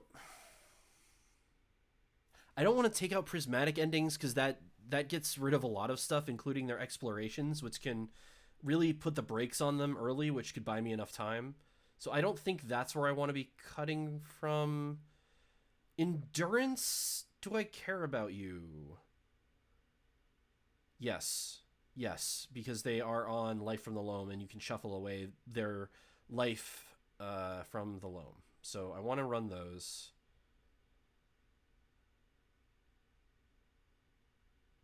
Maybe ending I don't care about as much.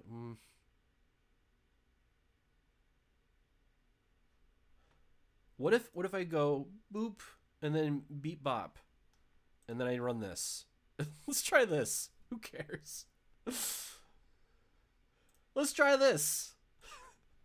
That is the tagline to all my streams. It is ... and then in a very boisterous and overly happy voice I say, "Let's try this." Because I stare at something for long enough to realize that I'm not going to develop any thoughts in my head just from that stimulus alone. Keep, we got a yelling snake. We're on this. Ugh. All right. Urza's Saga on turn 1. Jeez Louise. Okay. Yep. Mox Diamond, huh? Well, what if I counter that Mox Diamond so that you're not able to activate your Urza's Saga? How about that? How about we try that?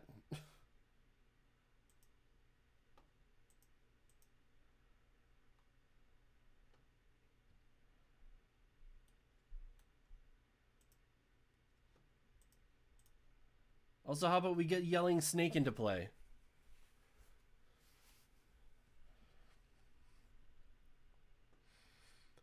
Snake. Snake. Snake. That's what I say every time I look at this snake. I don't know about you folks out there, but that's how I'm spending my precious time on this planet. All right, let's get an island.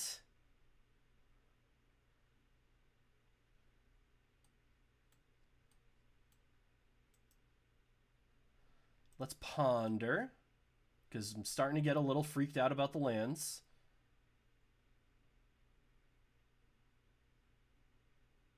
We'll put a little point into the snake, I think. I think that's what we'll do. We'll see what happens with the ponder, but... Actually...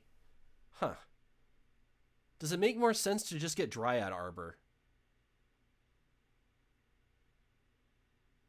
Or do I want to save it? Like, let's think about this for a second. Okay, well, I definitely want all these lands, is the thing. Yeah, let's do this, actually. No. Yeah, I'm gonna pump the snake. I'm gonna save... I have enough lands coming up that I feel like the Green Sun Zenith. And snake is just gonna bide the time. Just yelling softly to itself. Not at anyone in particular. Just like getting hype for the day. Just getting super hype for the day in front of it. Can't lose half snake. It's true. You know what? I called this deck a stupid portmanteau of Zenith because it has Zenith and it plays Omnath. But this is gonna be just... the Yelling Snake. That is the name of my pub that I'm going to open up when I'm 80 years old and live in Europe. Hit by the old Yelling Snake. They pithing needles my Hex Drinker?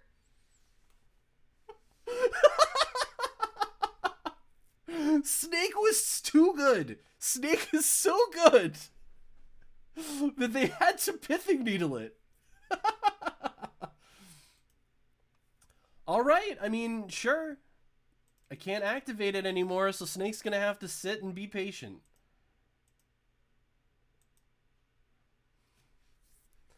All right, next turn I have Expressive Iteration. Okay, there's that.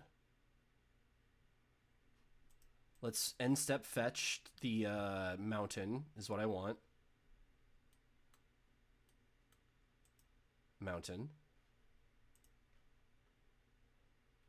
Okay, cool. That's going to give me a play for after this Expressive Iteration. And it's going to set me up nicely for the following turn. Run afoul goes to hand. Bottom, exile, play it. Fetch it. Get the planes. Put this Caryatid out there. And we're biding our time.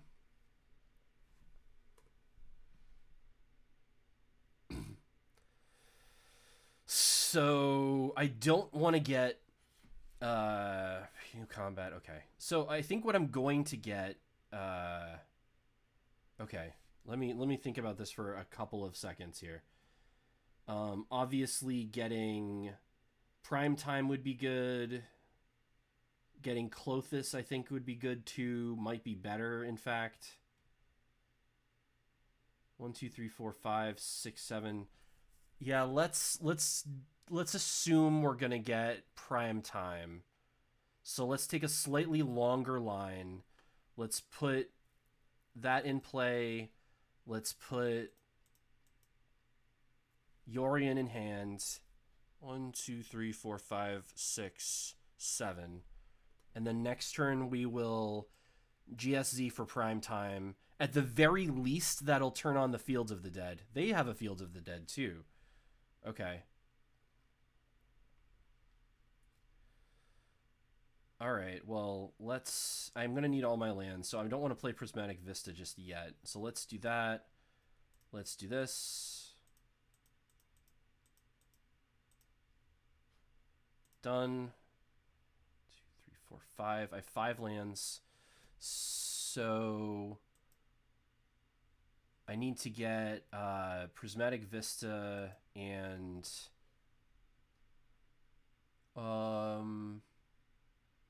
let's get Caracas and Dryad Arbor. Sure, why not?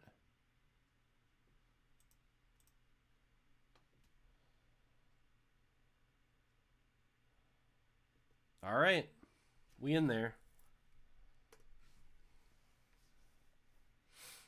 Snake is going to take a bite at that apple next turn. Oh, no.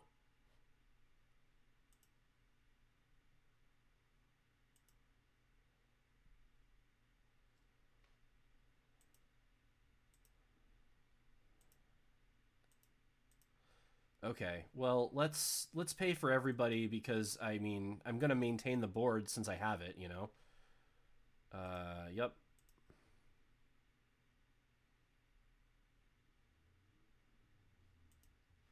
Yep. Nice, we did it!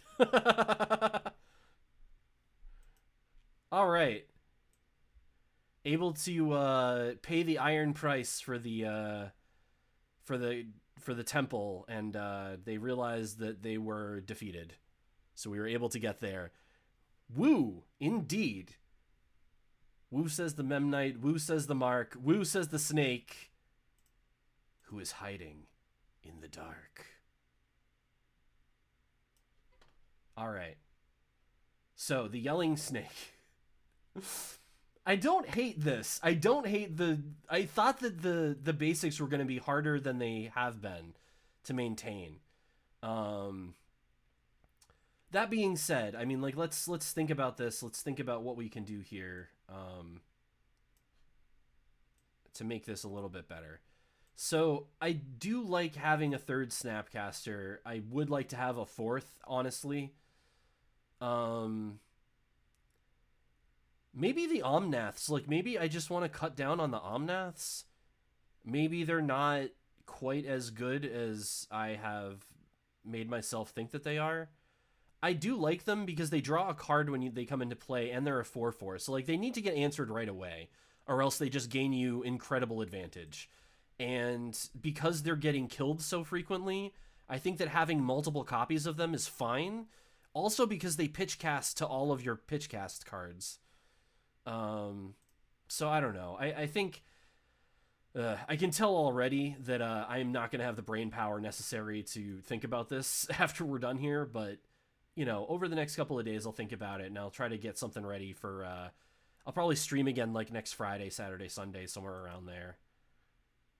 Okay, Pyrite Spellbomb. Don't oh, cuz Urza Saga, sure.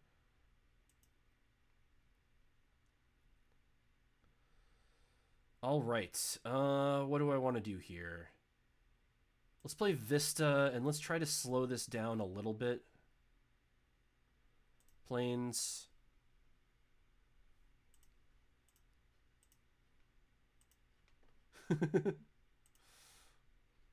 All right. Slowing him down a little bit. I'm assuming that they have a third land for for them to play this to get these tokens into play. So that's fine. Let's get this into play now. Let's ponder. Maybe we'll be able to turn on this Fabled Passage if I can find a land here. I did not find a land here. So let's do any order and shuffle, yes. Okay. I could have kept the Force of Will there, but I think getting my lands under me is more important. Excuse me.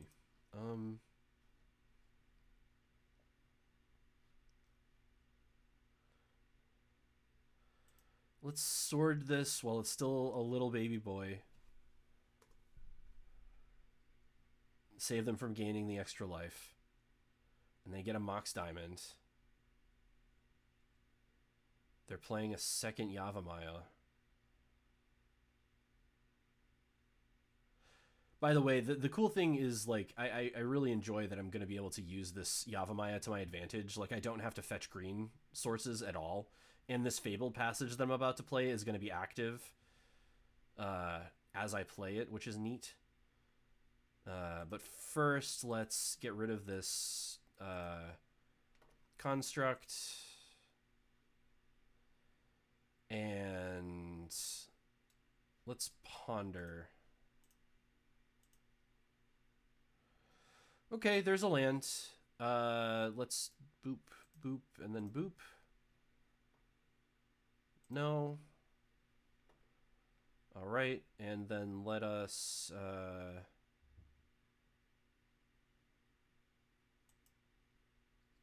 just play that and pass. So they're going to play the Saga again, which is unfortunate. I will be able to keep up with that one, but interesting. Okay.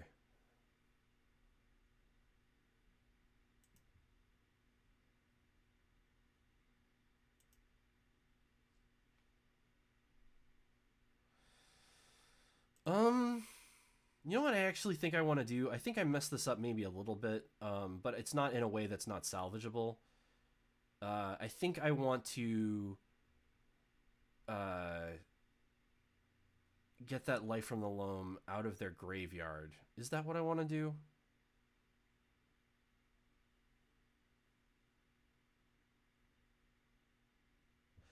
There's two ways I can do that, and I think that the way that I'm going to do it is to ponder first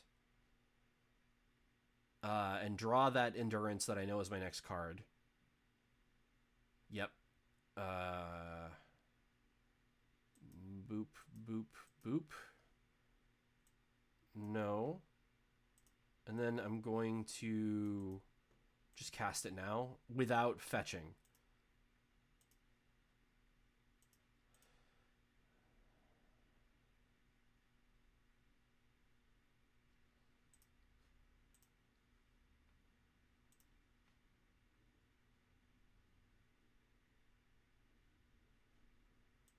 Okay. Okay. Well, at least I got rid of that that whatever that recursive shock is. Fiery punishing fire, yeah. At least I got rid of the punishing fire.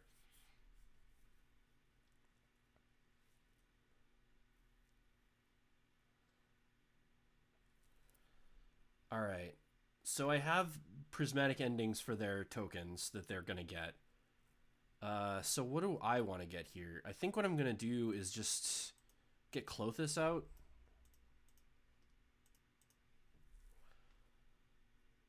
Because that is going to just keep applying like pretty even pressure to their graveyard.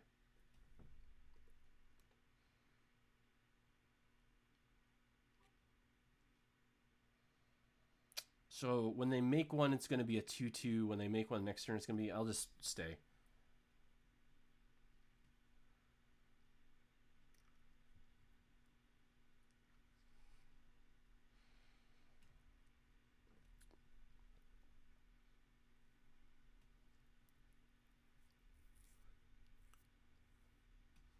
Yep. So they got their Urza Saga thing going on, which is a problem, but and that honestly is a reason to maybe have. That's right. I was saying before that Night of Autumn. Sorry, I'm a little scattered today if you can't tell. Autumn.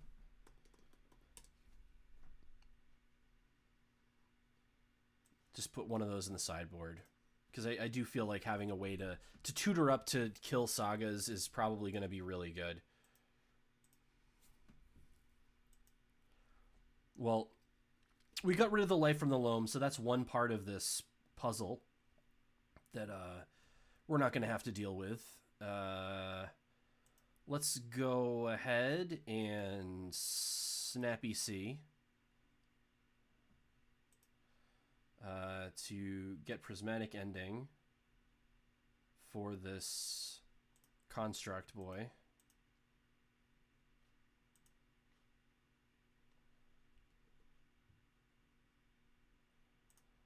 And let's just get in there. Start chipping away. Memnite, I missed what you were replying question marks to. What were you questioning?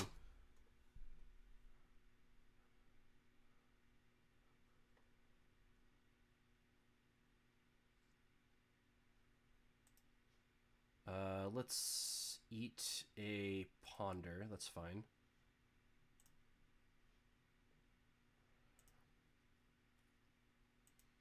Let's sacrifice this to get a mountain into play. Yep, now we're good on those. Let's go ahead and get that into hands, and let's go ahead and swing. Let's swing for the fences.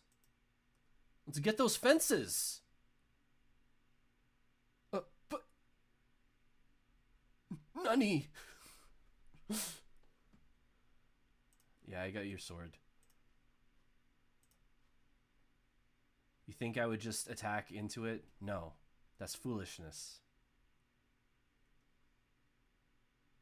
Is that something I've done in the past accidentally? Yes. But they don't know that.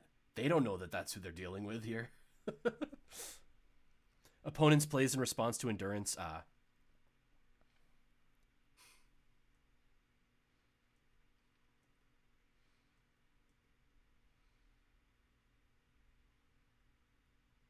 Okay, so this is so cool. So my Clothis is going to be able to eat their Fallen Saga.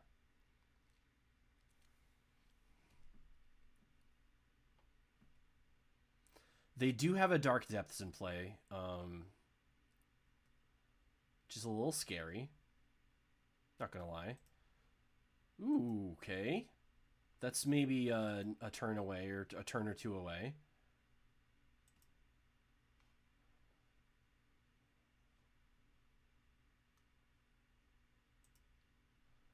Let's play this on the mountain. Maybe get a land? Yeah.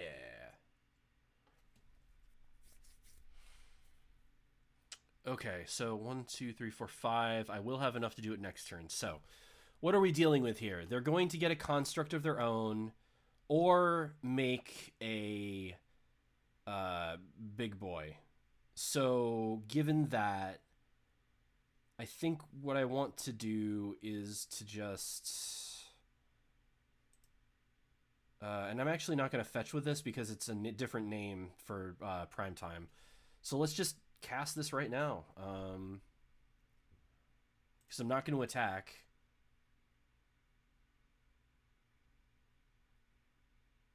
Huh, actually.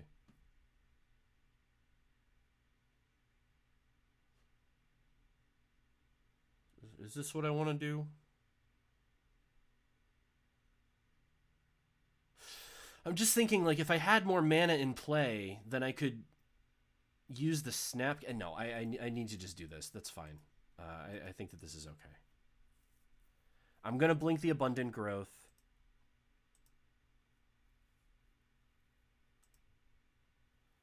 And I don't really care to blink the Endurance. Oh, I guess I might as well. They do have a wasteland in there, you know, like if they do draw a Life from the Loam again, then that's something that they can recur. It's very minor though, because obviously I don't want to be playing on non-basics, but that being said, I am actively playing on a non-basic because of their Yavimaya. So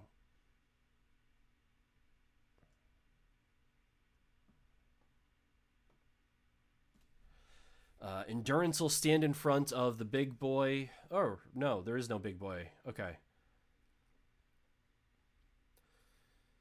I guess they're going to get the big boy now? Is that what's going on? Okay. No, it's not what's going on.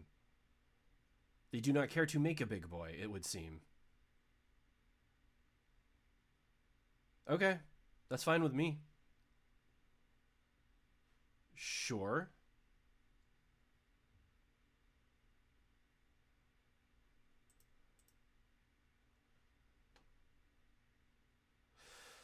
Okay. I need to think about this for a hot minute here. Equip on that fella. Yep, that's fine. You're going to gain some life. It is true. It is true. Interesting.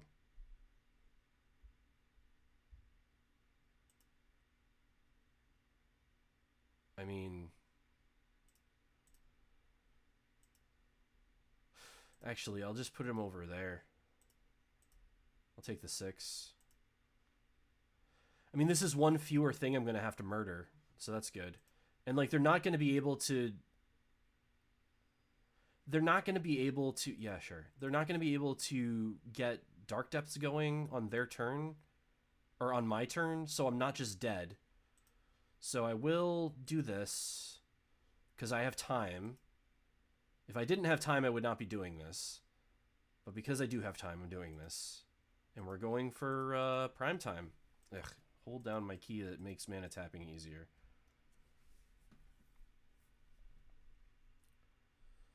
Use prime time's ability? Yes. And I'll get rid of all the rest of the stuff in the future. So I want to get Caracas and Fields of the Dead.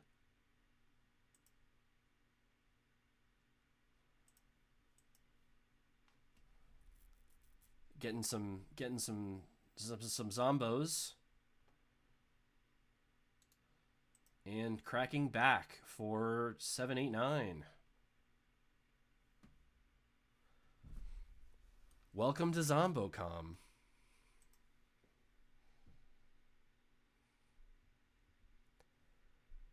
Opponent, did you know that you can do anything at ZomboCom?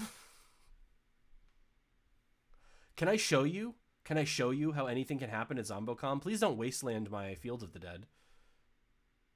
Oh no, but I was going to show you so many things you could do at ZomboCon! Oh well. Too good to last, obviously.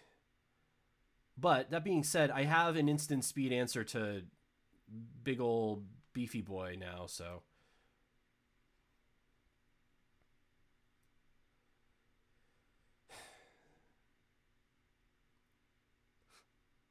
Or Bobby, as we call him.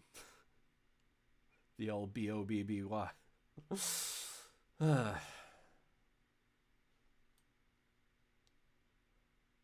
Bobby Lage over here. Okay.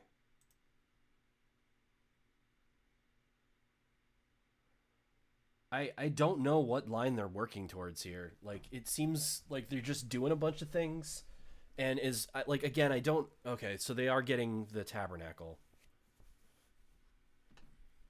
Okay.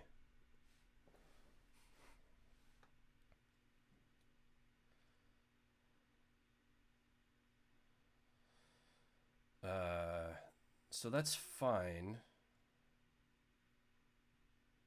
Killed my Caracas. It's also fine.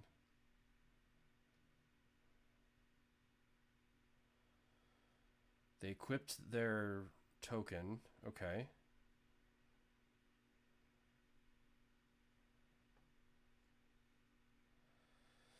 Okay, so what do I got for mana here? So I want to save 3 of my mana. 1, 2, 3. So I can only pay for 2 folks. Okay.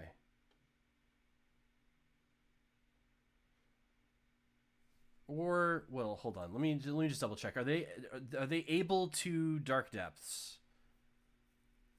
Their stage is over here and it's tapped, so no. They can't Dark Depths. So I only need to have 2 mana open. So, no, I will not pay for Zombo. Okay. No, I will not pay for Zombo. Okay. Yes, I will pay for Primetime. Okay.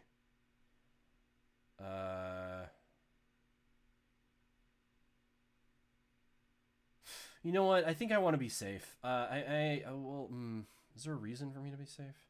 Yes. Yes, because I have a Primetime in play. Obviously, there's a reason. Play one to prevent this. No. Okay. No. Okay.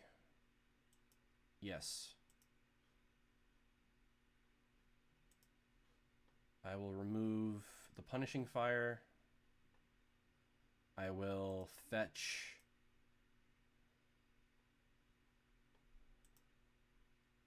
I will... Ending...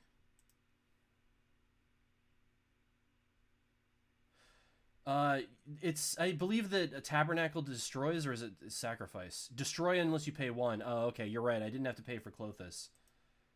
All right, good to know. That's going to come up in the future, like 100%. So I really appreciate you pointing that out, because I just had assumed that was a pay 1 or else sacrifice it, not pay 1 or else it's destroyed thing.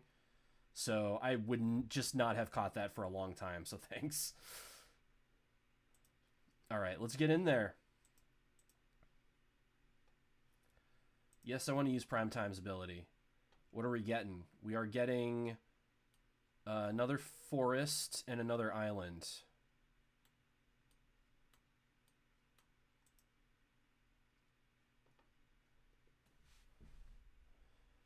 Yeah, I don't have a ton of practice playing against Tabernacle, and that functionality. I have played against it a bunch. Like when I was playing Vintage, it would come up every once in a while.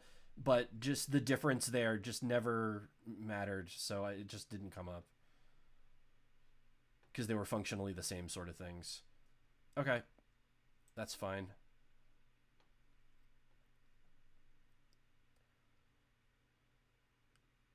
I wonder if they're going to make Merit Lodge on their turn. Because I think they kind of have to, right?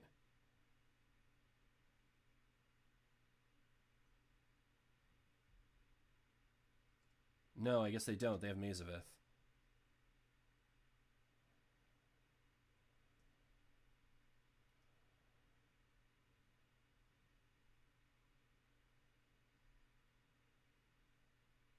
Okay.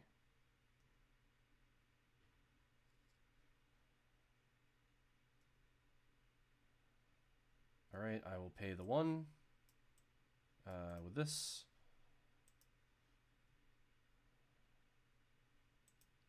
I will zap you for 2 and put you to 1. And I will play a Vista. I will put Pants on the plains.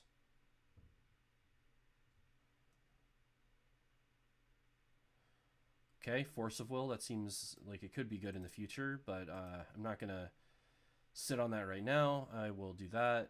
Ponder. What do I want to do here? Boop, boop, boop, I think.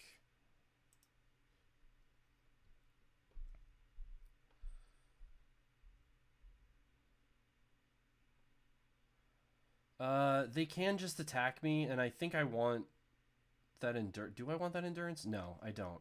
Okay. So yeah, I will attack, and I'll fetch out 2 lands.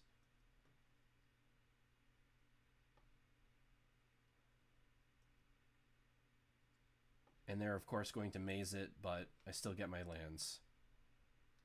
Snow-covered, snow-covered. I don't even know what they are. I just see that they're covered in snow, and that's all that I care about. All right. So that gives us enough to hardcast Force of Will. We do have Swords to Plowshares open. I mean, I guess we'll just see what happens.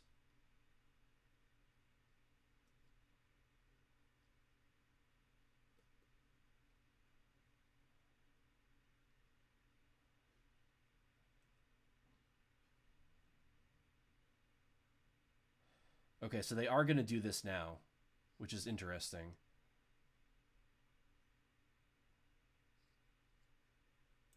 I mean, I'm going to get rid of it so I don't just lose, but it does put you up to 21. Okay, so they got one card in hand. They have to pay for this construct token. They no longer have Bobby Lage coming up. But they do have constructs that are larger than my prime time and can gain them life. So I will need to find another source of removal, but I mean, I got them, so.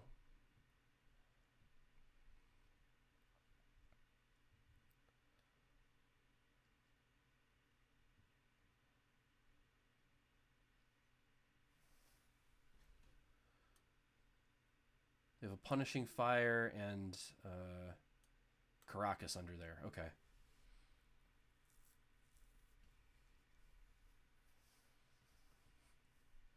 All right, I'll take my licks.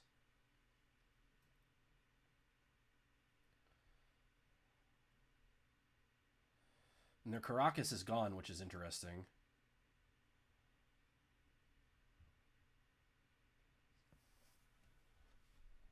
All right. I'll pay 1 to prevent this.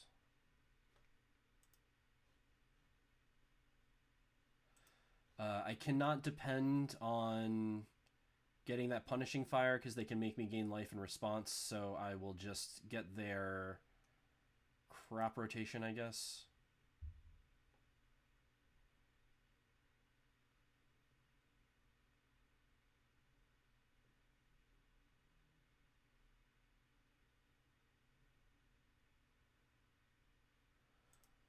Yep. And now I need to find something pretty good. Ice Fang works. Ice Fang does not work, actually. Put a card into my hands. I guess I'll get Ice Fang. Bottom this. Play it. Let's go ahead and play the Ice Fang. I mean, obviously they can just bomb it, but, you know, if I run it out there now, then it at least eats something and draws me a card regardless. So, okay. Green Sun Zenith. That can get me 2, 1, 2, 4.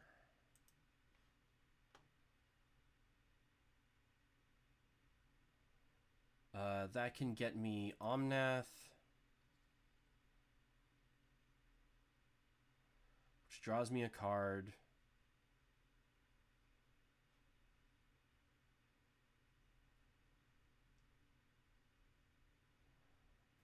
And I think that's all I can do at this point, really. So I think I just pass. I don't have any more lands to fetch, so that's just going to be green source, essentially. But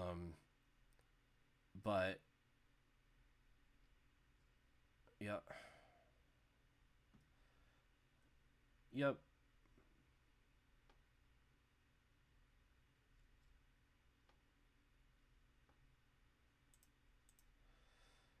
I don't know. We'll see how this one goes. It's going to be close regardless. I think things aren't looking super great right now, but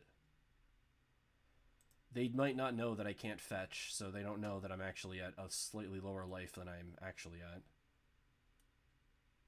Okay.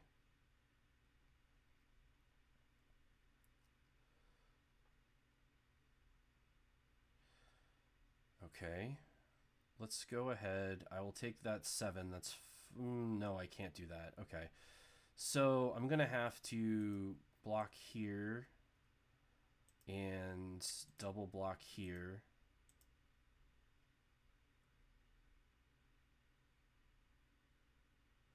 And that's like not the worst, but it's not the best either. Okay. So my Clothis is going to die here, but my Primetime is not, which... that sounds fine to me, honestly.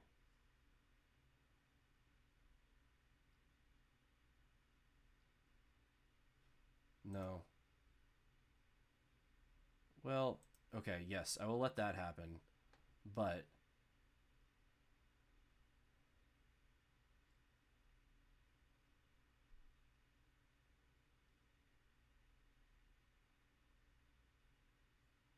okay.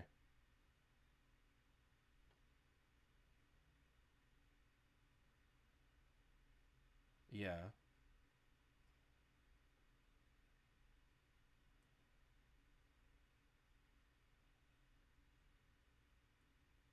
Okay.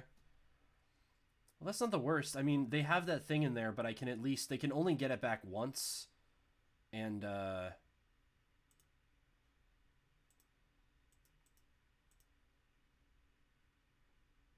hope that I can stop it from mattering.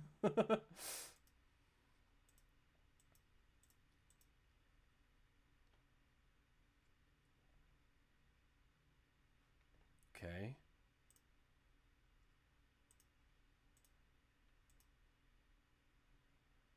Still have enough mana to... okay.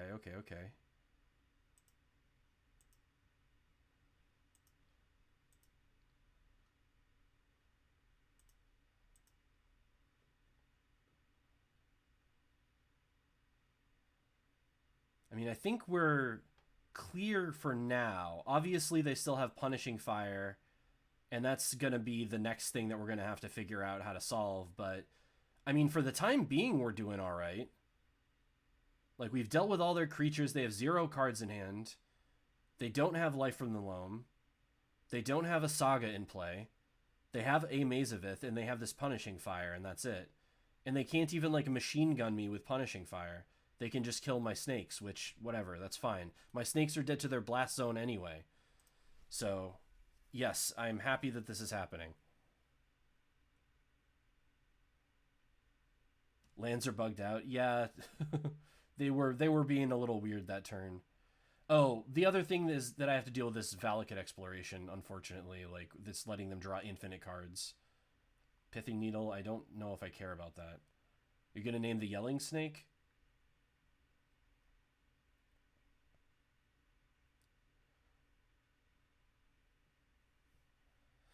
What I would like to get now is an Endurance to refill my deck.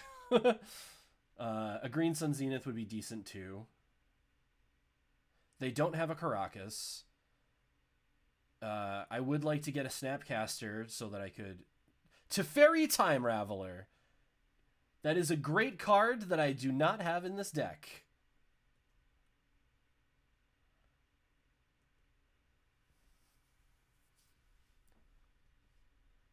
I will pay 1 for my little snake. Sure, I will enchant my forest with my other forest, because forests tap for anything, or for everything taps for green, so my forests aren't doing anything special. I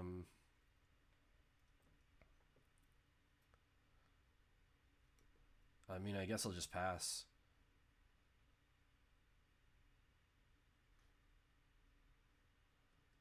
Yep.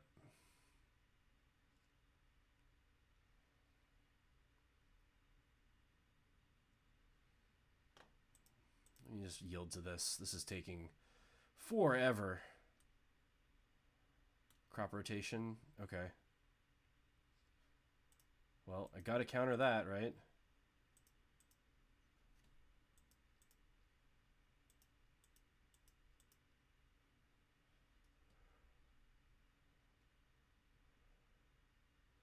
Like, they do have a Dark Depths at this point, so...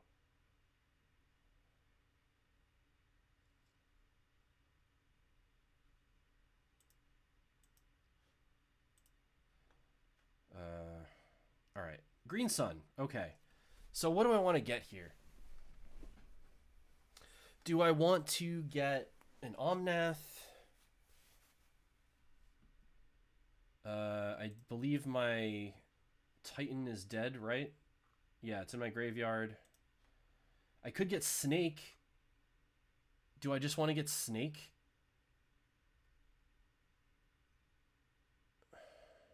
No, I can't because they can kill it too fast. So I think my best bet is to get Snake gets punished. Yeah, exactly. 2, 3. Yeah, I think Endurance is my best bet here.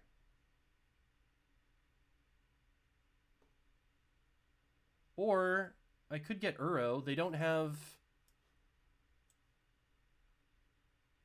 Yeah, you know what? Let's get Uro. Let's get Uro this time around. I'll get Endurance after. Put a land card? Nope. But I did get a Snapcaster, so that's good.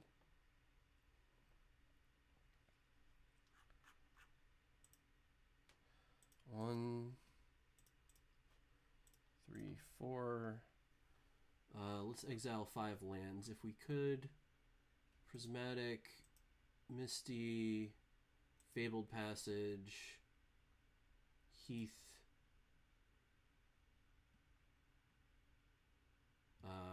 Force of Will, whatever. Done.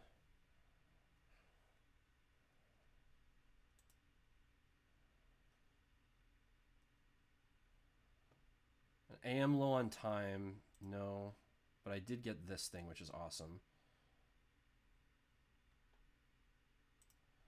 And in fact, I'm just going to do this. I'm just going to do this.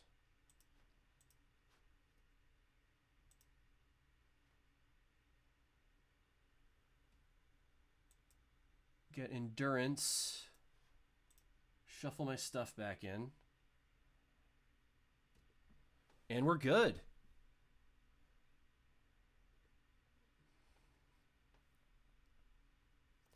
Uro and Endurance. And we got Snappy Boy over here, ready with the Force of Will.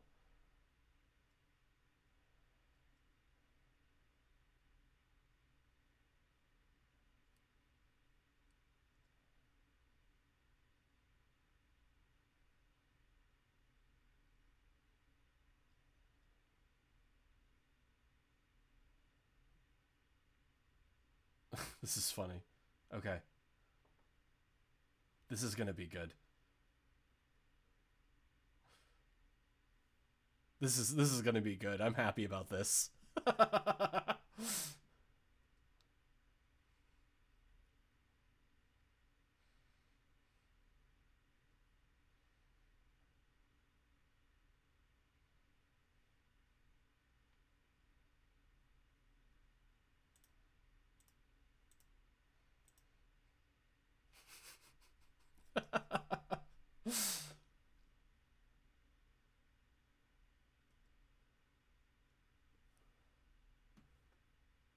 Close. You almost got him. You almost got him. Okay. Yes.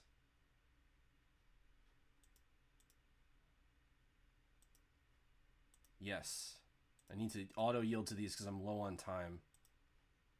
Yes, and I want to be cognizant of that because that would be a shame.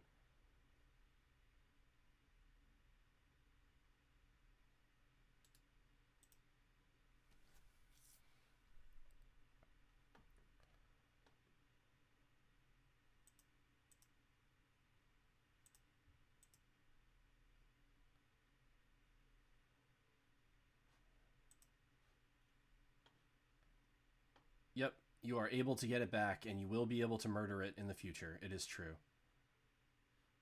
Because there's no way I could have another Force of Will.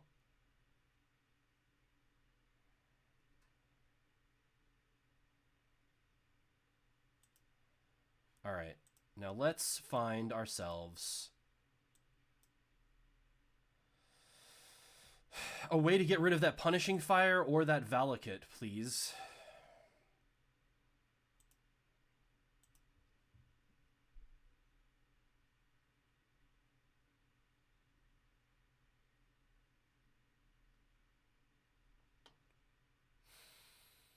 Okay. Hand, bottom, exile, play, Omnath, red.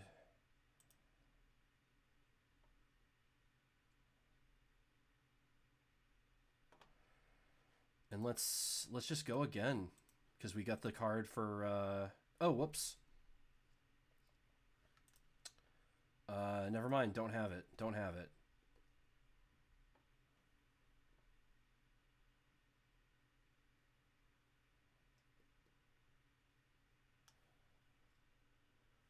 Yep, no more red.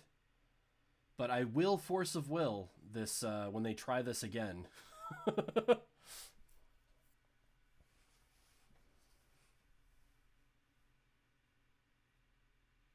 I will force pitching my force because I want to dig for... Okay, so they have life from the loamed. Sucks that they have that. But what are you going to do?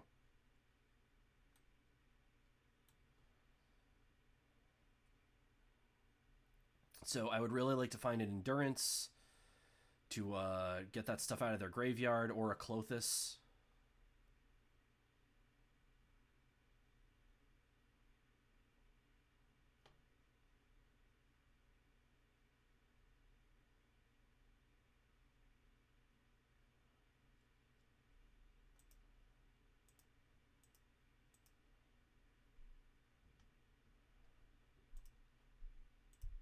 Yes. Yes. Yes. Yes! Alright, we're good. Yeah, that's fine. I have absolutely no recourse for saving my Omnath, unfortunately.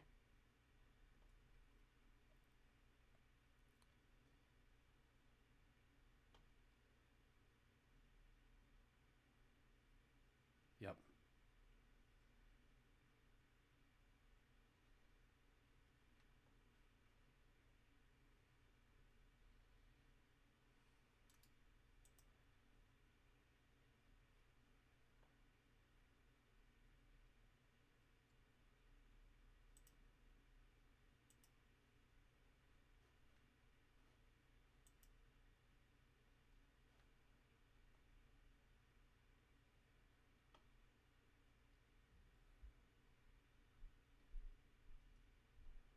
Alright, running low on time, but...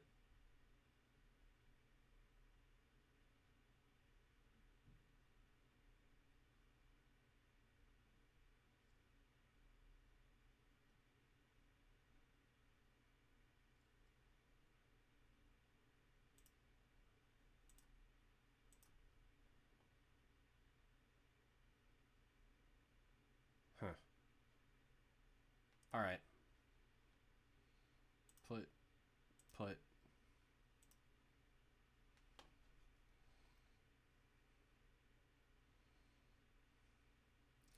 Okay, so they are going to get to snag that Endurance here, which is not the worst.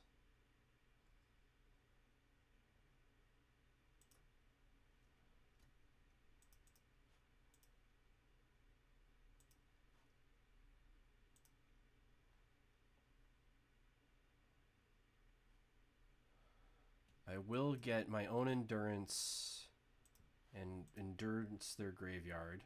So that gets rid of the life from the loam. And I will use this to try to find the thing I just found. Hand. Bottom. Exile. Exile your 2020.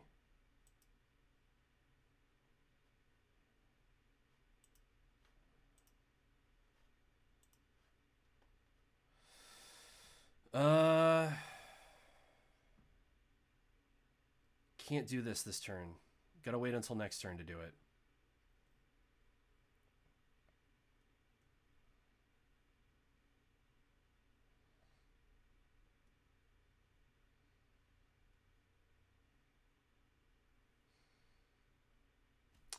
Yeah, I'm probably just gonna lose on time. Like, we'll see. I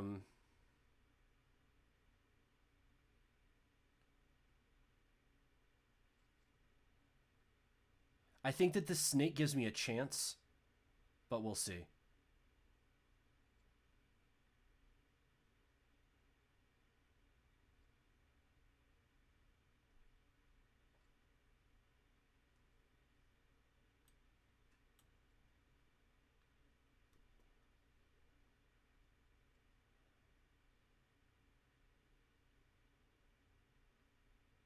What's this? Punishing Fire? Okay.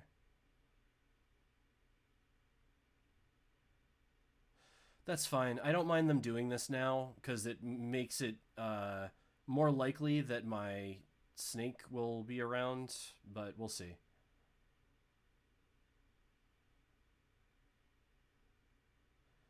Like, I don't think they have enough mana to do all of this, but again, I'm not sure. We'll see.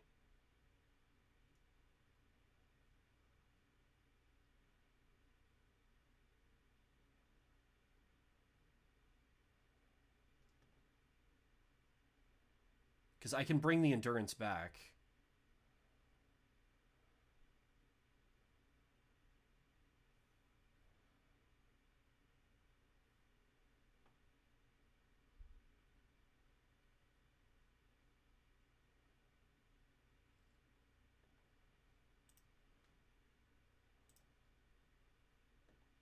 Let's try it.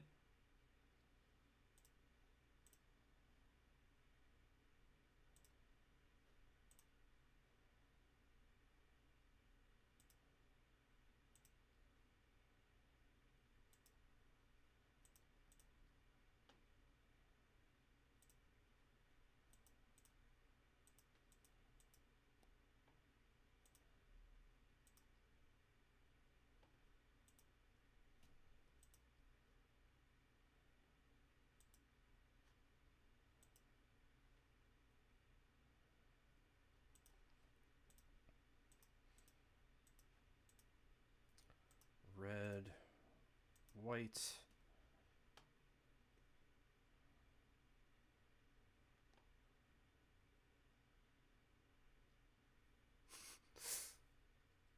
Now we'll just see. I mean, what they're doing is probably better than what I got going on, and I'm very low on time, so I'm probably not gonna beat this. But I'm also playing like I can because it's more fun for me. So we're gonna try as hard as we can. Like, just in terms of the number of times I would need to attack to kill them with my 6/6 snake versus how much damage they can put out at me is yeah, that's not happening. But still, this was a decent match if nothing else. Like, it really came down to the wire. Obviously, their endgame stuff that they have going on is a little bit better than what I have going on, but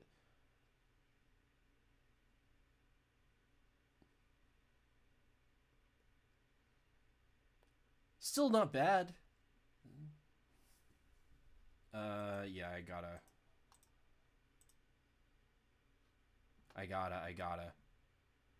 Like, if I am able to somehow, sure, if I'm able to somehow stop what they're doing with these punishing fires, like, I don't think I'm gonna be able to do that. Thinking about it mechanically, but if I am able to do that, then I think that I can win eventually.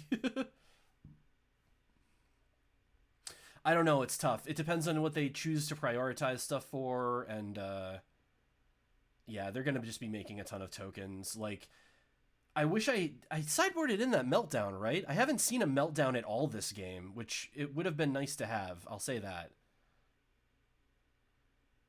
Who knows though? If I draw a meltdown, that gets rid of all of their shenanigans over there. Like, it gets rid of the Shadow Spear. It gets rid of that darn Pithing Needle that's locking down my Teferi. And it gets rid of their tokens. So, I don't know. We'll see. I still got a minute 2 left to play, so let's play.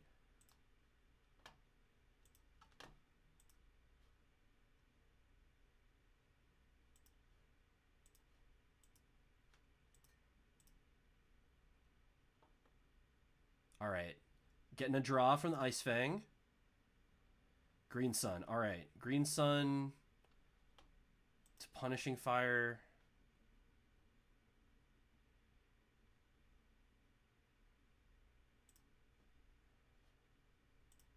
Was my big boy exiled? My big boy was not exiled. Big boy is not in exile. Okay. I don't think big boy does anything, though. I mean, they can just burn it out of my hand, so... 1, 2, 3, 4...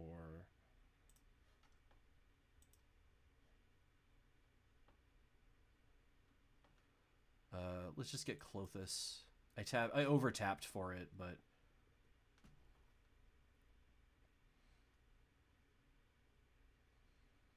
Yeah, I got 8 seconds left. I'm not going to be able to do it. But I'm going to try! Yeah, I'm pretty sure Clock takes it. I'm pretty sure Clock inevitably takes it. There's no way I can do this, but I'm playing for Yelling Snake. I want to see how many hits I can get in with a Yelling Snake before we're done here, cuz I'm just having a little bit of fun. That's all. It's only 8 seconds.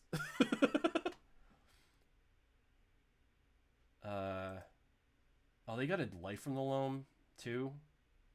Ugh. All right. I want to get in one more hit with the snake.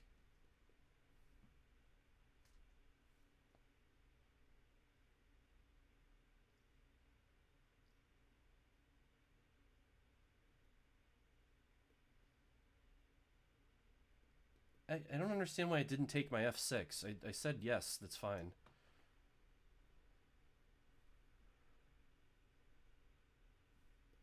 I don't understand. I said fine. I F6'd. That sucks. The one thing I wanted to do is get in one more attack with my snake, and it's just like, are you sure? Because it seems like you want to maybe respond to these punishing fires. I'm like, no.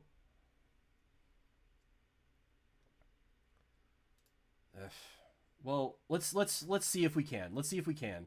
I'm gonna F6 instantly and then try as hard as I can to get the attack off. And that will be a moral victory for me.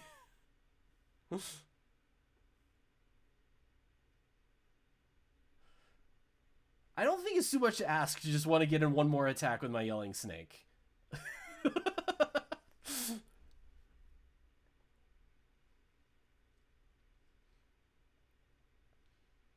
I don't care about that. I got 1 second left to live.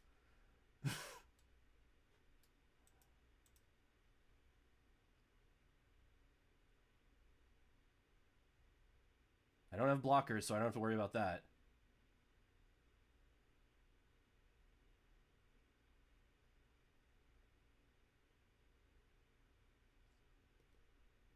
Oh no, I forgot about this!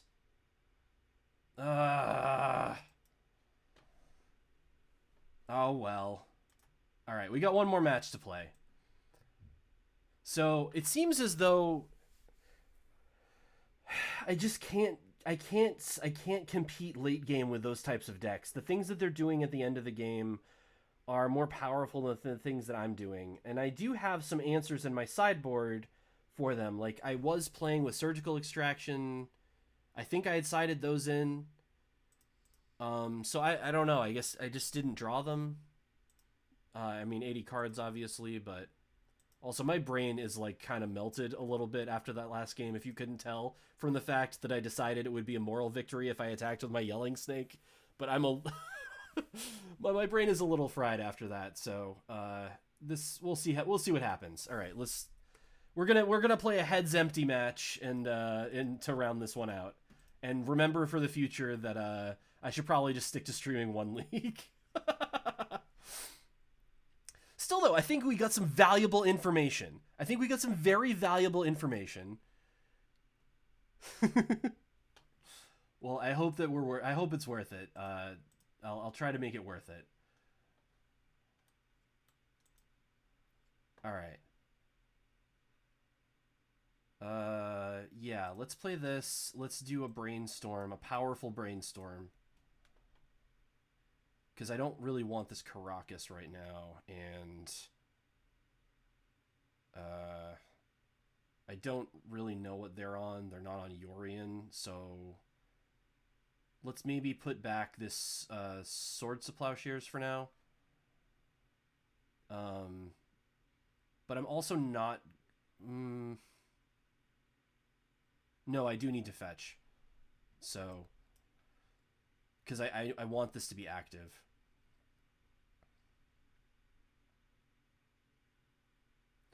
Alright, let's see what they're up to over there. They're up to Brainstorm. That's fine. But I need to remember, this is Fabled Passage. This is not Prismatic... Prismatic Strand? Is that what it's called? Prismatic Vista. It's Flooded Strand. Prismatic Vista. Alright. I'm going to fetch. And I'm going to fetch up one of those. I'm going to Green Sun for 2.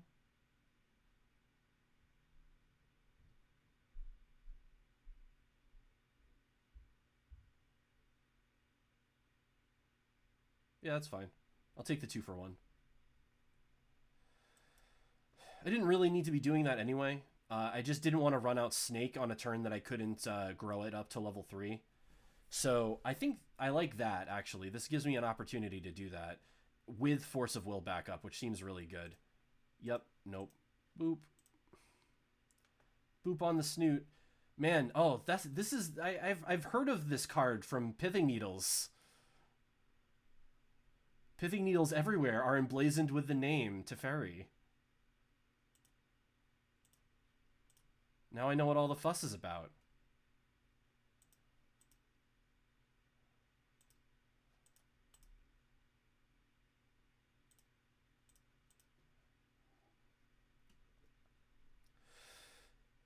So they're going to untap. They are going to Prismatic ending my Hex Drinker, and I'm going to feel bad about it. Okay. Or I guess they could do this, too. Yeah, that's fine.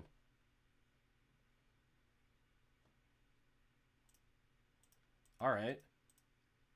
Well, what do you say to this Omnath, then? Huh? Too busy beating up on snakes, huh? Don't got a good answer for Omnath?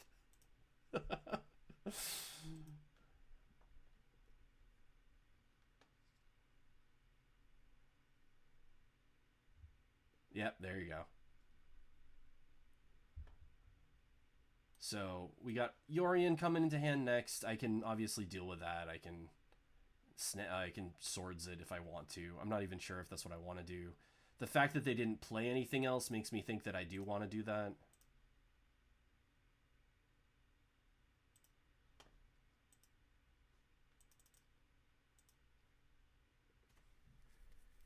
Alright, so we're in for the 4-5 beatdown plan.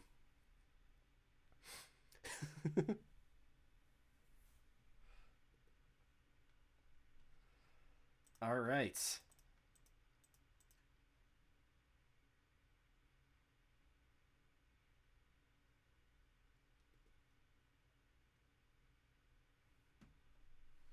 Alright, Yorion has landed. Not a lot of value in that thar Yorion, but you know what? It's a bird serpent. Here's the thing, everybody. Serpent is a kind of snake, so Yorion is 100% on theme with our deck. I actually think... Again, whoops, this is the wrong thing. Again, I think that, I'm not going to have time to do this after I finish up, but, I do think well, okay, I'll play the actual game for a second here. Let's do a powerful Brainstorm. But I am going to include Hex Drinker up to 4 in this. Let's put back this and this. Let's get in there. I think I'll just get another Omnath with my Green Sun. I'm still a ways away from getting prime time. Actually, I'm not that far. No, you know what? No. I'm not doing that. I'm not doing that. That's ridiculous. I'm just going to pass. I'm going to Ice Fang and draw, and maybe I'll hit a land drop. I think that's probably better. Sly Snack. Flavor win. All right. Well, I will get in my Ice Fang while the getting is good.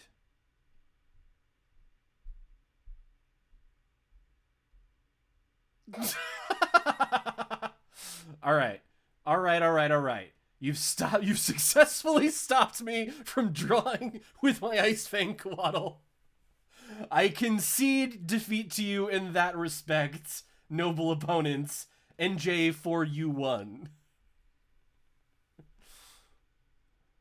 Alright, so we're up against Days Undoing. They got the token over there to prove it. Unfortunately for them, however, I'm about to kill all of their things.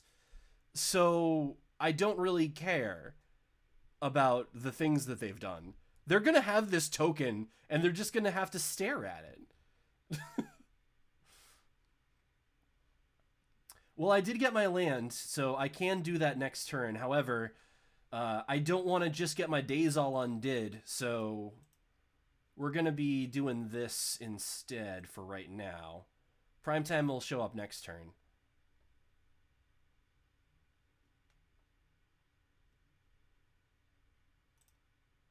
Attack Narset, and attack NJ for you 1.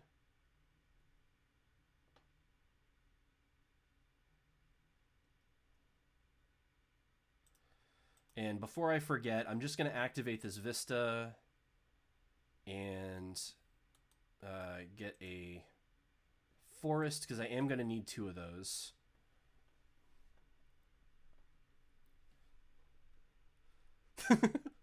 Oh yeah, Twitch did change, and now that snaky mode is there, huh? Oh no!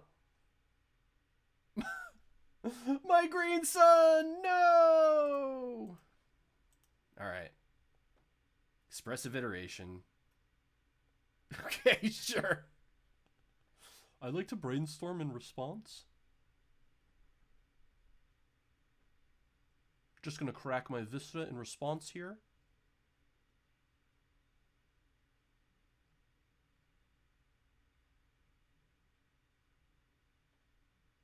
Okay.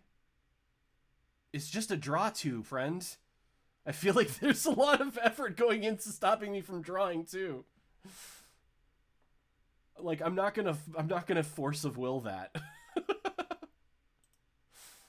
Get in there for 5. What is this? Mana value 1 or less? Okay, so they can't steal snakes, which is nice. Let's put pants. No. Let's do this instead. Let's put pants on this. Because that'll give me enough mana to force of will. Nice. So now I have 2 forces as backup. See, like, that's how I feel like these decks lose their games. Like, obviously, I don't know what the hell I'm talking about. So, you know, I take whatever I say with... I'm lying to you. Just assume that I'm lying to you, but...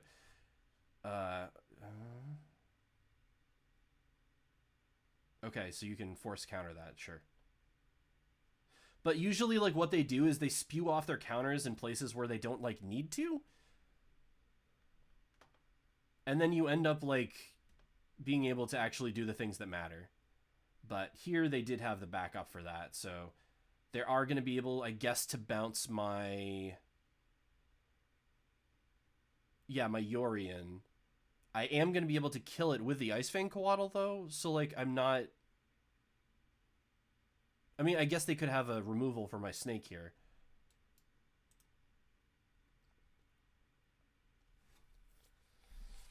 But, I mean, we'll see about that. We'll see if they do have that as I go to attack.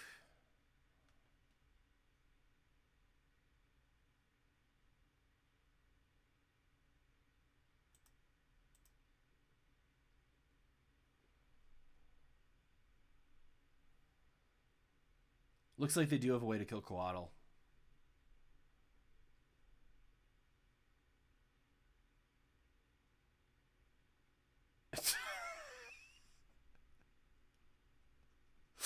This is the way they're gonna kill Coatl. They're gonna clip its wings and block with Snappy. They're gonna block with Snapcaster. Okay. That is fine and fair. You've done it. You've done it. The Mad Lad is at it again. I will just cast my other spells in that case.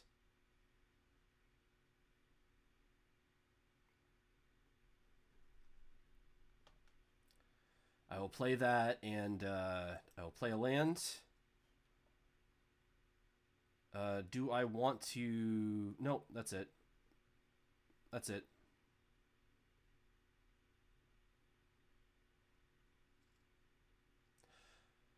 I don't want to play Yorion. I want to wait on that. I want to have mana up for... Well, I can't Force of Will. Actually, maybe I should have just played Yorion, huh?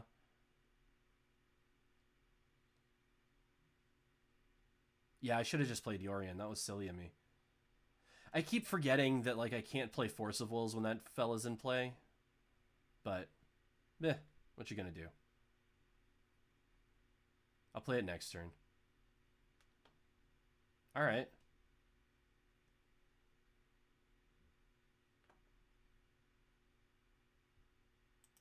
I will attack Teferi, so that my counter spells are working again. Okay. I have been unable to attack Teferi. I will instead play Omnath, who does not draw a card.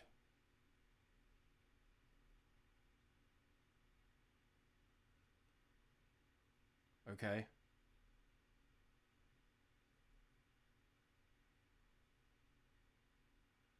You got it, champ.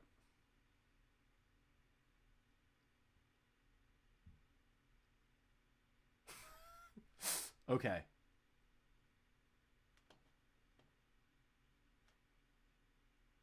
So they just got everything over there. All right. So let's go ahead. I am gonna run out the Yorion. Obviously, they have a swords in hand, but I mean, it's not doing anything in my hand. And oh, actually, interesting.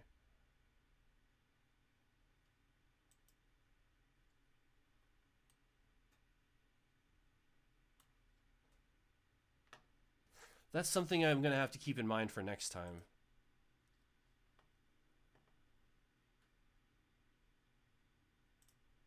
Yeah, I'm going to run this out so that in the future my Dryad Arbor can live.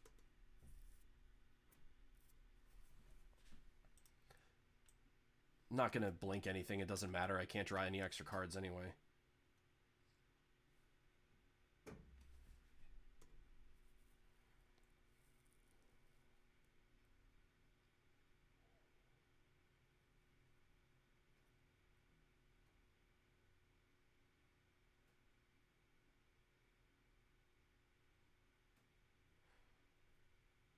This is a kind of deck that this is a kind of control list that I've tried, like, you can see on my stupid thing over here. I have several Days Undoing builds. And they're okay, but, like, they're the kind of control deck that I really just don't have a ton of fun with. Yeah, you got me. That's... Well, no. Let's not give up just yet. I have stuff in here that I can do. I'll give it another draw step.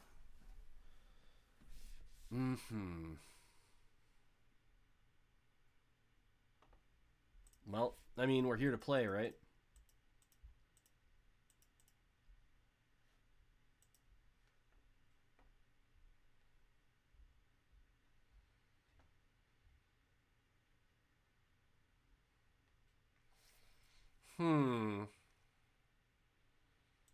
Yeah, I still think this is right. I'll get Klothys next. Yep. Caracas and Fields of the Dead.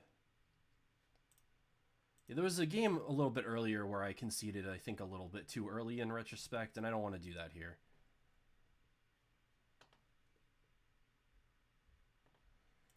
Let's just run out this too, because they are going to be able to, at some point at least,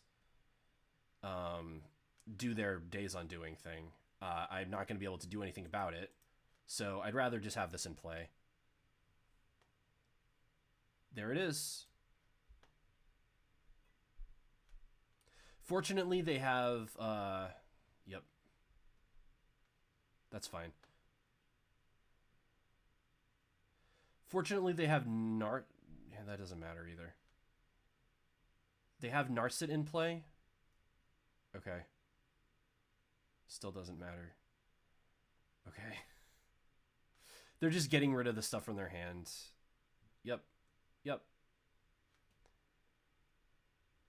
Okay. Well, that sucks a little. I'm a little confused, but... Oh, I forgot to... Stupid. Yep.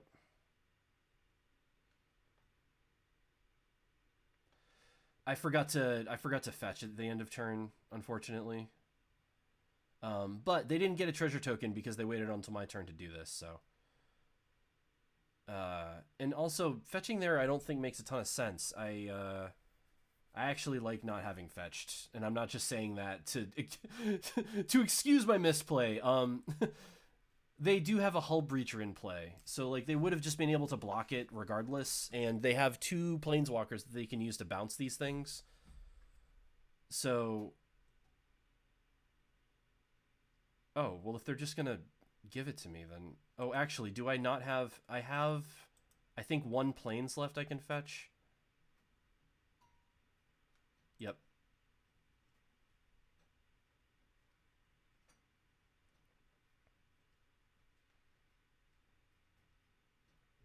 You got it? All right. Well, let's see what we can draw here. One draw that would be very good is Green Sun Zenith. Another draw that would be very good here is the Yelling Snake. Specifically Hex Drinker. The other snakes, they are... I think that those are more hissing. They're making a hiss face, whereas the other one is quite clearly just screaming in a human voice. Oh! Look who's got some draws left in their deck.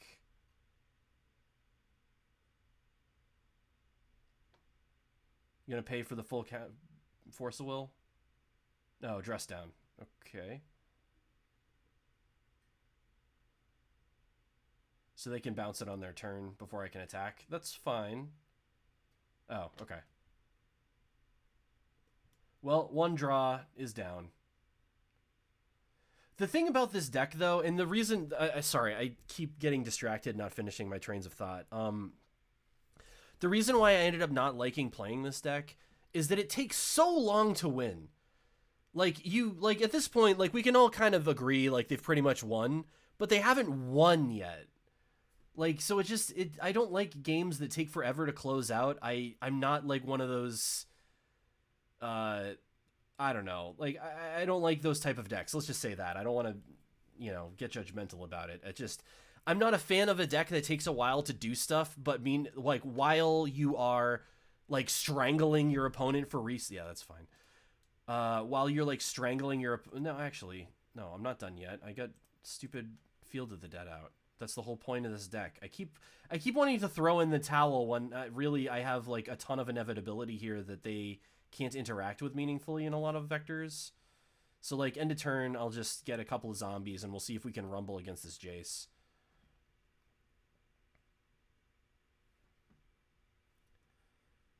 Like, but anyway, yeah, like, I'm just not a fan of these types of decks that are, like, low on win conditions, but they're, like, just a very, the sort of, like, old school control deck where they just grind you into a paste over the course of a long period of time. I don't find that very fun. To me, Magic is more of, like, a social game. Like, it's like a conversation. Like, you want to have good back and forth with the other person.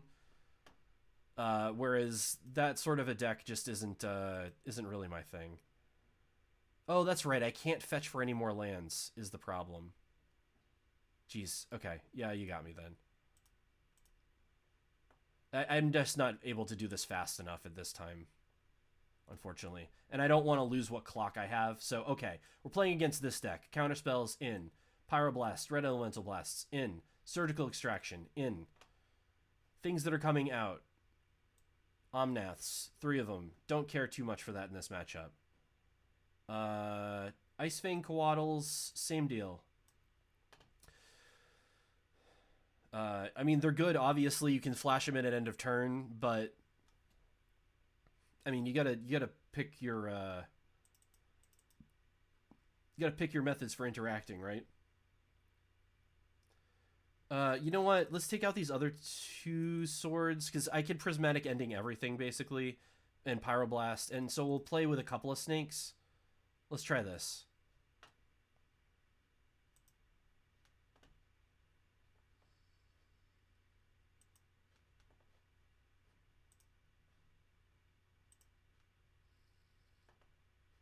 All right, let's mulligan. Oh, a Sneap of a Keep here. I do believe I spot with my eyes over here. A turn 1 Hex ED. Is it wise to run Hex Drinker out on turn 1? Almost certainly no. But you got to let the opponent. This is a move that might not be the best for winning the game, but I think it tells my opponent something. I think it tells my opponent,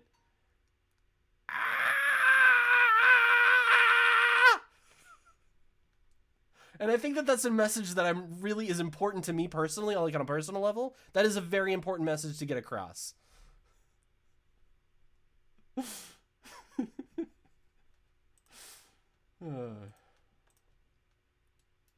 Stupid.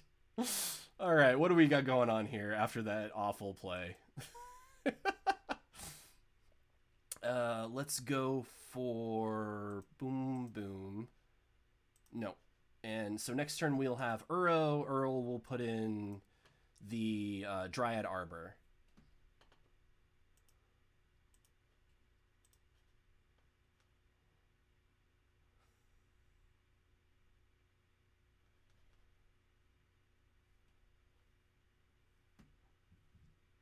All right, let's do this. Uro. God, I had 2 brain cells and I'm down to 1.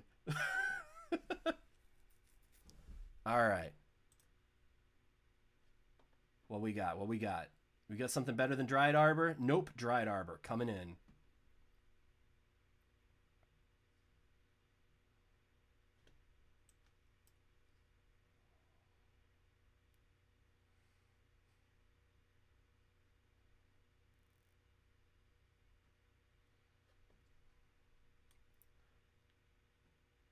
My land has gotten Swords to Plowshared.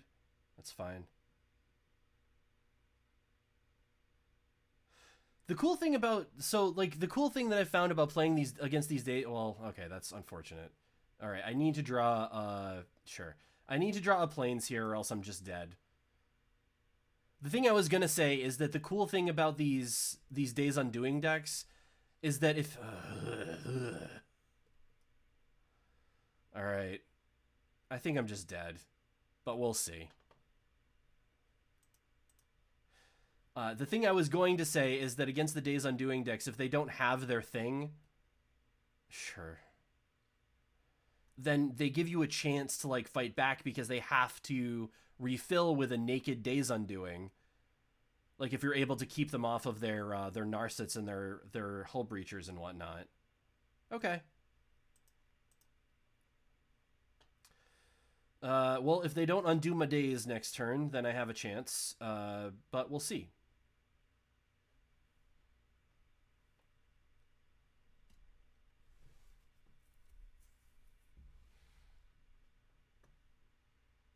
Because sorry, again, I keep interrupting myself. The reason being that, like, if you keep them off their planeswalkers and stuff like that, then in step, okay. Yeah, the thing I want to get rid of. Sure. That's fine. You got me. The reason being is that if you're able to do that, they're just able to loop with the naked things, and then your free spells that you sideboarded in that you're able to use against them. However, all right. So the leagues today, not the best leagues that we've had. So let's look at this. So Yelling Snake A+. I want 100 X drinkers. So let me just, before I forget, quantity. Yep. So I think what we want to do is we want to just maximize our strengths over here, and the way that we're going to do that is by putting in 100 Hex Drinkers. What worked and what didn't work. So I'm still like the obviously Hex Drinker is great. Sylvan Caryatid I think worked out very well as a solid mana source. I like it over the Birds of Paradise. I think that you do lose some versatility by taking out the Birds of Paradise, because then you don't really have like a great turn 1 option. But that being said, you still have the Dryad Arbor. It still functions in more or less the same way. And I do like having the Sylvan Caryatid around for, a more stable mana source. That being said, I think that it might make sense to keep in 1 Birds of Paradise and just find room to cut elsewhere. Because if it does eat an early Swords to Plowshare or an early Prismatic Ending, I think that that's maybe a good thing. Because it enables... Whoops. Whoa. Sorry, I went a little overboard there. And I added too many snakes. My mistake. I apologize for that, everybody. So I think that it is possible that you want to have all of those options available so that you have Zenith on 0, Zenith on 1, Zenith on 2, and then, your actual Zenith targets. I also want to put in Titania. That's a card that I want to try. I want to try to have another, if you're not able to absorb all of their Swords to Plowshares, it would be nice maybe to have another thing like that. And one thing also that I was thinking of, which I don't own on Magic Online, but I'm going to try, is let's get Old School Standard for a second, if you don't mind. Let me refresh my memory on what this fella does. Hexproof. When an opponent casts a black or blue spell during your turn, put a +1/+1 counter on Witch Stalker. This might be a better Zenith target. So, like, let's say we're going to get one of those in. Let's say we're going to cut down on Omnath. Just to test. So that's the deck. I think that this is the one that we're going to run next time around. Oh, no, sorry. There's too many cards in the sideboard. So we're going to have to cut down to 15 here. So let's get rid of this. I think back to basics maybe is a good idea, but let's put that in the main, actually. And so there we go. We got a 15-card sideboard. 15-card sideboard in a 187-card deck. And I'll give this one more look-see before I stream anymore, but this is probably what we're going to do next time.